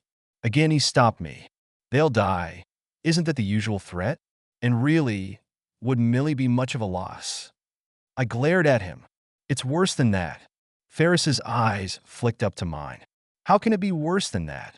Orion is taking Millie's baby to possess it, and her child will have more magic naturally coursing through it than any other which ever born, including Pamela. And Pamela, I don't think he'll let her go, or even kill her. He'll turn her like he did Millie. As I said the words, I knew they were true. Death was not the worst thing that could happen to them. No, Orion would make sure he had far worse for them both. I saw the flicker in Ferris's left eye, just a twitch, but I knew it for what it was. Fear. What do you need from me? A part of me wanted to stare around, see what place he'd brought us to, where he considered home. But a quick glance showed me we were in an average house, probably somewhere in the suburbs that held no decoration to it. Nothing that stood out from anything, just white walls, basic furniture, and no knickknacks. The blinds were drawn, and no light came through. I shook off my curiosity. I need you to jump the veil for me. We need to pick up Frank and his friend and bring them back to the necromancer we just left. And for the record, Frank and his friend are young necromancers. Can you handle that without killing them? Eric stood quietly, watching me and Ferris. I had a flash of understanding that solidified into fact inside my brain. Eric knew next to nothing about the supernatural world. He was a human with the rudimentary knowledge of how to kill demons, and, while he might be able to teach me, I was also teaching him. Ferris clasped his hands in front of himself. First of all, I don't hate necromancers the way other vampires do. How do you think I learned to jump the veil when no other vampires have? You're telling me you don't want to kill them? If that is true, why did Thomas know your name? Why did he react so strongly to it? He shook his head. The past is filled with stories and lives you can only imagine, Mira. Thomas and I go way back. He paused and shook his head again. this time as if trying to clear some of those stories. Besides that, while there will always be a built-in animosity between vampires and necromancers, I can easily control it. You don't know me, Mira. Maybe it would be best if you don't make assumptions about me and how I might react. Hell, there was truth in that. I didn't know him or his past. Ferris cleared his throat. Tell me, though, why do you not use the castle? He didn't know. Shit. I filled him in as quickly as I could. Red caps, Orion, the doorway's all busted up and blocked. Have you spoken to Doran of this yet? Ferris leaned over and grabbed the white phone that blended into the wall so well I hadn't seen it. I thought about our quick visit to Doran to reattach my soul. No time. Everything has been going to the toilet too fast. Without looking at me, he dialed what I assumed was Doran's place. Apparently, Ferris took his job as second in command to the vampire throne very seriously. I paced the room while he was on the phone. I got one pass in before he hung up. I didn't hear you say anything. I stopped in the middle of the room and looked over my shoulder at him, a bad feeling swelling up. No answer. Ferris strode across the room. We will wait and try again. I have not sensed his death, and I would. So we wait.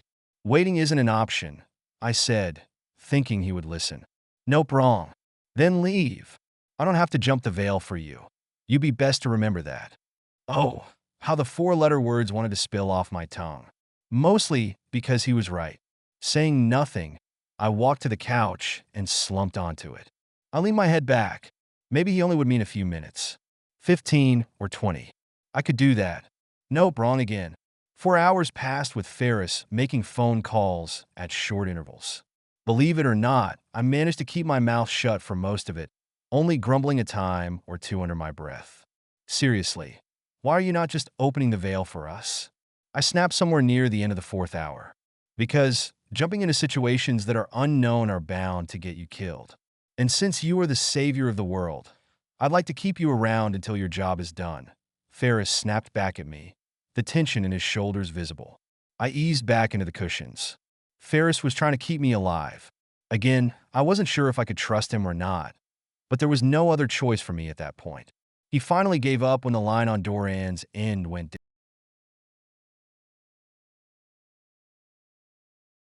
Without any warning, he swung his hand. The veil sliced open 10 feet away from him, and then I understood why. Bright sunlight filtered in, the splash of Doran's koi pond echoing back to us. Doran's courtyard, but no one was there. You aren't coming with us? I know you can open the veil into his dark room. And since we know there are intruders, do you want to stumble directly on them, or sneak up and remove their heads before they even know you are there? His eyes flashed with anger. Fine. I hated when he was right, mostly because he'd been a pain in my ass for so damn long. He might want to keep me alive, but when push came to shove, he would rather put me on the line than himself. Ferris couldn't go and check on Doran himself, but this would work for me. Close enough to Frank and his little necromancer friend that I wouldn't need him to move us around. I just borrow Doran's car and get them. Make sure he isn't hurt. True worry in Ferris's voice surprised me. Do not fail in this, Mira. The vampire nation has never been stronger than since he took the reins. We do not want to lose him. I snorted and headed toward the sunlight. He's my friend, Ferris. If something or someone is trying to hurt him, I will do everything I can. You fucking well know that. Alex snorted, his words betraying him again as he gained more humanity back every day. Doran is good, worth saving. But he ruined the serious tone by prancing across the room with his front knees firing up around his ears. He and I stepped through, Eric behind us. Have your wolf call me when you are ready, Ferris said, and the veil shut, closing us off. Not that I was worried, but I should have been. What the hell are you doing? He tackled Thomas to the floor, not caring if he broke the old man's ribs, head, or any other body part. The necromancer's eyes glazed the second the veil opened, and then all hell broke loose. Thomas snarled and tried to buck him off.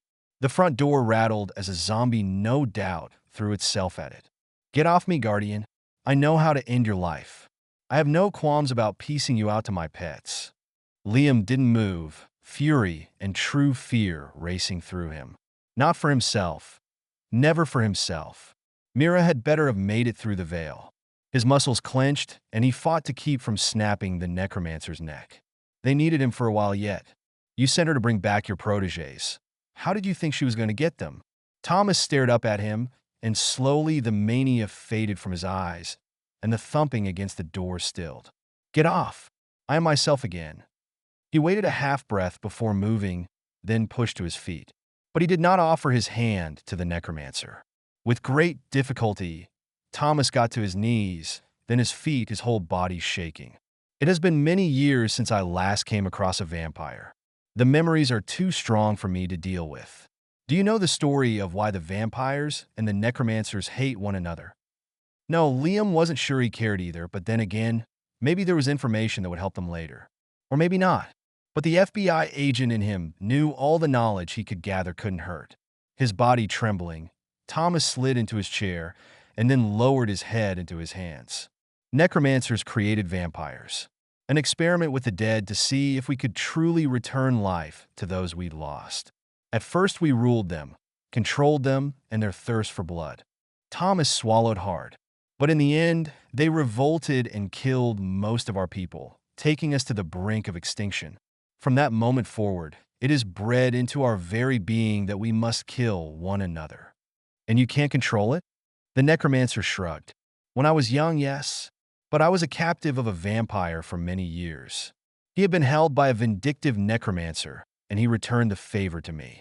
I learned much, but Liam didn't want to feel sorry for the necromancer who'd just tried to kill Mira, but he understood all too well the feeling of being held captive. How would he have dealt with Millie if he'd been bound by her for years? No, there would have been no coming back from that. Even Pamela wouldn't have been able to win him over. Mira will have to use the vampire to bring her back. My zombies are cued to recognize a vampire and kill it if it steps foot onto our land. Thomas finally lifted his head. I will not remove that from them. Not that he couldn't, but he wouldn't. Liam wanted to pull his hair out. There was no way to contact her, no way to tell Mira to have Ferris drop them off further away. He moved into the kitchen and picked up the phone, the line hissing at him, but it didn't go out. Without another second wasted, he called Doran's number. The phone on the other end rang a dozen times before he hung up. He waited a minute and called again. Nothing. Damn. Doing his best not to give into his inclination to smash the phone into tiny plastic pieces, he hung it up rather hard. There was nothing he could do. Back in the living room, he stood with his hands on his hips, staring out the window at the zombies, swaying ever so slightly in the early morning light. Perhaps he could get more information out of Thomas, find a way to make this time pass, and be of value. He dove in without preamble. There are demons coming through the veil, and they are possessing supernaturals. Yes and no. Evil spirits are coming through. They're not the same as demons, like shadows of a demon. Liam frowned. Why yes and no then? Some demons are being drawn through as well. I don't know who is doing it, but I have felt that through the veil. They're being called forth with magic. The veil is not ripped wide open, though there are attempts being made. Thomas placed his fingers under his chin, propping his head up. It is a precursor to the final break. Most likely whoever Orion has working for him on this side has the capability to bring forth demons and then allow them to possess others. It is a slow process, which is why they are freeing the evil spirits to possess the weaker-willed supernaturals as well. They are covering all their bases, whoever is doing this. Liam thought of India and the Black Coven, how close they had come to having their first victim in that little girl. She'd been inside a pentagram, and a hoarfrost demon would have possessed her if Mira hadn't stopped the ceremony. Witches, black witches are doing it, he said, sure of himself. They would have the power and access to the knowledge. It takes more than a desire to pull a demon through the veil. He turned toward the old necromancer. Can we send the demons back? Yes. There are ways. That is what the slayers were for. But there are none left but your tracker. Eric is a faint imitation. Years ago, he would have been lucky to be a teacher in the school that educated demon slayers. It is only because he is a brother to the greatest slayer our world has known that he is even tolerated. Slayers are not human. Liam closed his eyes. And Eric is. Yes. Thomas frowned. There is something about him I can't put my finger on, but I do believe he can teach her. If she will learn, I do not think it will be enough to stop Orion in the end, though. That was not what Liam wanted to hear. Not for a second. The demon's loose now. Again, Thomas cut him off. I know what you do, Wolf.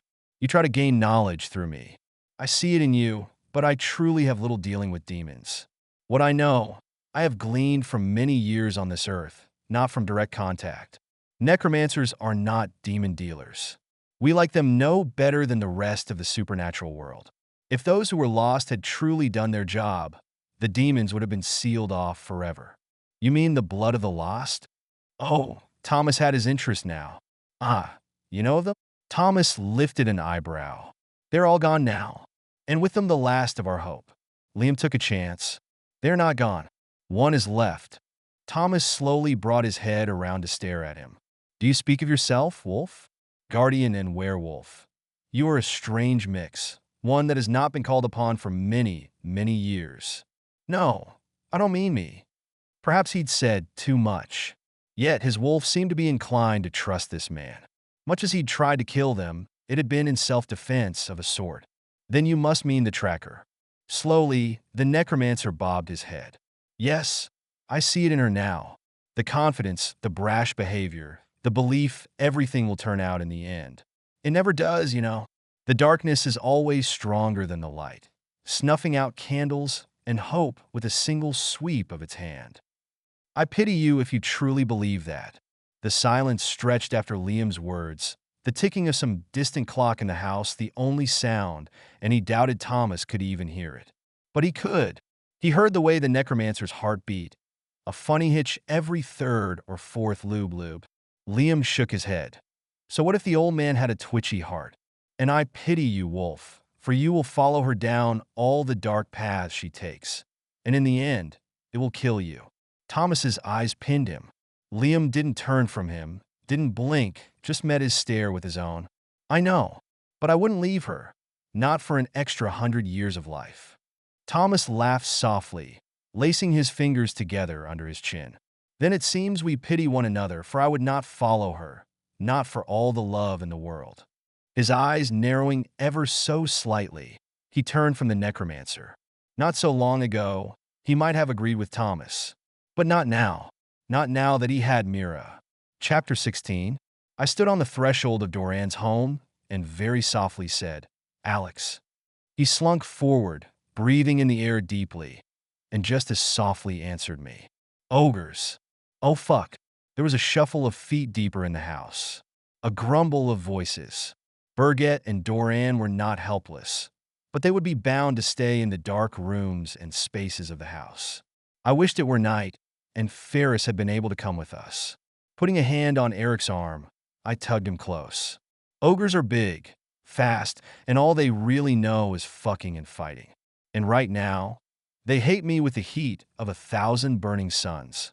Poetic, Eric whispered, but I did manage to figure that out the last time I saw you interact with them. I shrugged and gave him a tight smile. Thanks. I don't know how you'll fare against them, but stick close to me. He stilled. I'll wait outside. Again, he was going to leave me to do this on my own. Hell, he was really not much help at all. What a tool. Try not to get killed. I pulled my sword free of its sheath and headed into the house.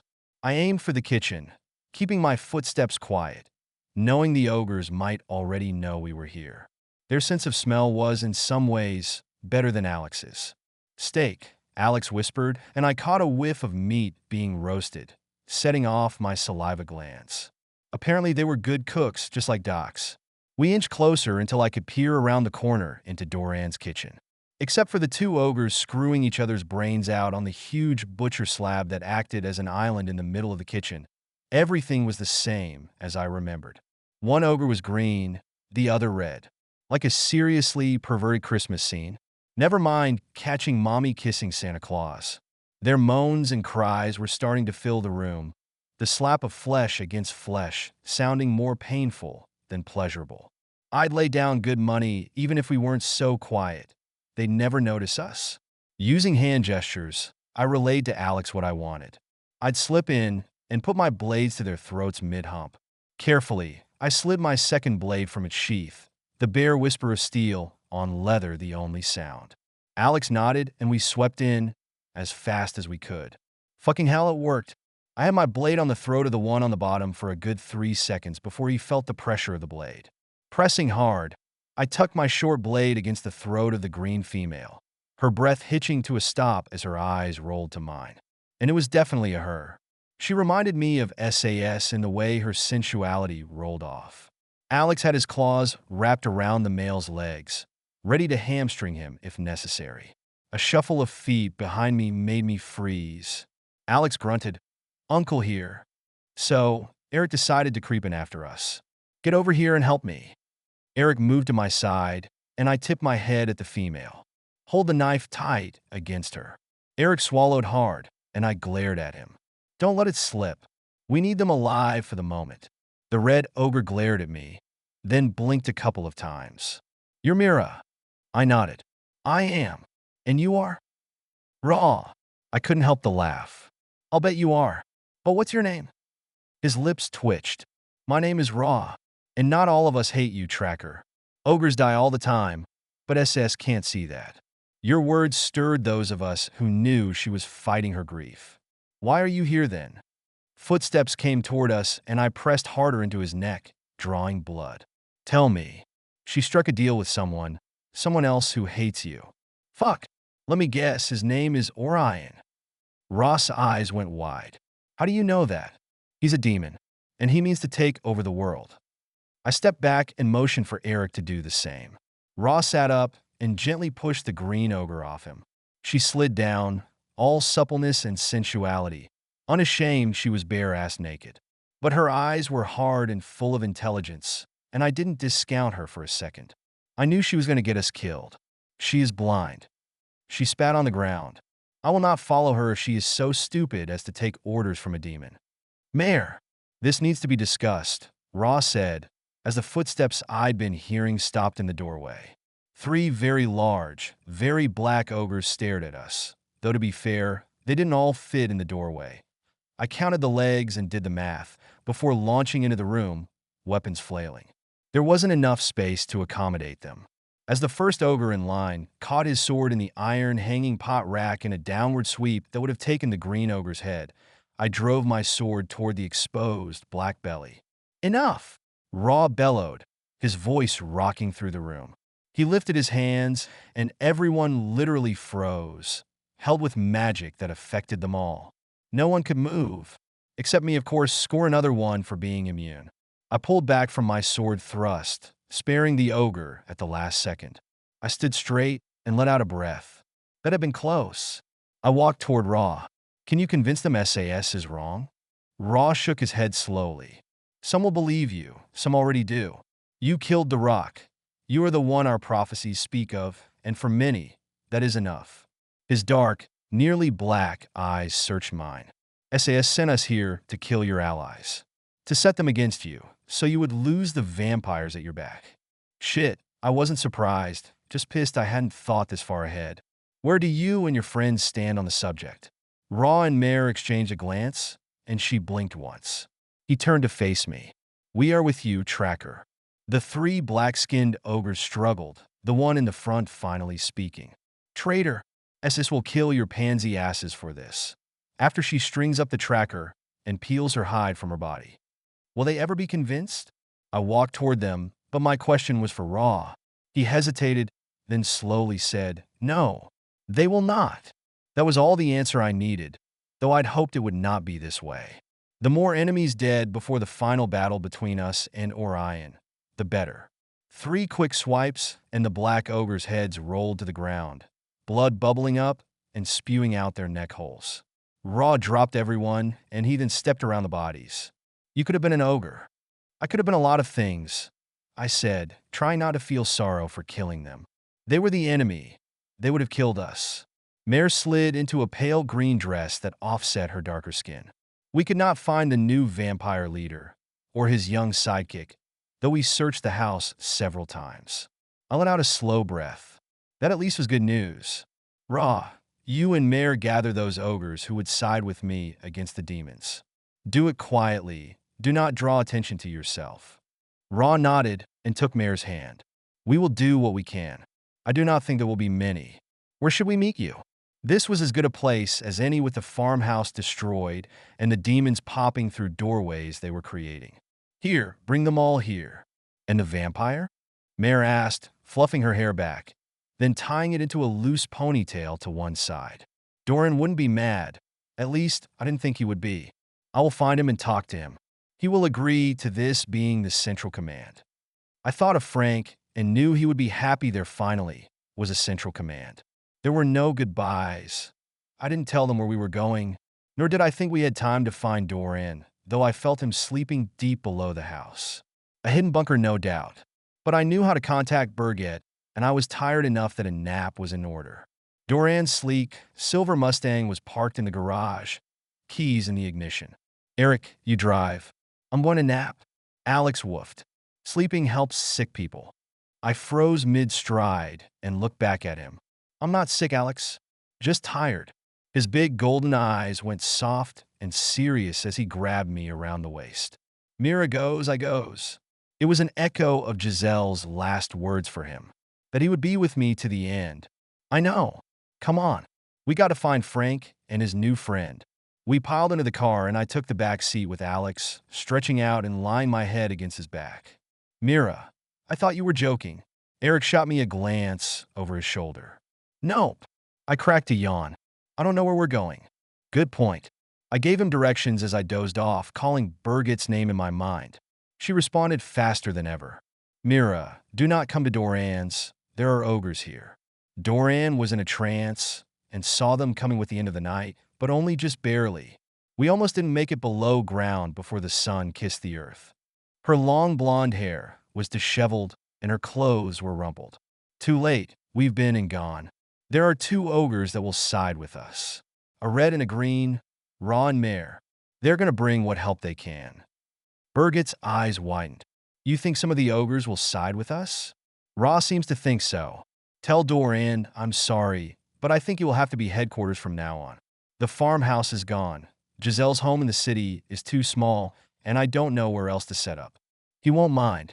Her voice softened, and I saw it in a brief flash. She cared for him, and he was in love with me. Shit sticks, that was not going to be fun. She smiled, reading me easily, seeing my discomfort.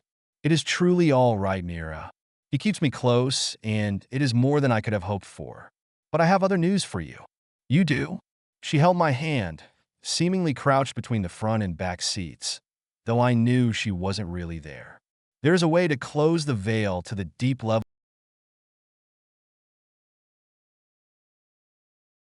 In my mind, I saw Eagle spread out in the bathtub, drained of all his blood, killed when he should have still been alive.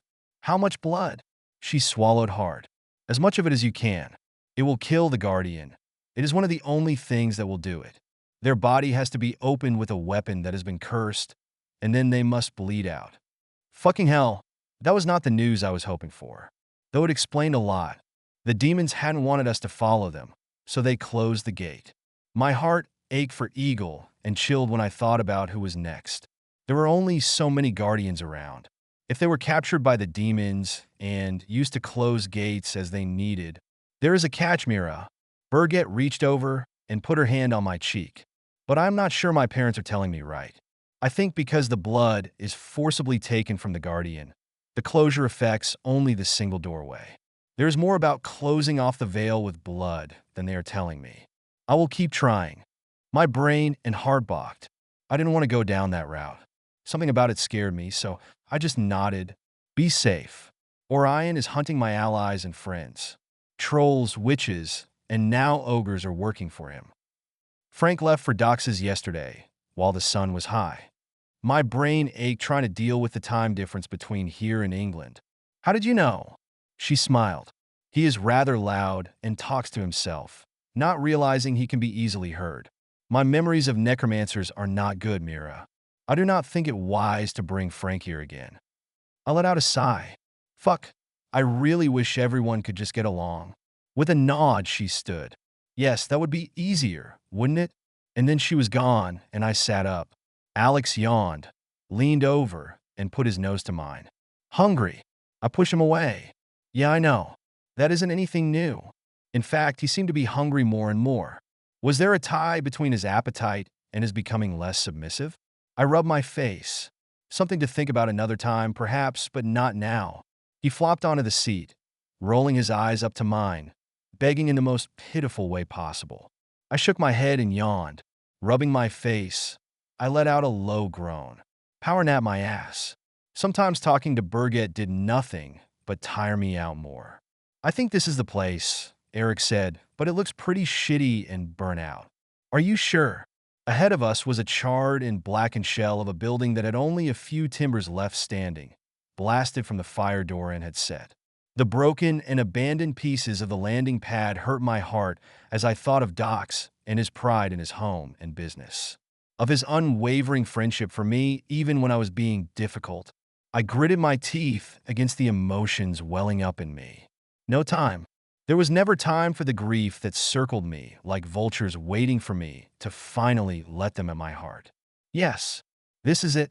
I rolled down the window, crisp air circling in with only a whisper of the burnt building tainting it. I leaned out and peered into the clear blue sky. High above us was a rather large bird floating on the drafts. So high, I was pretty sure it would be Eve. I tracked her and sure enough, it was her. Eve and Frank were here. But where was Necromancer number 2? Would she show up based on Frank's word? Only one way to find out. Eric, wait in the car in case we need a quick getaway, I said, expecting him to listen. You got it. He tapped the wheel, and I gave him a smile. Okay, so maybe he wasn't the brave, all-knowing mentor who could guide me through anything, but for now he fit in my life. Kinda. I couldn't take anyone bossing me around, and Eric didn't try. The car rolled to a stop, and I stepped out, Alex bounding behind me. He took one look into the sky and let out a long, deep howl. That was a lot easier than trying to call her down myself. Stick close, buddy. We're about to meet someone new. At least I hoped. I made my way toward what was left of the building, stared at the tattered yellow tape that fluttered in the wind around it. If I closed my eyes, I could see the landing pad as it should have been, whole and full of laughter. Full of Doc's and all his cooking, brownies, and ogre beer. A tear snuck out and trickled down my cheek. I let it go. He deserved more than one tear, but that was all I could afford at the moment. Mira sat for Doc's. I is sad, Alex said, sitting beside me. No more brownies. I dropped a hand to his head and roughed it up a bit. Maybe you can talk Pamela into baking you brownies when she's back. Normally that would have cheered him, but not now, not this new Alex. Not the same, he said, then let out a heavy sigh. Above us, several beats of wings battering the air, and then a soft thump. Mira!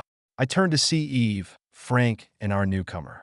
The girl behind Frank had bright red curly hair that was wind-tossed, making it even bigger.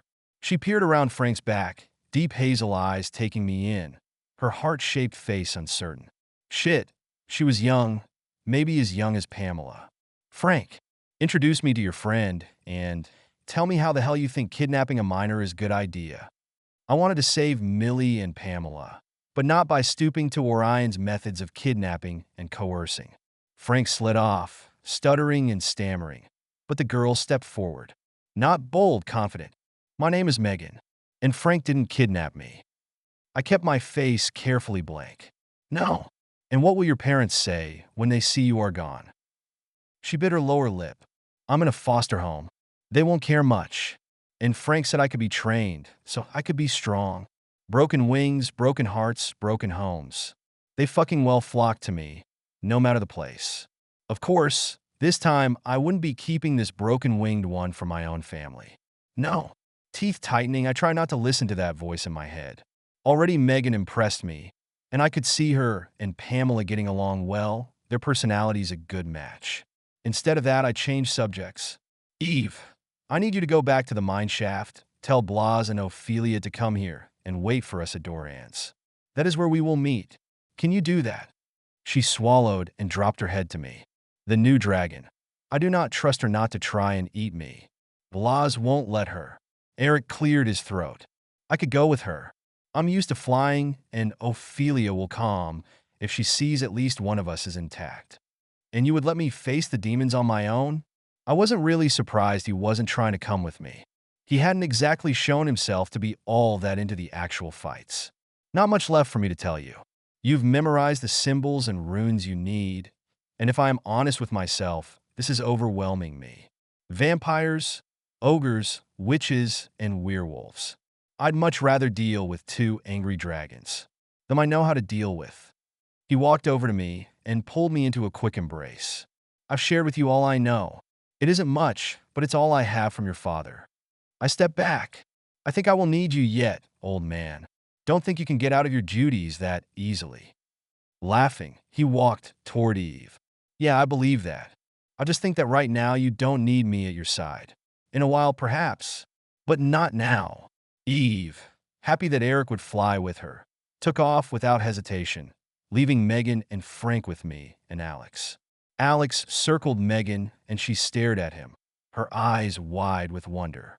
Wow, I thought Frank was shitting me when he said he knew a werewolf. I glanced at Frank and he blushed and pushed his glasses up his nose, but said nothing. Well, you're about to meet a hell of a lot more than that, kid. Can you control zombies yet? She nodded. Yup, it's why my family booted me out.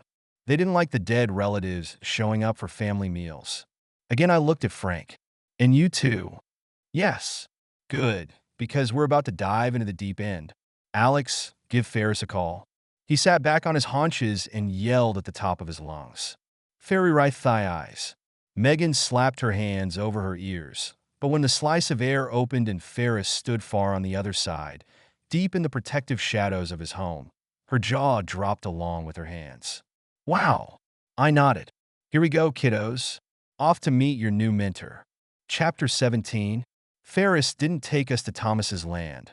Not right away. He took us back to his hidey hole, the one with the shuttered and blackened windows. I was just glad it wasn't his cement room that I couldn't have handled. And while Frank and Megan were somewhat squeamish around him, I was guessing their inborn dislike of vampires was making them uncomfortable.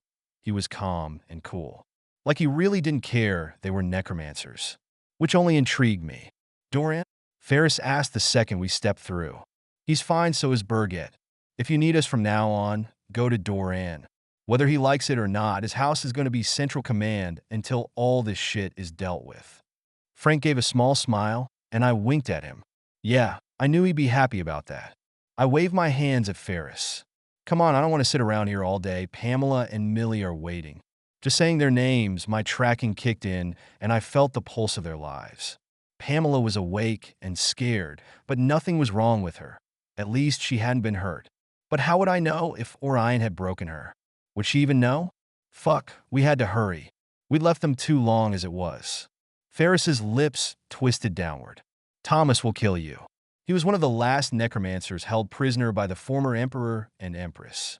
He tucked his hands behind his back, clasping and unclasping them several times. His nerves showed. I let out a groan. That couldn't be good. Let me guess, more than anyone else, he has a major hate-on for vampires? Megan let out a squeak. Vampires? Really? Will I get to meet one? Holy shit, she was green. Ferris, though, seemed more than a little amused. I like this one, Mira. She has spunk. Reminds me a bit of Pamela. Perhaps you would like to leave her here with me to train? Yeah, that's not going to happen. I said nothing else, not really wanting to encourage him. Trusting Ferris was like trusting a boomerang. It came and went, but it was never right where you thought it would be. Really, honestly, there aren't vampires out there, are there? Good grief, she sounded like a love-struck teenager. Probably thought they sparkled in the sunlight instead of burning like a gasoline-soaked torch. My sister is a vampire. You might meet her, I said, keeping my eyes on Ferris. His lips twitched. For now, Megan didn't have to know. Even though Frank shuffled his feet and his face went bright red with keeping a secret from his pretty young friend, he said nothing. Good boy. Ferris cleared his throat. I believe it will be best if I open the doorway directly into the house Thomas lives in. That way the zombies he is roaming will not have as much of a chance to tackle you. I lick my lips. You can't kill him, Ferris. We need him, and so do Frank and Megan. He put a hand to his chest, and his eyes widened in mock innocence, the ass. Why would you say that? You assume I would just attack someone? Because I know you. I snapped. I know if you have history with Thomas, you want to see him face to face for some stupid fucking reason that will, in the end, ruin everything. Ferris's grin slipped. He and I have unfinished business. I don't fucking well care. You can deal with him after he has helped us and after he has trained these two to their fullest potential. And not 1 second sooner. Got it. By that point, I was right in his face, physically crowding him. Of course, he didn't back down. That wasn't his style. You do nothing the easy way, do you? Ferris stared down at me. I do things the only way I know how. I took a step back. Open the veil. Let's get this over with. Frank and Megan crowded up behind me, and Alex sat quietly at my side. Ferris flicked his hand, and the veil opened, giving us a perfect view of the inside of Thomas's house, a glaring Thomas and Liam staring past me at Ferris. Grabbing a kid in each hand, I shoved them through ahead of me. There you go, Thomas.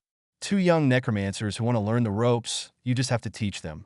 Frank and Megan stumbled forward, and Frank flicked a glare back at me. At least he had a little spine. Alex bounced through next to me, and I turned around, expecting to see the veil had closed. Nope, no such luck. Ferris strolled through, sweet as you please, a smile on his lips that was big enough his fangs showed clearly. Hello, Thomas. Thomas launched from his chair, his eyes darting one way and then the other. The zombies outside let out an instant communal roar that shook the house. Ferris, get the hell out of here. I tried to grab him, tackle him, stop him from whatever it was he was planning. He avoided me with ease as the first window shattered and the ground shook. He has a zombie giant, you moron. It took everything I had to keep my body between Ferris and Thomas. This couldn't be happening. Frank, Liam yelled. Can you stop the zombies? I'll try. Megan was much more confident. Hell to the yeah, I can kick those rotters to the curb. I don't know what she and Frank did, but the zombies did seem to slow, or at least they calmed down. Ferris, on the other hand, was still staring at Thomas, while I did my best to keep him from getting any closer. Ferris, we need Thomas. You can't kill him. I never said I was going to kill him, Mira. I just want to talk to him. Thomas let out a scream that was pure fear, the echo of it flowing through the house. I don't think he wants anything to do with you. I finally got my hands on Ferris's arms. But it was weird. It was like I wasn't really there in a sense, like in that moment nothing existed for the vampire except Thomas. His eyes were focused only on the necromancer. After more than a few tense breaths, Ferris slumped and he shook his head. All right, old man, I will go. He backed away, twisted the veil, and stepped through into a room I knew was his special dark place. Somewhere no one could find him, a cement room buried in the ground. With Ferris gone, the air around us shifted and mellowed. Thomas let out a long, low groan and slid to the floor, his back against the wall. Why? Why did you bring him here? I didn't. I told him he couldn't come, but as soon as he knew it was you, I didn't know what to say. How the hell did I make this right so Thomas wouldn't toss us out on our asses without helping Millie and Pamela? Thomas rubbed a hand over his face. I should have known he would find me. I have hidden from him for years. At some point, Liam had moved to my side, and his presence calmed me. Where is Eric? Gone back to Ophelia and Blas. He can't go with me through the veil anyway. Hell, just the thought of going into demon territory on my own made my heart rate spike. Not that I wouldn't do it, I just wasn't real happy about doing it on my own. Thomas, how soon can you open the veil? He blinked up at me several times, as if he'd forgotten I was there. I crouched beside him so I could look him right in the face. Thomas, you need to open the veil into the deep level so I can get my friends. Do you understand?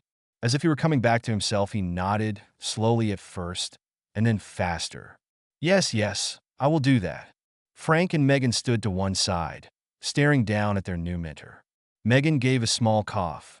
Excuse me, this is our mentor? This old dude is going to teach us how to be powerhouse necromancers. The disbelief in her voice was heavy, and again, I didn't really know what to say. I mean, Thomas looked like shit. I wouldn't want him to be my mentor either. Yes, he is. But right now, he's going to do a job for me. I grabbed his forearm and hauled him to his feet. Aren't you Thomas? You will need a timer, so you know when I will open the veil again, and you can be there, waiting. I will only hold it open a brief time, no longer than a minute, or we could end up fighting off demons and evil spirits of all sorts. With great effort, he seemed to be putting himself back together, though every few breaths he took his whole body shuddered lightly. I hoped that Frank and Megan hadn't noticed, though I was sure Liam had. Mira, Liam said my name, and the way he breathed it out tugged at my heart. He didn't have to say anything else. I knew what he meant. He was afraid for me to do this. Shit, I was afraid. But Giselle had always said bravery wasn't being unafraid. It was doing what had to be done even if you were terrified. Not really comforting in that moment, true as it may have been. I touched my fingertips to his, just the tips. Anything more, and I wasn't sure I would let go. I'll be fine. As soon as I find Pamela and Millie, I'll have lots of firepower at my back. His jaw ticked and tightened, and there was a faint glimmer in his eyes I couldn't look at. Nope, not doing this, not here. Thomas pulled himself up to his full height, his vertebrae cracking and popping. He reached into his vest and produced out a thin, gold metal bracelet. Megan made a face, and Frank carefully put himself a step in front of her. Mira, wear this. Thomas handed the bracelet to me. It is cool now, but as your time wanes, it will begin to heat.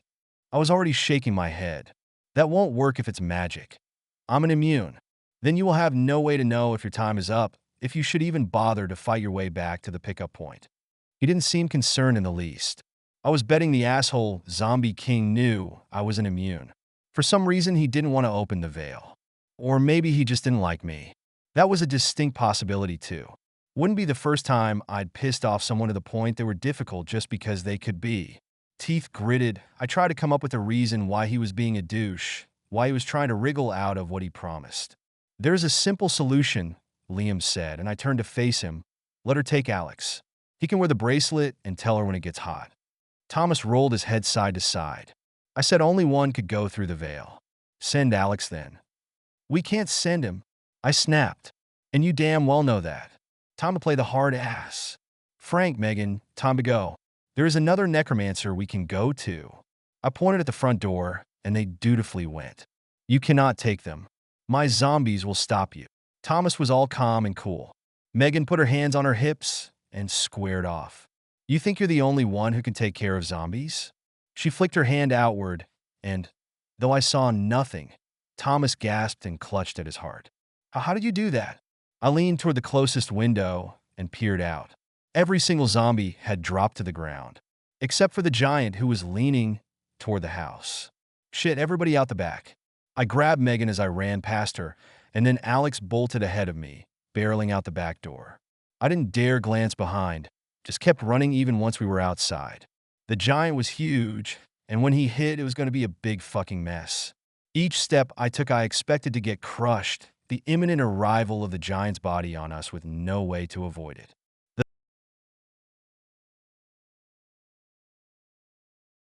Behind us, there was an explosion of wood, metal and glass as the giant's body hit Thomas's house.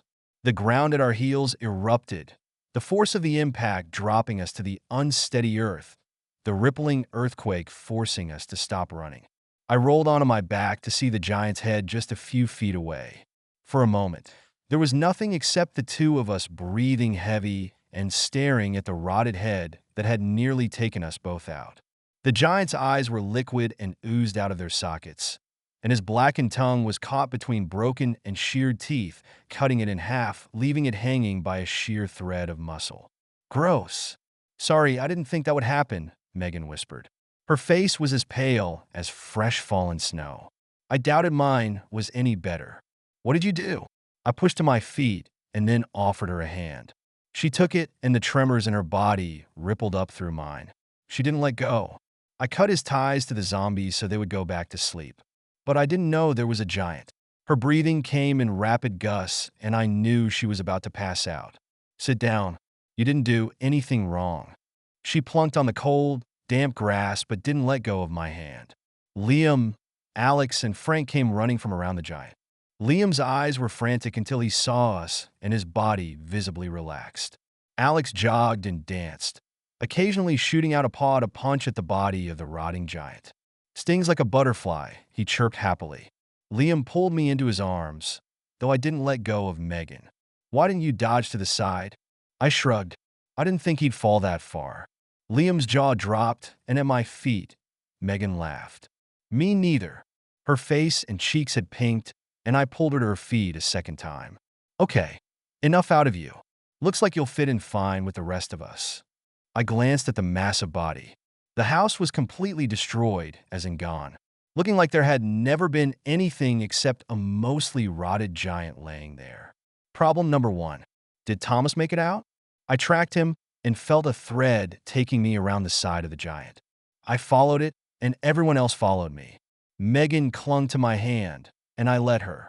There was not any immediate fighting I could foresee, and we didn't need her doing anything else without explicit instructions. Thomas stood to one side of the giant, his hands in his hair, his mouth moving as he talked to himself. I interrupted him. Thomas, are you going to send me and Alex through the veil now? His head snapped up as the giant's body bucked. Ah shit, not again. I backed away, letting go of Megan. Get ready to run, people. The giant bucked twice, and then began to sink, dissolving into the ground. The earth seemed to reach up and drag the giant down, swells of dirt and grass tugging at the body until it melted back to where it had come from.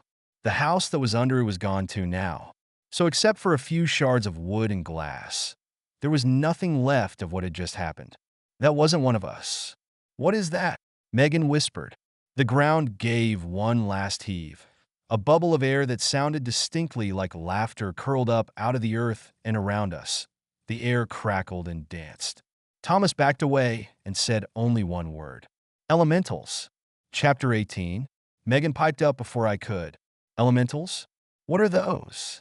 Like wind and fire and stuff? I will not speak of the elementals our world holds. That is not the way we do things. Do not ask me again. None of you. He took a deep breath and again shook his head. Mira, I will send you and your Alex into the deep veil. You have 3 hours. No more, no less. Shit, I wanted to know about the elementals too. Something about what he said stirred a memory for me. A salvage I'd gone on years ago. I shook it off. Another time I'd asked Thomas. Even though I was probably poking a bear, I couldn't help it. I had to know. Why did you change your mind? Why are you helping me now? His eyes flicked to Liam, and then he said very softly, perhaps even an old man wants to believe the darkness can be beaten back, even if just for a moment. Wow, that was not what I expected. Thomas barked out a laugh. Then again, I also believe I would like you out of my life as soon as possible, and this will be the only way. Chaos and danger. You trackers are always the same. I'd forgotten that. He flicked his hand, tossing the bracelet to Alex, as if his earlier words were nothing. Alex grabbed it mid-air, and the bracelet locked around his right front ankle. He gave it a shake, the gold catching the light. Pretty. 3 hours. That should be plenty. I stepped beside Alex and didn't look at anyone else. This was not goodbye. I would see them soon enough. Frank and Megan wished me luck. I nodded at them, but said nothing. Liam didn't say anything either. This was just another moment in our lives together, yet always pulled apart. Megan and Frank, come here to my side. This is your first lesson. The 2 young necromancers went to him, and he put a hand on each of their shoulders. I will draw strength from you, and you will help me open the veil. It is the only way. It will also show you how to open the veil, both to the deep level and to any other place you should need to travel. They let out dual gasps as his fingers tightened on their shoulders. In front of me, the veil opened slowly, like it was being pushed through thick black mud. Yet it wasn't blackness that awaited on the other side, but a strange flickering twilight that gave me an instant headache. Bad light, Alex grumbled, blinking, his eyes watering. Mine were doing the same. 3 hours, then be back at this point, Thomas said. There was nothing for it but to go fast. I stepped through, Alex at my side. The deep level of the veil was odd. Really odd. Like everything had been drawn by a sketch artist, yet never fully finished. Gray and black, shades of white and off-white. No color I could see. Hell, in a way, Alex and I fit in not too badly, if it hadn't been for my auburn hair and his golden eyes. I took him where we were, an archway made of what looked like black steel, woven with bones, brittle and nearly gray with age. Each bone had symbols etched into them, so that not a piece went without a marking. Although I didn't recognize all the symbols, A few looked similar to those on the doorway in the castle, which meant this doorway would either keep the demons out or keep them in. None of that mattered at the moment. We had to get Pamela and Millie. I tracked them and almost gasped. While I clearly felt them and knew what direction they were in, they were not close. Easily 1,000 miles away. Easy. Shit, shit, shit. Even if we had a car, there was no way we could do this in 3 hours. Panic nearly set in, but I bit it back. We would find a way. We had to. Come on, Alex, we have to go. I started to run, as fast as I could, my heart pounding with fear for my friends. What I hadn't expected was the way the landscape shifted and turned under my feet. The ground blurred, and I stumbled to a stop, Alex ramming into me and taking us both to the ground. Sorry. Didn't see you, ground is funny. He rolled up to his feet and brushed himself off. I looked around, behind us in particular. I couldn't see the archway. How was that possible? The deep levels of the Vale can do strange things, Mira. You can travel hundreds of miles within minutes, if you so choose. I spun, my jaw dropping. Giselle stood in front of me, a sword in one hand and a thick, short spear in the other. She was younger than I'd ever seen her, her hair without a single gray in it, her face without a single line. Giselle, how the hell are you here? When the worthy die, they are sent to guard the rest of the levels of the Vale from those cast into the deep level. A grin slipped up over her lips. It is rather fun at times. Her smile faltered. But why are you here? Orion took Millie and Pamela, and he plans to take Millie's child and possess it.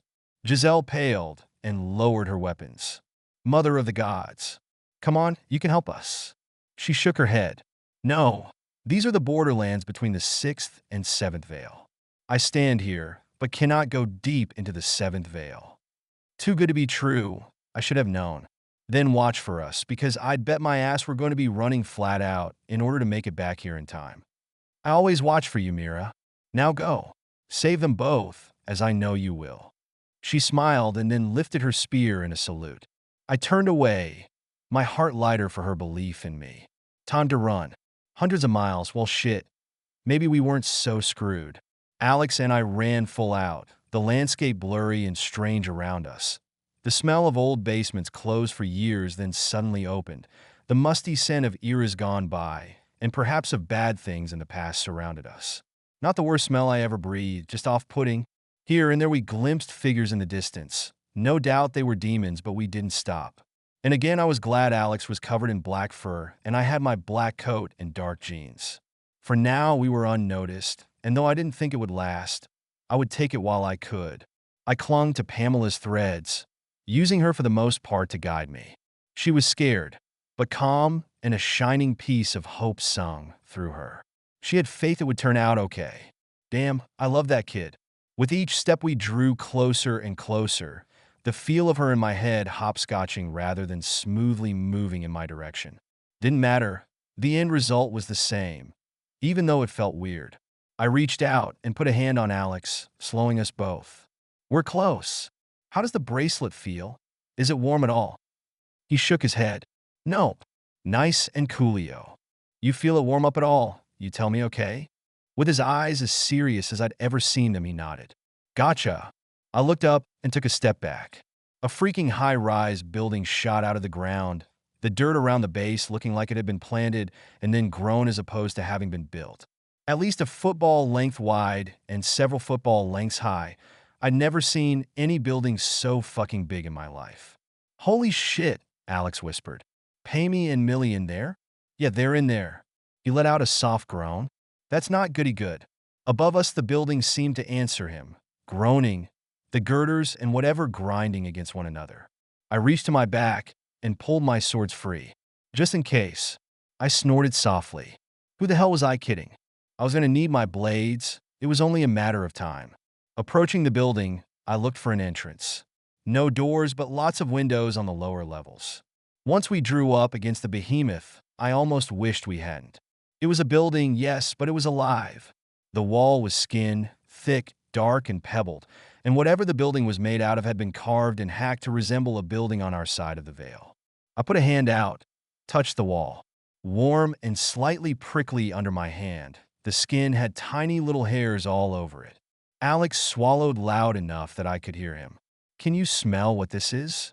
No, no, no. Alex no knows. Shit, if he was reverting back to third person. I turned to see him peeing where he stood. Terrified, I crouched beside him. Alex, listen to me. I know you're scared. I am too. But Pamela and Millie need us, so we have to go in there. We have to get them out and take them home. You understand? We both need to be brave. Whimpering, he nodded. Pammy shouldn't stay inside the monster. Monster? Yeah, that was enough for me. I didn't really need to know what the demons had carved up in order to make their building. In fact, I didn't really want to know at all. The first window I peered in. Inside seemed again to be a mockery of an office building with a desk and chairs, a filing cabinet. Very strange. Some of it seemed to be carved directly out of the building, out of the creature. But there were spots where new material had been brought in, nailed and screwed into place, where I saw the stains of old blood from those anchor points trickling down the walls. How long had this monster been kept like this? I shook my head. What a miserable fucking existence. I lifted my hand to the window, and before I touched it, it slid open. A welcome to our home sign wouldn't have freaked me out as much. No matter. We needed in, and we were going in. Alex gave me a boost, and then scrambled up the side. The building didn't shudder, but I almost felt its pain. I peered out to see Alex's claws dug in to make it up over the ledge. A strange sensation flooded over me, and I let it take me and said the words rattling in my brain. Sorry, we just need to get our friends out. We mean you no harm. The building/monster gave a slight shudder and went quiet, and for a split second, I almost thought I heard a whisper of words. So low I could easily convince myself I was hearing things. Except for the way Alex's ears perked up and he tipped his head. I will help, but that would be ridiculous. A demon wouldn't help me, a demon slayer. I pushed the words away and crept across the room to put a hand on the door. From what I could tell, we had to find a way downstairs. Millie and Pamela were way below us. I did my best not to think about it. But before I opened the door, I waved my blade in the pattern Eric taught me and had Alex do the same with his claws. We were in full-on demon territory. Seemed dumb, ass stupid not to be as prepared as we could. But again, there was no burning light, nothing to indicate the runes worked, which gave me the willies. Turning the doorknob slowly, it twisted with a soft creak that made me cringe even though it was pretty quiet. I opened the door enough to peer down the hallway, then put my head out further to peer down the other end. Nothing. Empty. Somehow that didn't make me feel any better. You wanted to feel good about being in a place where Orion existed in the flesh? Where demons lived and breathed and bred. My body froze as the thought hit me. Motherfucking pus buckets. Sweat broke out along my brow, and I had to force myself to move.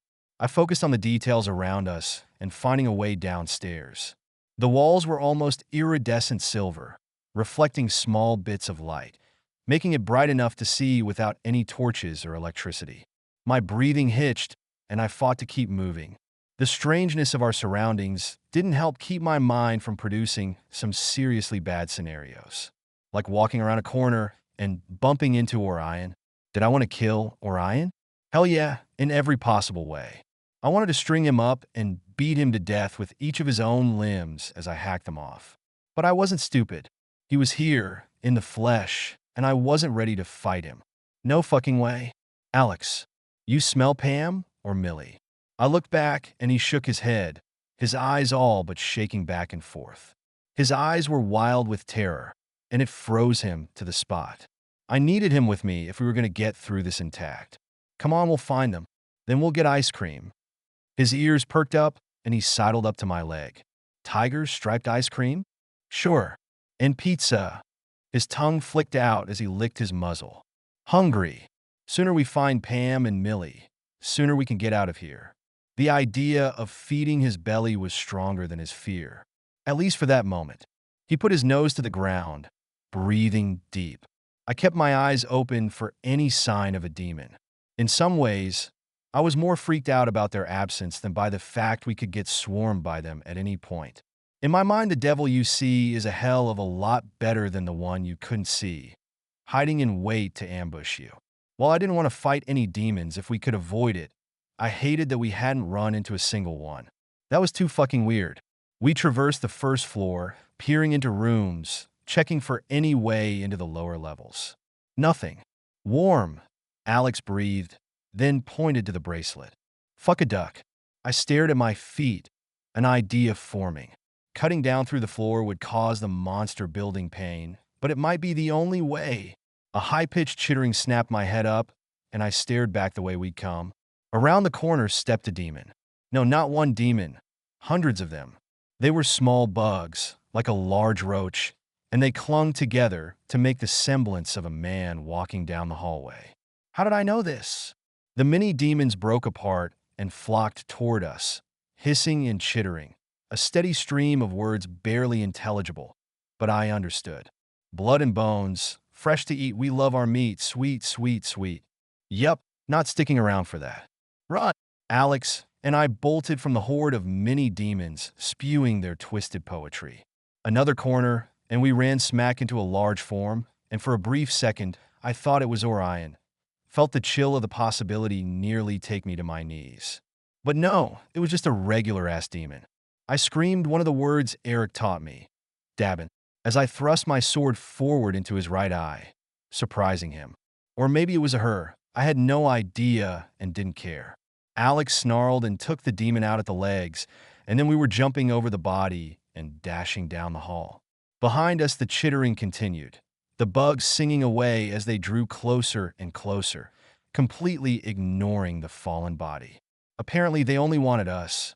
There were no doors to go through, no getting away from these things, and they moved fast like water rushing down a river. A door would be fucking well nice. I breathed out as we ran, my eyes searching, and then shit, a door ahead shimmered into existence. I didn't question it, though a part of my brain said I probably should. No time. I grabbed the handle and swung the door open, Alex and I falling through before we slammed it behind us. This room was darker than the others. Darker, and it smelled like shit. I stood and gagged, unable to keep my gorge from rising. Damn stinky. Alex grumped, heaving beside me. In the near dark, I barely saw him. Not that it mattered.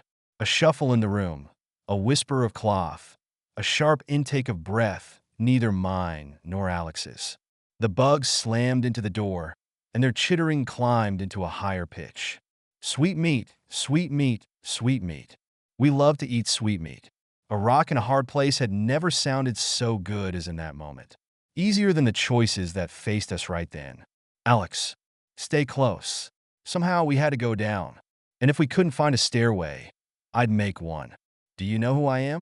A voice, raspy with disuse, called from the darkest shadows of the room. Nope, and we aren't making any fucking introductions. Come any closer, and the only hello you'll get will be from the tip of my sword. I backed away, Alex with me. Little tracker, little Mira. Don't you want to see me? Don't you want to know what your fate will be if you keep on this path of destruction? If you wish to finally face Orion, you need to know what he will do to you. What he does to all demon slayers. That voice, it pulled at me, made me stop thinking about finding Millie or Pamela. For a moment, I forgot about the thousands of demon bugs waiting for us on the other side of the door, though they hadn't stopped their sing-song of death. Who are you? I whispered. He shuffled closer.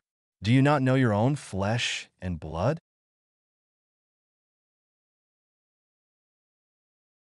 I stumbled back. That can't be. I left you behind, with Ophelia and Blas. He let out a groan, a doppelganger demon, one who took my face and showed you what you wanted to see. A family member, one who could teach you a little about demons, yes? Give you symbols and things that would help you stop them? I swallowed hard, my mind backtracking. Fuck me. How could I have not seen it? The pieces of the puzzle slid into place, and I barely breathed. Eric, the one I'd left behind, and Orion had said the same thing. The same quote about the blind not wanting to see. Or what about the fact our blades only burned bright when Eric was with us? Shit, it had been him making us think there was power in his stupid freaking words and symbols. He'd even convinced me not to track demons, so I wouldn't figure out what he was. Yes to all the above. Words that would keep them from you? That would end their existence? Words like Dabbin. The light around him grew stronger. But did he say he had no real power? He was just a human, taking his brother's place? I nodded, numb to the core. But he helped me. You aren't telling me the truth. The Eric in front of me gave me a tired smile. Did he help you? Again, I was forced to see that while I'd wanted the other Eric to help me, he'd always hung back, doing the minimum, really just getting in my way, slowing me down, putting me in danger on my own. This Eric, the one in front of me, let out a tired sigh. In families of slayers, every member has magic running through their veins. There are no words that work against demons. It is your blood and your heart, and the innate power you carry. The fact you're immune is proof enough. The fact that you carry a small ability to glamour, the fact that you're a tracker, all of those are proof that you are a slayer to the bone. He slumped to his knees, then fell back to his ass. It was then that I saw the chains, heavy black links that held him tight to the wall and allowing no more than a few feet in each direction. Ophelia vouched for him. Why would she do that? While I waited for him to answer, I tracked slayers as a whole and got a solid ping right in front of me. But nothing else, not even on the other side of the veil. Not even from Alex, who supposedly had demon slayer blood in him. But of course, that was a lie too. More puzzle pieces came together. If Alex and Liam thought they could take down demons, they would leap into the fray, putting themselves in a danger they couldn't truly face. The demon Eric had been setting us up all along, hoping to kill off my allies. They would have believed themselves safe behind the demon Eric's silly words and symbols slashed into the air. Rage flooded my body as the real Eric spoke. Ophelia is broken badly. Her mind twisted when your father died. She would be very easy to convince, easy to control. Are you fucking kidding me? I spluttered. Easy to control? That is what happens when the bond between rider and dragon is destroyed. The rider can survive, but the dragon, their minds are too deeply ingrained with the bond. Even if they seem sane, they lose their ability to deeply read someone's mind. It burns that ability clear from them when their partner dies. A sudden, sinking thought like a half-ton of cement slid through me. If I don't have Blas to ride in a battle against Orion, what happens? Eric lifted his eyes to mine. The world is done. If your dragon dies, and Ophelia dies, there are none able to carry you into the darkness. They're the only two who could do it. Trust your heart, Mira. Your heart will never lead you wrong. Your heart will get you killed one day. Love is never wrong, and your heart knows it. My heart said he was telling the truth. I lifted my sword, and he closed his eyes. Only one thing left to do, and no time to second-guess myself. Chapter 19. The blade on the chains caused a spark, but the blade prevailed, biting through the thick chain with relative ease. Come on, Uncle. We're on a rescue mission. I just didn't know we'd be taking 3 out of this hellhole. He might not have been reliable in the past, according to my mother, but I didn't think he was that way anymore. The man in front of me was a solid rock of strength. I guess being captured by a demon changed you. Besides, I needed him at my side. A breath whooshed out of him. How do you know I'm your uncle and not a demon taking his place? I shook my head. You wouldn't believe me. Try me. I track slayers as a unit. You're the only ping I got. That end, my heart tells me you're telling the truth. I trust that more than any words you say. He whispered to himself as I turned away. Just like Elena. That was my mother's name. She always led with her heart. Always. There was a slight tremor in his voice. No time for crying and shit right now. I said, ignoring the shake in my own voice. We got to find a way downstairs. Pronto. There is only one way, he said, then pointed at the doorway behind us that bulged and sagged with the weight of those fucking bugs. You're shitting me. I shit you not. Eric, the real Eric, cranked the door open and swept his hand forward.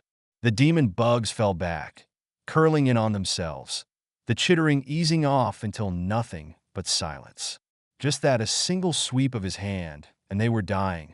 It couldn't be that easy, could it? He saw my wide eyes, no doubt full of disbelief. Wait till you see what else we can do. A thrill rushed through me, followed quickly by dismay. Time. There would have to be enough time for him to show me. He must have caught the look on my face. You have to believe, Mira. You have to put your weapons down and believe in who you are. That is when the power will come. when you will truly be a slayer in your own right. He strode forward, and I saw the differences between him and the doppelganger. This Eric, though he'd been imprisoned for who the fucking hell knew how long, walked with purpose, with a determination I recognized in myself. He wore rags and no weapons, and yet there was more danger in his one middle finger than in all of that demon who was impersonating him back home. There was no whining, puling puke afraid of his own shadow. I hope Blas ate the doppelganger. I jogged to catch up to him. Are doppelgangers easily intimidated? They can be. Depends on their acting skills. The tougher ones will hide behind a persona and can fake you out. But truly, once they are found, they are sniveling little shits who are only good for infiltration. They're not fighters, not really. They fear everything. You should have time to get to him before he harms the dragons. Of course, he was assuming we got out of here first. So Ophelia really didn't know it wasn't you, because her mind had been broken? Not just that, she's not my dragon was killed. Ophelia and I, we never got along well, so we never spoke mind to mind. She wouldn't know it wasn't me. And with her mind so broken, she likely didn't even try to find out. His dragon was killed. Maybe that was what had caused some of the changes in him, the differences between what my mother had known and what I saw now. Shit, I could only imagine losing Blas. And in the scheme of things, I barely knew the big lizard. I thought about the zombies and the doppelganger's reaction to them. You ever face the undead? Several times. Nasty fucking stinkers. Better than trolls, though. Alex grunted. Yeah, nasty fucking stinkers. Damn it all to hell and back, but I was liking this uncle more with each second. This was the uncle I needed. Not that ridiculous worm of an Eric I'd been presented with. The one I tried to trust even though my gut told me not to. Here, Eric stopped in front of a section of the wall that looked no different than the others, except for a symbol etched into it. Demons love to mark their shit, claim it as their own, even their captives. He pulled the sleeve of his shirt up, showing me his forearms. Up and down his arms were scars of the symbols the doppelganger had been teaching me. I shivered. What would have happened if I'd faced Orion using his own words, his own symbols? I didn't want to know, and now I didn't have to. Eric traced the symbol, and the doorway opened, showing a huge, wide stairwell with steps I would have to climb down. They were so far apart. Nothing for it but to get to it. I started down the first step, and Eric sat beside me. For all that they are despicable shits, demons have a strange idea of fun. He clapped his hands twice, and the stairs flattened out into a slide. How do you know this shit? Study. Lots and lots of study. That and I caught a demon once. I kept him alive long enough to dredge information out of him. Eric's eyes met mine, and I understood clearly. He'd tortured a demon to get information. He told me about the slides and how to activate them. Never thought I'd actually use that tidbit. I spun to my back, the surface below us slick as if coated in a lubricant, yet it was smooth. Alex giggled as we slid, rolling side to side from his back to his belly, and then sitting up. Eric leaned back, crossed his arms over his chest, and arched his back. In a flash, he'd shot by us. I mimicked what he'd done. Alex, you two, we gotta go fast. Alex took one look at me, did what I asked, and we were shooting down the curling slide. I try not to think how we were going to land when we hit the bottom, but there was nothing I could do about it now. All around us the walls glowed, giving off a shimmering light just enough to see by, though not clearly. Didn't matter. We weren't going to be there long. That's what I told myself. Eric was ahead of us, his hair streaming out behind him. We took a long, looping corner, and something snarled from the ceiling far above us. I stared up, and, in that shimmering light, a deep black set of wings detached itself from the ceiling above and swooped toward us. Long, pluming feathers like some bird from a darkened Amazon spread out around it in shades of gray and black, and it had a beak at least 4 feet long with fangs protruding out of it. Peachy, just fucking peachy. Eric called up to me. Don't use your sword, Mira. Use your hand. Pull your sword to fight while we slide, and you'll lose momentum. But how the hell did you fight without weapons? Shit. I had to roll to the side to avoid the first dive from the demon bird. Hands. Fucking hell. I couldn't do it. I jerked my whip free, see. I could sort of listen, and snapped it out. There was only a small problem with that idea. The whip wrapped around the bird's feet, jerking them together, making it screech but didn't slow it down. Nope, it started to pull me up off the wicked slide. It snapped its beak at me, eyes glittering with hate I could only define as bottomless. Mira, let go, Eric yelled. No, I can do this. The big-ass bird wasn't going to get the better of me. Power was there if I reached for it. I didn't need words. Easy. Right. I thought of the whip as a conduit, a way to transfer power Eric said was in me. The power to stop a demon. Sweat popped out on my forehead as I sought a part of me I didn't know existed. A part of my father, the past, the power left to me to stop Orion. Heart. It had to do with my heart. Just like that, the whip went stiff in my hand, gave a jerk, and the bird exploded above me, black feathers drifting down for a split second, and then I was sliding on my back again, breathing hard, struggling to realize I'd done that. All along, I'd had a power in me that could stop demons. I'd just not known it. I let out a whoop and reached behind my head, let my whip trail behind me. Alex yipped a couple of times. Good job, Mire. He grinned back at me, tongue flipping around, spit flying every which way, even hitting me in the face. I didn't care. I'd killed a demon without my sword. Pretty damn cool. Pretty fucking damn cool. Pacing did him no good. Yet there was nothing else but to move. Liam fought not to let out a long, steady growl. Mira and Alex had been gone for over 2 hours. 2 hours, and every little piece of him felt each minute had been a year. 10 years. Do you not trust her to accomplish the task she faces? Thomas asked. Liam glanced at the necromancer, sitting in a chair salvaged from the wreckage, his fingers steepled under his chin. I trust her. I don't trust demons. Frank and Megan sat at Thomas's feet, and they shared a glance, but it was Megan who stood and drew close to his side. Can I talk to you? What the hell could a teenage girl he didn't know want to talk to him about? Alone. She bobbed her head to one side, toward the tree line. What the hell? It wasn't like he had anything else to do. He didn't answer her, just started to walk. Megan jogged to catch up, her bright red hair bouncing like crazy. At the tree line, he stopped. What? Her eyes flicked back to Thomas once, just once. He's strong, but I don't think he intends to open the gate, or door, or whatever that was in the same place again. If she had thrown a cup full of ice and water in his face, he couldn't have felt the chill rush through his body and faster. How do you know that? Calm. Keep calm. Ask questions, throttle Thomas only if he had to. Megan licked her lips, then tucked her hair behind her ears. When he touched our shoulders, we saw what he planned, how he opened the door thingy. But I knew Thomas didn't want to reopen the doorway when he said he did. And if he did, he would open it somewhere else. Why would he do that? Megan stepped closer. He's working for someone else. Someone who wants her dead. This was going downhill fast, faster than he thought possible. Then why would he ask for new apprentices? Why not just kill us with the zombies outright? She shrugged. Maybe greed. Why kill you if he could get something out of you in the first place? Liam leaned close and drew in a deep breath. There was no deception in her, no sour scent of lies, just a heavy perfume that seemed like something every teenage girl wore. Megan frowned up at him. Why are you smelling me? To see if you're lying. Her jaw dropped open, and her eyes went wide with something akin to wonder, which Liam was not really happy with. She grabbed his arm with her tiny hand. Frank wasn't kidding. You really are a werewolf. That's awesome. He had to get her back on track. Listen to me. Does Thomas know what you saw? She shook her head slowly. No, I don't think so. Liam started back toward Frank and Thomas. I believe you, but unless you or Frank can open the veil to where Mira went, I need Thomas. And trust me, he will do what I want. His eyes narrowed as he strode toward the old man. Yes, Thomas would fulfill his end of the bargain, or Liam would make sure it was the last day he spent on this earth with his body still intact.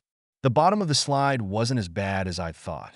Nope, it was a big old pond filled with water, a thick coating of some sort of oil on top. Eric hit first, displacing the oil, then Alex, then me. My body sluiced under the surface, and I closed my eyes, held my breath, and wondered how much shit I would have clinging to me when I stood. There was nothing to stand on, no bottom to the pond that I felt. Breaking the surface, I wiped my face, the oily substance sliding off. I swam for the edge where Eric and Alex were pulling themselves out. Demons are disgusting. Do I even want to know what this is? It isn't that bad. Leftover food grease, if I remember correctly. I grimaced. He reached down and pulled me out. Where we stood was a wide-open field of dead grass. Acres and acres of dead grass, and not much else. Like the demons decided to build their own terrarium inside the building. Alex, how's the bracelet? He shook his whole body, sending a spray of water and food grease into the air. Warmer. Warmer than before? Yuppie duty. Eric glanced down. Timer from a necromancer? Yes. I nodded, tracking Pamela. And we're running out of said time. We have to hurry. Pamela was close, real close. I almost called out to her. Of course, I should have known it wouldn't be as easy as fending off a single, large demon bird. From the field of dead grass, the ground humped upward. Eric, this one best we run from. Drovers are not easy to kill, though it can be done. It would take more time than we have. Drovers. I tucked the name into the back of my head. Run it is then. I turned and bolted along the edge of the pond toward where the slide hung. There was a door behind the slide, the only one available. It would have to do. Eric beat me to it and flung it open, stepping through. Dungeons? I'm guessing. To the right. He didn't hesitate. That would be it. We spoke as though we'd worked together for years, as if we understood one another in the way only two things can bring. Genetics and time. Since time was an obvious out, genetics it was. Behind us, the drover let out a high-pitched ping that shook the ground. I couldn't help but look back as Alex dove through the door after Eric. Apparently the drover was like a giant earthworm, black like a night crawler. And there wasn't one, but three. Each one would easily dwarf Blaz, which was saying something. They humped across the ground, their open mouths pits of row upon row of teeth, tentacles reaching out and tasting the ground ahead of them. Yeah, I could see killing them would be less than easy. Another day, bitches. I gave them a wave and stepped through the doorway, shutting it behind us. Tell me we don't have to go out that way. Depends. Eric stood ahead of me, very still. Don't move, either of you. Hell, what now? There was nothing down the long hallways ahead of us. Or at least, nothing I could see. Alex didn't move, but I saw him shiver and lift his paw up ever so slightly. Hotter, hotter. Shit. We don't have time, Eric. Whatever it is, we have to go. So either you move or I do. Impetuous child. He snapped a hand out in front of his body and in front of us. Oh boy, I suddenly felt ill. Like watching ink drops appear in water. Images fuzzed into view. Tall and short, fat and thin, there was no conformity other than the fact that they all were non-corporeal. Ghosts. Demon ghosts are bad. They are the evil spirits that come through the veil when called, Eric said, his voice taking on the tone of a lecture, monotone and droning. Don't make eye contact, don't touch them. They won't touch you, but they will try to spook you into running. I know likes ghosts. Alex pushed into my leg, his tremors traveling up through my body. He shook so hard. Yeah, me neither, buddy. But we have to. Pamela and Millie need us. Close your eyes and hang on to my belt. I dropped a hand to him. This couldn't be that hard. Hell, what could go wrong? I swallowed hard, my own body betraying me. Okie dokie, he whispered, as he squeezed his eyes shut, pinching them so tight his whole face scrunched up. Mira, Eric. I stared at his back, the base of his neck. It was one of the few spots I didn't see ghosts staring back at me. Let's go. He stepped forward and I followed him.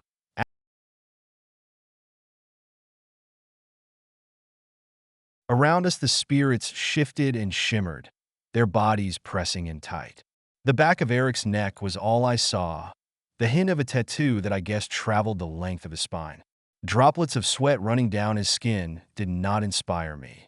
Then came whispers from every direction, teasing my ears with voices I thought I knew. Docs, Giselle, Jack, the triplets. Don't listen to them. They prey on your loss. Eric's voice was tight. Are you hearing my parents? I asked the question before I thought better of it. He didn't stumble, didn't stop, but I saw the hesitation in him. Yes, their voices are calling to me. This was a different kind of torture, and I'd have rather faced the drovers. Here, my guilt raged as the voices of my friends accused me. told me I'd used them. Left them to die to save myself. Alex whimpered. No, no. I save you. Alex, it's not real. Don't listen. Just hang on to me. My voice cracked on the tears hovering so close to the surface. His grip tightened. I save her. Save my sister. I reached back and put a hand on the top of his head. You did save her. It's okay. He let out a long, low howl that shattered what was left of my control, his pain becoming mine. I let the tears come. Who was going to see them? Just me, just Eric? Of course, as hard as it was, I should have known the ghosts weren't done. They changed tactics. The light in the walls grew dim, and I found myself stumbling to a stop. Eric, keep moving. I took a step and then had to stop. A ghost floated between me and Eric. Little Slayer, look at me. See what you will be when we end you. See your future in my eyes. Anger shot through me, annihilating the fear. Fuck off and find yourself a too tight fitted sheet. The ghost swayed and ducked, trying to force me to make eye contact. And a little part of me almost let him, just to prove they couldn't stop me, or maybe even to see if they could show me the future. Bad idea. Mira, you're close. Follow my voice. Not going to work. I slammed my eyes shut at the last second, as the ghost dropped and shoved its face right in mine. Pissed off, scared, and knowing we were running out of time, I tracked the demon ghosts. They lit up inside my head, a perfect outline of where they all were right in front of me. Don't mess with the tracker. Sheetheads! I yelled, breaking into a jog and dodging around them with ease. A strong set of hands grabbed me, and my eyes flew open. Eric was smiling. Yes, you are your mother's daughter. Chapter 20. We encountered nothing else until we reached the room where Pamela was being kept. I tracked Millie. She was a door or two down by the feel of her threads. Sleeping, so at least that was good. Pamela's door was heavily etched in symbols, and as I lifted my hand to touch them, Eric stopped me. This one is alarmed. He pointed to a sunburst in the middle. That one will unleash a venom that will drop anyone. Knock them out for days the minute the door is touched. I lifted my hand again. Even an immune? Eric frowned. It is a risk. No other way, is there? No. Here, these are the symbols to open the door. He pointed out 3 squares interlocked. Trace them, open the door, get hit by venom. Pray to the gods you have the best fucking immunity out there. He stepped back and took Alex with him. I didn't hesitate. Traced the symbols, closed my eyes, held my breath. There was a puff of air. Moisture tickled my face, and then nothing. Using the bottom edge of my t-shirt, I wiped my face. It doesn't even smell. Opening my eyes, I looked at Eric and Alex, who watched me. Eric waved toward the door. You are covered in that shit now. Don't touch your friends or us. Shit. I pushed the door open. Pamela sat up, blinking. Mira, don't touch me. I'm covered in venom. But yes, who the hell did you think would come for you? Charlie. She jumped up, clapped her hands over her mouth, and stifled a sob. I told Millie you'd come. She said we were on our own. I think she was trying to make friends with Orion. She breathed out his name, and I knew she'd met him. Saw it in the way her voice hitched and her eyes dilated. Alex ran into the room, and she dropped to her knees. Pay me, pay me, pay me. Alex, you came too. Eric clapped his hands. There is no time. Alex, stick close to the girl. Things are about to get ugly. I shot a look at him. This wasn't ugly. No one knew we were here. Not until you touched that door. Damn it all to hell and back. Let's move. We still have Millie to get. I didn't want to think about the other problem we faced.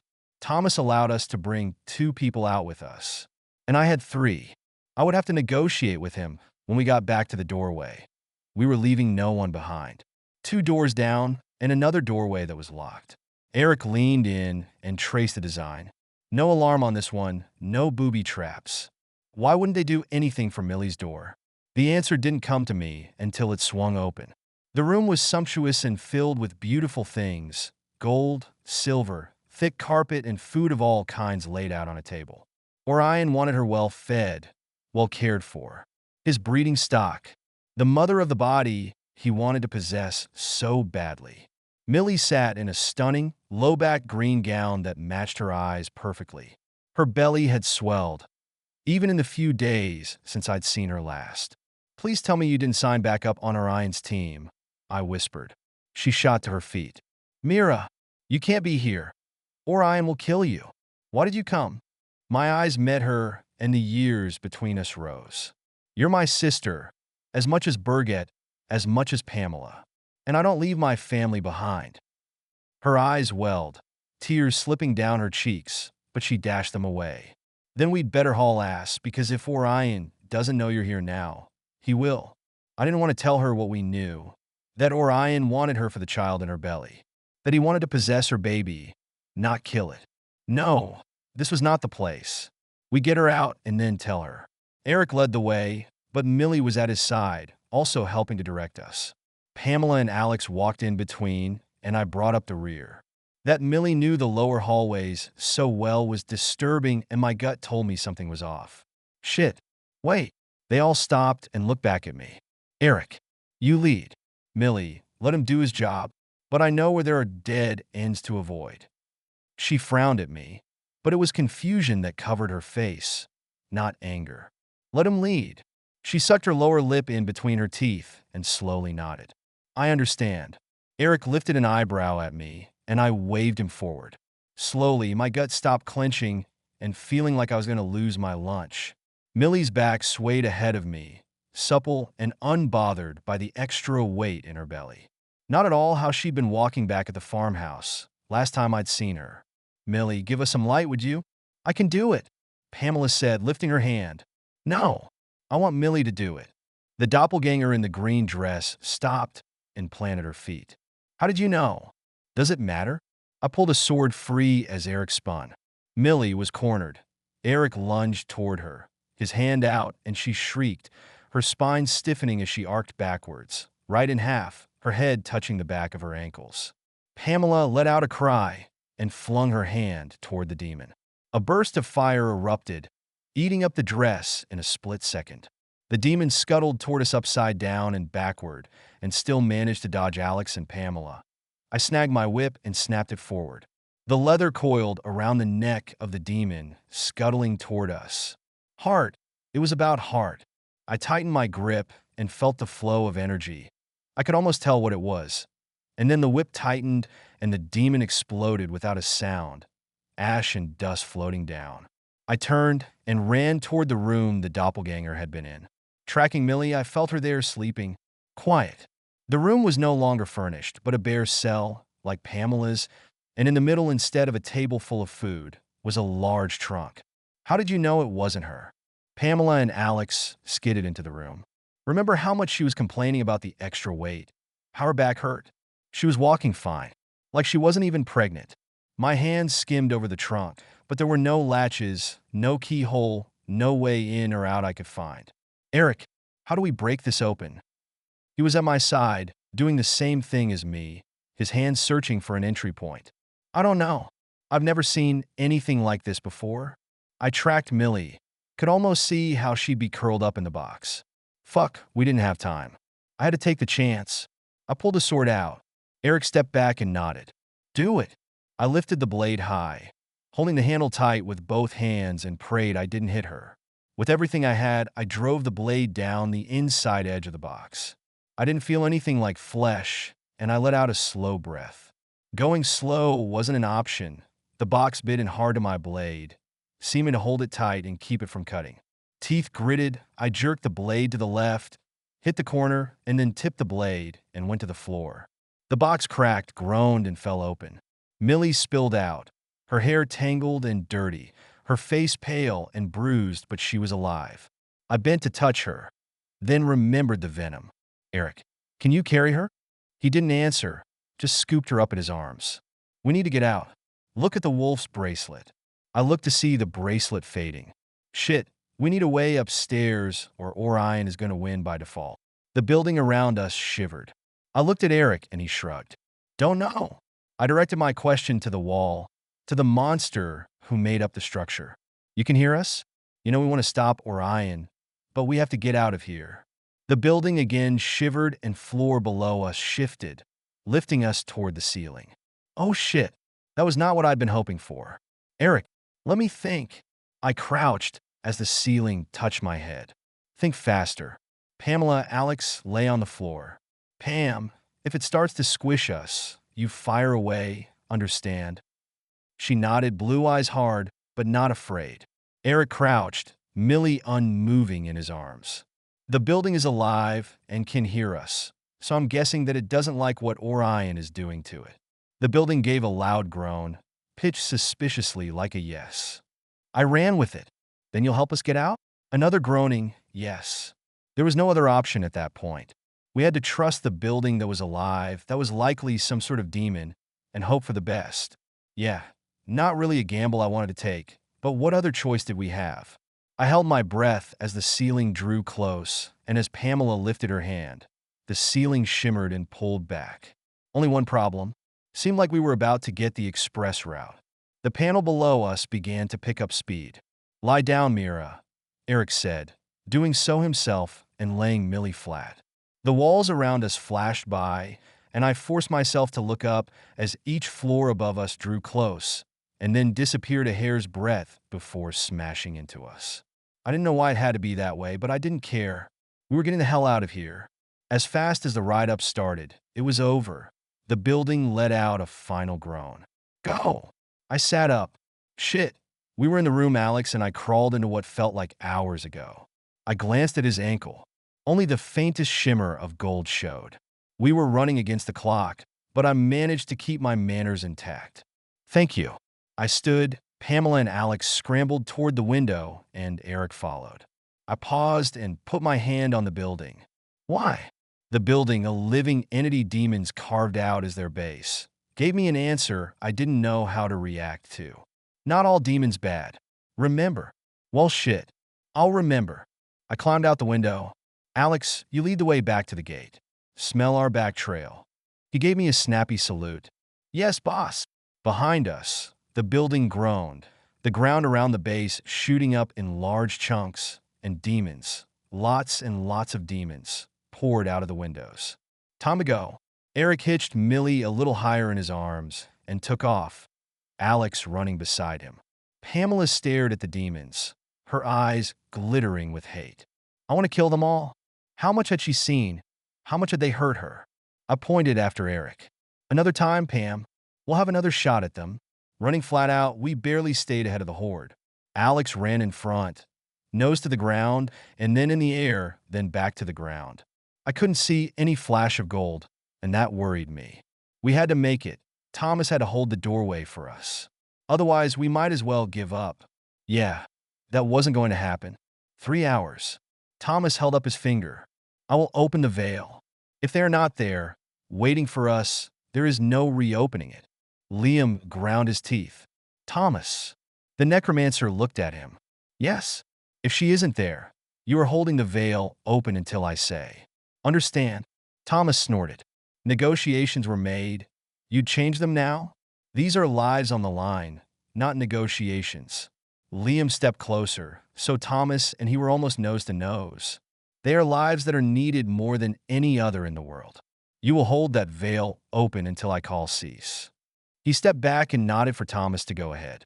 Megan gave him a look, her eyes full of worry. She mouthed something at him, something that looked like kill him. Yeah, that was not going to happen. Right at that moment, there was nothing else he could do. Thomas would betray them, or he wouldn't. They would just have to wait and let the scene play out. The necromancer put a hand on Frank's shoulder, then one on Megan's, and the two teenagers slumped a little. Across from them, the veil began to open, finally revealing the same archway Mira and Alex stepped through only 3 hours past. No one was there. No Mira. No Alex. Just a vast empty plain. At least Megan had been wrong about that. Thomas had so far kept to his word. Now Liam had to get him to hold it a little longer. Thomas let out a long sigh. This is why I do not like opening the veil into the deep level. No one comes out. Not ever. I told you that. Liam spun toward him. You never said that. Didn't I? Well, it was implied. You hold that open. Liam stalked toward the open veil. But whatever made him a guardian kept him from going any further. He stared onto the open plain. There was movement far, far in the distance. There is someone coming. Thomas snorted again, and his voice was strained. Even if it is her, I am not sure how long I can hold this open, Wolf. Thomas, hold it open. You have to. He strained his eyes, peering into the shimmering darkness. The veil slammed shut. I cannot, Liam. Thomas slid to the ground between Megan and Frank. No! Thomas lifted his hand. Let me rest. I am a fool, but I will open it again for you. He's lying, Megan whispered. It's all an act. Frank's eyes went wide. Megan, why would you say that? Liam had a bad feeling this was not going to be easily cut and dried. Megan, sit down. He pointed to the ground a few feet away from Thomas. Thomas lifted his head. Someone has gotten to her, I think. She is marvelously strong, but he didn't finish.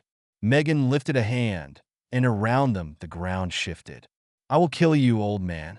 You're too stupid to see you're weak now. Too weak to stop me, too weak to open that gate. Orion will rule, and I will be his queen.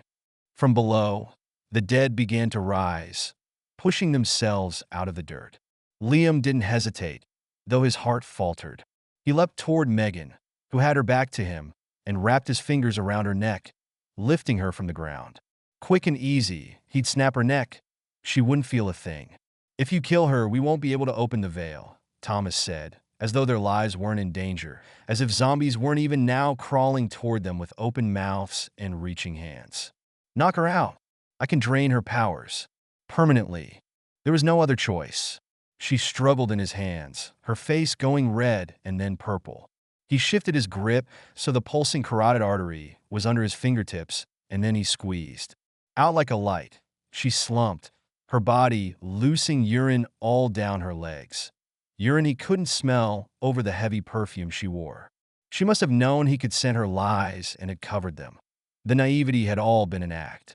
Fortunately, the zombies she'd called stilled as she passed out, dropping where they were. He all but tossed her limp body toward Thomas. She is another of Orion's pets. Thomas nodded. It would seem that way.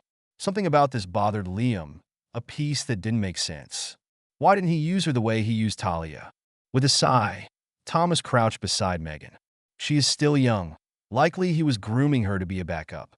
She is untrained, and without the proper training, she could never have opened the deep level of the veil for Orion. A backup necromancer. Shit. There was nothing for her then. Nothing to redeem her of this if she'd thrown her lot so fully in with Orion. Which was obviously the case. Liam's gaze met Thomas's. Do it. Thomas beckoned. Frank, come. You must learn this too. Frank stepped forward, his eyes glassy behind his two large specs. I thought she liked me. He shook his head. We all get fooled by a pretty girl at least one in our lives, Thomas said, putting a hand on Megan's head, then taking Frank's hand and doing the same. Likely more than once, actually. This will help you in the long run. You will be stronger now than even she was. Liam knew he couldn't rush them, knew that it was going to be close. Come on, Mira. Let it be you. Come home to me. Chapter 21. We ran as fast as we could, but demons came from every side. Thousands upon thousands, more than I could comprehend. Most seemed pulled from the human psyche. Nightmares lain dormant awakened, monstrous and terrifying. Others, though, were disturbingly normal, human-like, and in that all the more frightening. Because I never would have known them for what they were if they hadn't been chasing us. They would have fooled me. Ahead of us, far ahead, I saw a speck of light, an opening into the world. Our time was up. Hurry, we have to hurry. But even as I said the words, the light disappeared, closing us off. Alex whimpered, and Pamela choked back a sob. I kept my focus straight ahead. Keep going. Liam is with him. He will get that fucking veil open. And so we ran, an avalanche of demons closing in, tightening the deadly noose that would swallow us whole if we slowed for even a heartbeat. Mira, when we get to the arch, put the others inside, and you and I will defend, Eric said, out of breath from running while carrying Millie. We hit the archway a few minutes later. He dropped Millie to the ground and swung around. Pamela and Alex crouched beside her, and I spun to face the horde. But Alex didn't stay with Pamela. He pushed her down and then leapt up beside me. I protect you.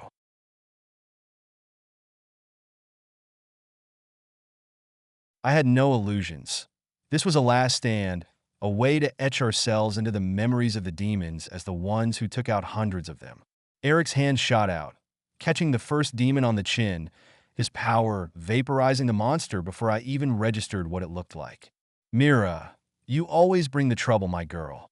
Giselle's voice made me smile. I knew she'd come. She wouldn't let us fight on our own. What happens if you die here? Then I am gone. Gone to my reward, wherever that is. She loosened her weapons and steadied her stance. There is no greater joy than to take a stand for those you love. Eric grunted. Fierce love is a power unto itself. She smiled at him and gave him a wink of all things. That it is, Slayer. And then they were on us. I used my sword, my whip, my hands. The power I'd not understood flowed under my skin, driving the demons back. From the heart. It was all from the heart. Giselle fought like lightning, striking and withdrawing, her weapons dropping demons all around her. And Alex, everywhere he bit, clawed and struck, demons fell. It had nothing to do with symbols or etching designs into blades and weapons. No, this was about the heart. Alex had more heart than anyone I knew. He fought for me because he loved me. And then it all clicked, and I finally understood.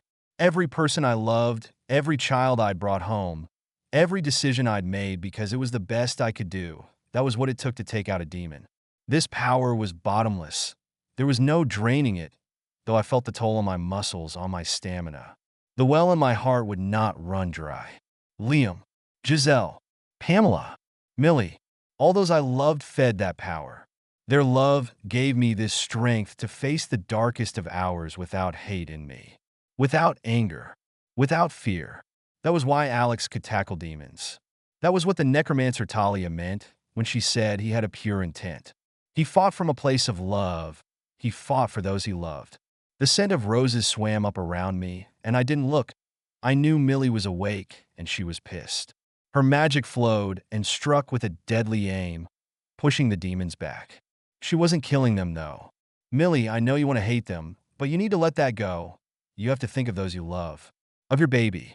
Then use your magic. She stepped beside me, tears tracking down her cheeks. Of you too, Mira. Her power swept out in a bar of light, and the demons cowered. To the other side of me, Pamela stood, her hands out, a smile on her lips. That's the key, isn't it? I think so, I whispered, snapping my whip out, curling it around a demon's neck. There couldn't be hate, and even though there was, it wasn't the driving force.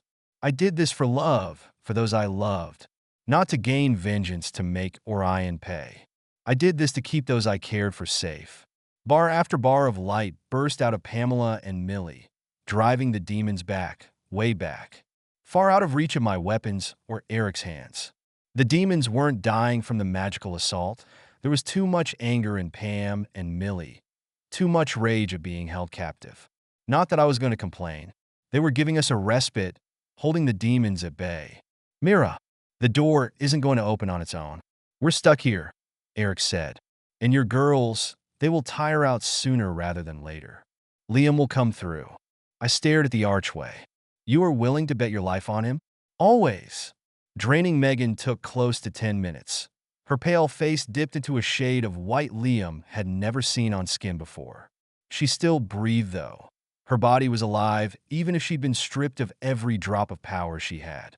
It is done, Thomas said, his voice heavy with sorrow. She had great potential. A shame she was tainted. Open the veil. Wolf, let me get to my feet. I know you think they will be there, and I will open the veil once, and once more only. If they are not there, I cannot open it again, not for days. And by then, he lifted his brown eyes to Liam's. By then it will be too late. Clenching his hands into fists, Liam shook with fear. Though by the look on Thomas's face, the necromancer thought it a more aggressive emotion that claimed his body. He could barely say the words. Open the veil. She will be there. Never in his life had he been so afraid. Even when Pamela and he had been separated from Mira and Alex in the underground palace, when the water had come and swept her away. Even then he'd thought perhaps there was some way she would make it. But this time it was too close to the end game. Walking into Orion's own territory, no matter the reason, was a death sentence. And he'd let her go. He should have fought harder. should have made her see that Pamela and Millie were not as important as she was. The veil sluggishly opened, the archway showing clearly. No one stood in it. A moment passed where he heard nothing, and then a deafening roar. The sounds of battle drove out of the opening. The scent of blood and magic lit up his senses. Mira! He roared her name, and then let out a howl he couldn't hold back, the cry of a wolf for his mate. Liam! Everything happened so fast. Pamela and Alex came through first, and then… Eric? What the hell? I thought you were with the dragons. Eric's eyes flicked over him, and Liam caught a new scent. This wasn't the Eric they'd left behind. What the hell was going on? Where's Mira? Here. She stepped up to the edge. Don't touch me, anyone. I'm covered in venom. Behind her, he saw Millie. Worse, behind Millie stood a figure who could be only one person. Orion. Chapter 22. Like manna from heaven, the veil opened behind us. Liam howled my name, and I felt another prophecy slide into place. And the great wolf will howl her name. Giselle stepped away, lifted her hand, and faded. Love. That is what this is about. Remember that and look out for one another, my girls. The others went through, but Millie hesitated. Mira, I can't leave. He has bound me again. Behind her strode a figure, cutting his way through the mass of lesser demons. There was no time to be gentle. We had to go. No, you have to come. Millie, he wants your baby. I know. I will work for you from this side. I will slow him down. I won't let him take my baby. I can't leave, Mira. He has me. There is no other way right now. Her eyes glittered with unshed tears. I have faith in you, and if I'm wrong and Orion possesses my baby, I know you will do what you must to stop him. You were always the strong one. I wanted to throw up with what she was saying, what she was asking of me. That I would kill her baby if necessary. Fuck me. Just come with us. With me. Please. She reached under the side of her skirt and pulled out a sheaf of papers. Take them. They were all I could get, but they should help. My fingers clenched around the thick paper, and she stepped back away from me. Away from the opening in the veil. Millie. Her name choked in my throat. Don't do this.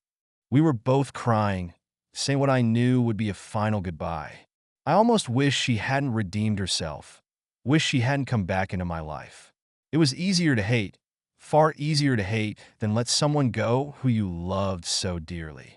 Mira, I love you the best. You have always fought for me, even when you shouldn't have, even when I wronged you. Let this be the way I fight for you, for the world. I am bound to him. I cannot leave. There is no other way for me. Her green eyes sought mine, and I knew she wasn't lying. I knew in my heart, but that didn't make it any easier. He'll force us to face one another. She nodded and went to her knees. Yes, I know. Go, Mira. Sister of my heart, my one true friend. Go. Everything she said was truth, everything. I backed toward the opening and fell through it into what felt like a brilliantly sunny day. The veil snapped shut behind me. Chaos was all around, talking over one another, Eric explaining what had happened, Pamela and Alex filling in the blanks. Megan lay beside me, and I gleaned from what I heard Frank say that she'd been a spy of sorts, infiltrating our ranks. None of it really hit me, though. Liam crouched beside me, put his face over mine. Mira, how bad is the venom? Bad, I whispered, my throat closing off, the tears unstoppable as I lay on my back. The worst. She loves you enough to die for you, Mira, he said softly, his own eyes dripping moisture onto my face. But that wasn't what I wanted to hear. We have to go, Blas is in trouble. Liam nodded and moved so I could sit up. I wiped my face. Before I could even ask him, Alex let out a howl. Fairy right thighs. Thomas visibly stiffened and turned his back. Go quickly. I cannot stand the sight of him. The veil sliced open 20 feet away. Ferris stood in the shadows of his room, waiting. Liam put a hand on Eric's shoulder. I cannot go. Send Blas for me when you save his big leather ass. I'll be at Jack's. Eric clapped a hand over Liam's. I'll keep her safe. The language of men, it was strange at the best of times. I couldn't even kiss him goodbye. But for now, it would be enough. I would see him soon. There was no goodbye for us, and as far as I was concerned, there never would be. I handed him the papers Millie had given me, wondered what they were, knew that at some point I'd finally be able to find out. Just not right now. Here, hang on to these for me. Ferris took us to the farm without argument, without even a single snotty comment. Doran and Berget are setting things up. Over 100 ogres have shown up to fight for you, Mira. That's good. Thank you for helping us. He shared a quick look with Eric that I pretended not to notice. I knew I was not myself. I knew it. I just couldn't shake the last look in Millie's eyes as she bent to her knees, her hands cradled around her belly. Mother of the gods, watch over her. Keep her safe. Ferris stepped through the veil at the farm, since night was heavy over the land. The scent of charred wood still filled the ice-laden air. Blas? I walked toward the barn. Mira, you are back? His head popped up behind the barn like a giant jack-in-the-box. Where is Eric? Ophelia's head appeared, rather close to Blas's. Looked like they were getting along at least. He's in the barn? Shall I wake him? Her voice was almost tender. No, he's my uncle. I'll wake him. I strode toward the barn, forgetting everything I'd learned about fighting demons. The hate and the pain was too strong. No one tried to stop me. My real uncle let me go. Pamela, Alex, and Ferris stayed outside. They all knew me. I pushed the door open hard, so it banged against the wooden slatted wall. Wakey, wakey, uncle. I snapped, uncoiling my whip. The doppelganger sat up and scrubbed his face. You made it? His eyes were wide with shock. Yeah, probably didn't think I would, did you? Why didn't you want to go with me, uncle? Was it really because you didn't think you could help? Or was it because you knew the chances were too high that I'd find out what you really are? He pushed away from me. No, it isn't what you think. I had orders, yes. But Ophelia is such a dear, and I've never had a friend. Ask the dragons. I did nothing. I just came and slept. I got rid of the poison I was to use on them. Demon. I lunged at him, bare-handed, and he cringed. He didn't try and defend himself. As I grabbed him, I heard the voice of the monster. The demon turned into a living building who'd helped us. In my head. Not all demons bad. Fucking hell. I pulled the pretender into my arms, and the venom completely transferred. He took a breath and passed out. Mira, what have you done to Eric? The worry in Ophelia's voice was obvious. I let out a sigh and dragged his limp body with me. As I walked, it shifted, the visage of Eric fading, replaced by one of a very small, very frail-looking man. In some ways, he reminded me of Thomas. All legs and arms, but he had a large head and large eyes and pale gray skin. Kind of human, mostly not. He's a demon. He was impersonating Eric to get close to us, to kill both of you. I flipped his limp body out into a pile of soot-covered snow. Eric, the real Eric, poked him with a toe. Why didn't you kill him? Ophelia's head snaked down. How did he fool me? How do you know this one? She shoved her nose at Eric. Isn't the one who is fooling you. I still hate you, you big nasty bitch. What did he tell you? He had a change of heart? That he could ride with another dragon now? Eric swatted her nose, and she pulled back, but said nothing. In her eyes, I saw the confusion the Real Eric told me about. The way her eyes were distant and far away as she tried to process this turn of events. Ophelia, you're not well. You haven't been since my father died. That made it easy for him to fool you because you wanted a new rider. No, that can't be. This is not the way it was supposed to be. She trembled, her lovely eyes filling with tears. I softened my voice. It is. He fooled you. He fooled all of us. With a wail, she threw herself backward, the ground shuddering under her weight. I cannot stay. I cannot. She let out a roar that made me slap my hands over my ears, and with it she launched into the air. She fled from us, her silhouette fading from sight within seconds. Blas, is she going to come back? I don't know. Mira, he did nothing to us. There was no harm. Blas's voice was quiet, for my ears only. Blas, you said you wouldn't survive if I died, that we are bound. How come Ophelia didn't die when my father did? Or you, Eric? Why didn't you die when your dragon did? Eric shook his head. Every pairing is different. The one with my girl, she severed the bond as she died, to save me. Your father did the same for Ophelia. It is hard and painful, but it will leave the other half of the pair alive. Slayers keep their minds intact, but the dragons don't. Like I said, the bond runs too deep for them. He speaks the truth, but don't even think it, Mira. My place is with you. To the end, I would not live my life well as a broken dragon. I do not know how Ophelia has done it this long. Blaz's eyes narrowed. At least I knew there was a way to save him if something did happen to me. Will you get Liam? He's waiting for you at Jack's. Bring him to Doran's. You and your wolf. Of course I'll fetch him. Again, with a long snort, Blaz leapt into the air, his path taking him in the opposite direction of Ophelia's flight. I wondered if she would come back, or if that was the last we would see of her. I wasn't sure we wanted a mentally unstable dragon, even if she was on our side. He will be gone 3 days at most, Eric said. You need to decide what to do with him. He booted the passed-out doppelganger. Before he gets back and your wolf gets a smell of him. I knew what he was saying. There was no way Liam would allow the doppelganger to live knowing the danger he represented. And I couldn't blame Liam. The doppelganger had been so far within our guard we hadn't even known he was a danger. He could have killed Blaz and Ophelia, and there would have been nothing we could have done to stop him. Hell, he'd been sabotaging my training and setting me up to be killed alongside Liam and my other allies. I scrubbed a hand over my face. I don't know. He didn't kill Blaz or Ophelia when he had the chance. Do you think it's possible that not all demons are bad? Eric crossed his arms over his wide chest, his eyes narrowing in thought. I think that not all of them are as bad as Orion. The creature who housed the demons was a demon that helped us. Perhaps there is a reason for this one yet to live. A few hours passed before the doppelganger woke with a groan. He sat forward, swaying from side to side. Right away, he changed his appearance to something far more human. He looked suspiciously like Bruce Lee. Why didn't you kill me while I slept? I know nothing other than the orders I was given. His voice was lightly accented now, but not Russian like before. I crouched in front of him and put a hand on his shoulder.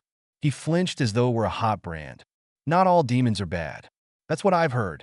Are you ready to renounce your previous master? He'll kill me, he whispered. I laughed, not kindly. He's going to kill you when you fail to follow his orders, idiot. Right?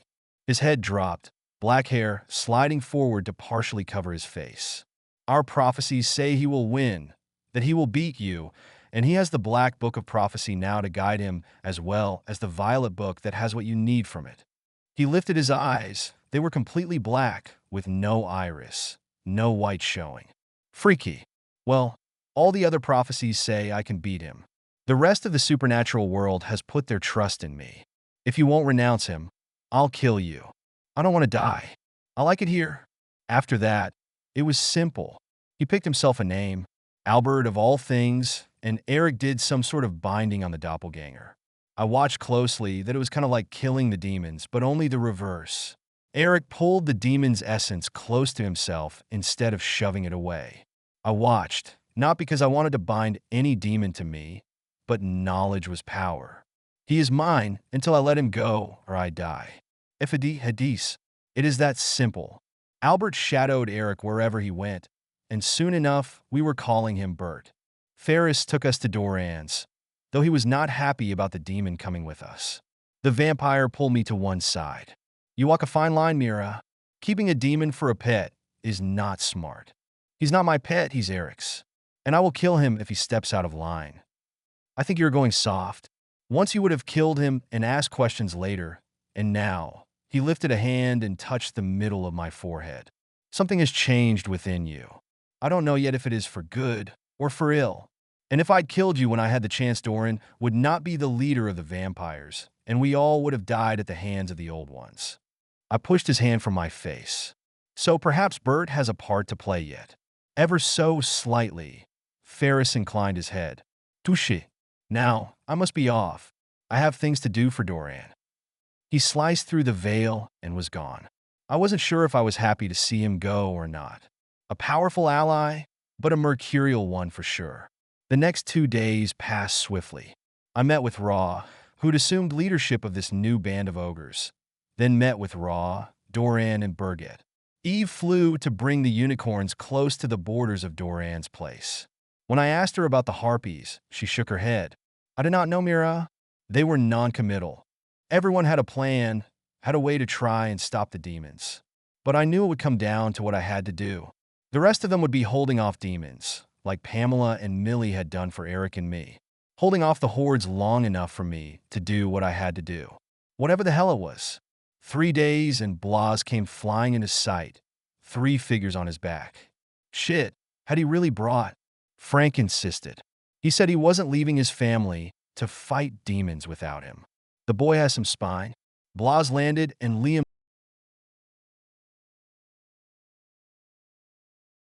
I ran to him, threw myself into his arms and buried my face in his neck. His arms tightened around me, and we stood like that, clinging to one another. Around us, people swirled and talked, but for that moment, it was just him and me. No words were needed as I slid from his arms. We were together. That was all that mattered in that moment. Blas stood beside me, picking at his teeth with his claws. Chaos should have been your name. Everywhere you go, you bring change. Complaint department is over there. I pointed at the ogre's tents, which were colored in the tones of their skin. Not a single black tent sat amongst them, a distinguishing mark. Blas laughed and rolled onto his back, stretching out fully. As if Blas's return was the signal, everything seemed to happen at once. From behind Doran's abode came the clatter of hooves, and within moments the black stallion of the Tamaskin Crush slid to a stop in front of me. Tracker, the time draws near. We stand with you against the darkness. Nico is what you may call me. I gave him my thanks, nodded, and headed inside. As night fell, I called a council meeting. Doran, Berget, Raw, Liam, Eric, Pamela, Alex and Blas, Eve, Nico, even Charlie came. Ferris was a no-show, off on some errand or another for Doran. Of Will and Deanna, I'd heard nothing, which pissed me off to no end, but for all that it irritated me, there was nothing I could do about it. Not yet anyway. Before the meeting, I met privately with Thomas out near Blas on the outskirts of Doran's property. He shook from head to toe, his lanky arms and legs all but knocking together. Thomas, there are going to be a number of vampires at the council meeting, Ferris included. Can you hold your shit together? He nodded slowly. Yes. Frank and I spoke at length about what this trip would require of me. If the boy can do it, so can I. But I do not like it, nor will I ever trust the blood drinkers. You only have to trust me, not them. That, and do your best not to unleash a zombie horde on us, okay? Thomas gave me a tight smile and held out his hand.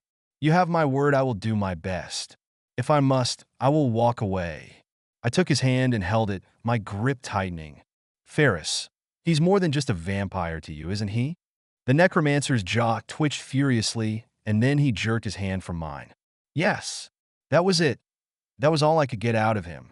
But it explained a lot if Ferris had something to do with Thomas's captivity. From there, the council was to meet. We gathered outside where the fountain spewed water, teasing the lazy koi. Of course, the council meeting never happened, or at least, not the way I'd thought it was going to. No, Blas was right, my name should have been Chaos. Doran lifted his hand to bring the council to order when the veil slashed open and Ferris fell through, bloodied beyond belief. He was missing his left arm, taken at the shoulder. Bite marks and wide, open wounds covered his body. Confusion erupted and Liam moved first, opening a vein up in his wrist with a single slash and holding it over Ferris's mouth before I could even suggest offering my own blood. Drink up, bloodsucker. It's the only time I'm giving freely. Ferris drank deep and his wounds healed, but his arm didn't grow back. The gaping hole sealed over with bright pink, new skin, but that was it. He leaned on the tiles. Orion is making a bid sooner than we thought. Ferris's icy blue eyes found mine, and for the first time, I saw fear in them. The doorway in the castle, the one that goes to the deep vale, it has been his words dried up as he shook his head. Ferris didn't have to finish the words. I knew them already, but I asked anyway. He got it open, didn't he? Ferris nodded, the council members around us hanging on his every word. Yes, and he's sending through his demons. Not in hordes, but carefully chosen packs. One of the packs did this to me like I was a child to be tossed between them, a toy to be broken. There was the sound of sucked-in air around the courtyard, the uneasy stamp of Nico's foot on the tile. The idea of Ferris being manhandled was difficult to see, even in my mind. How bad could that be? Against all of us, the odds are in our favor. Look at us, Ross said, his hand on his hips, legs spread in defiance. I caught a flash of red in his eyes as his anger and pride filled him. Eric let out a low laugh. The odds are not in our favor, ogre. This is bad.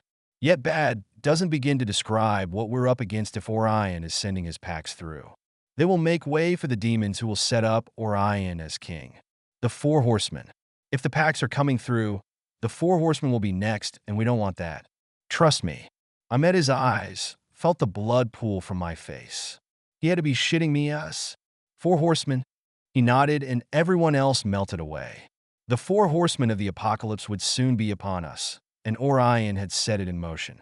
He set them on us, and now we had to face them. This was not what we needed right now. But then again, when would there be a good time to have the Four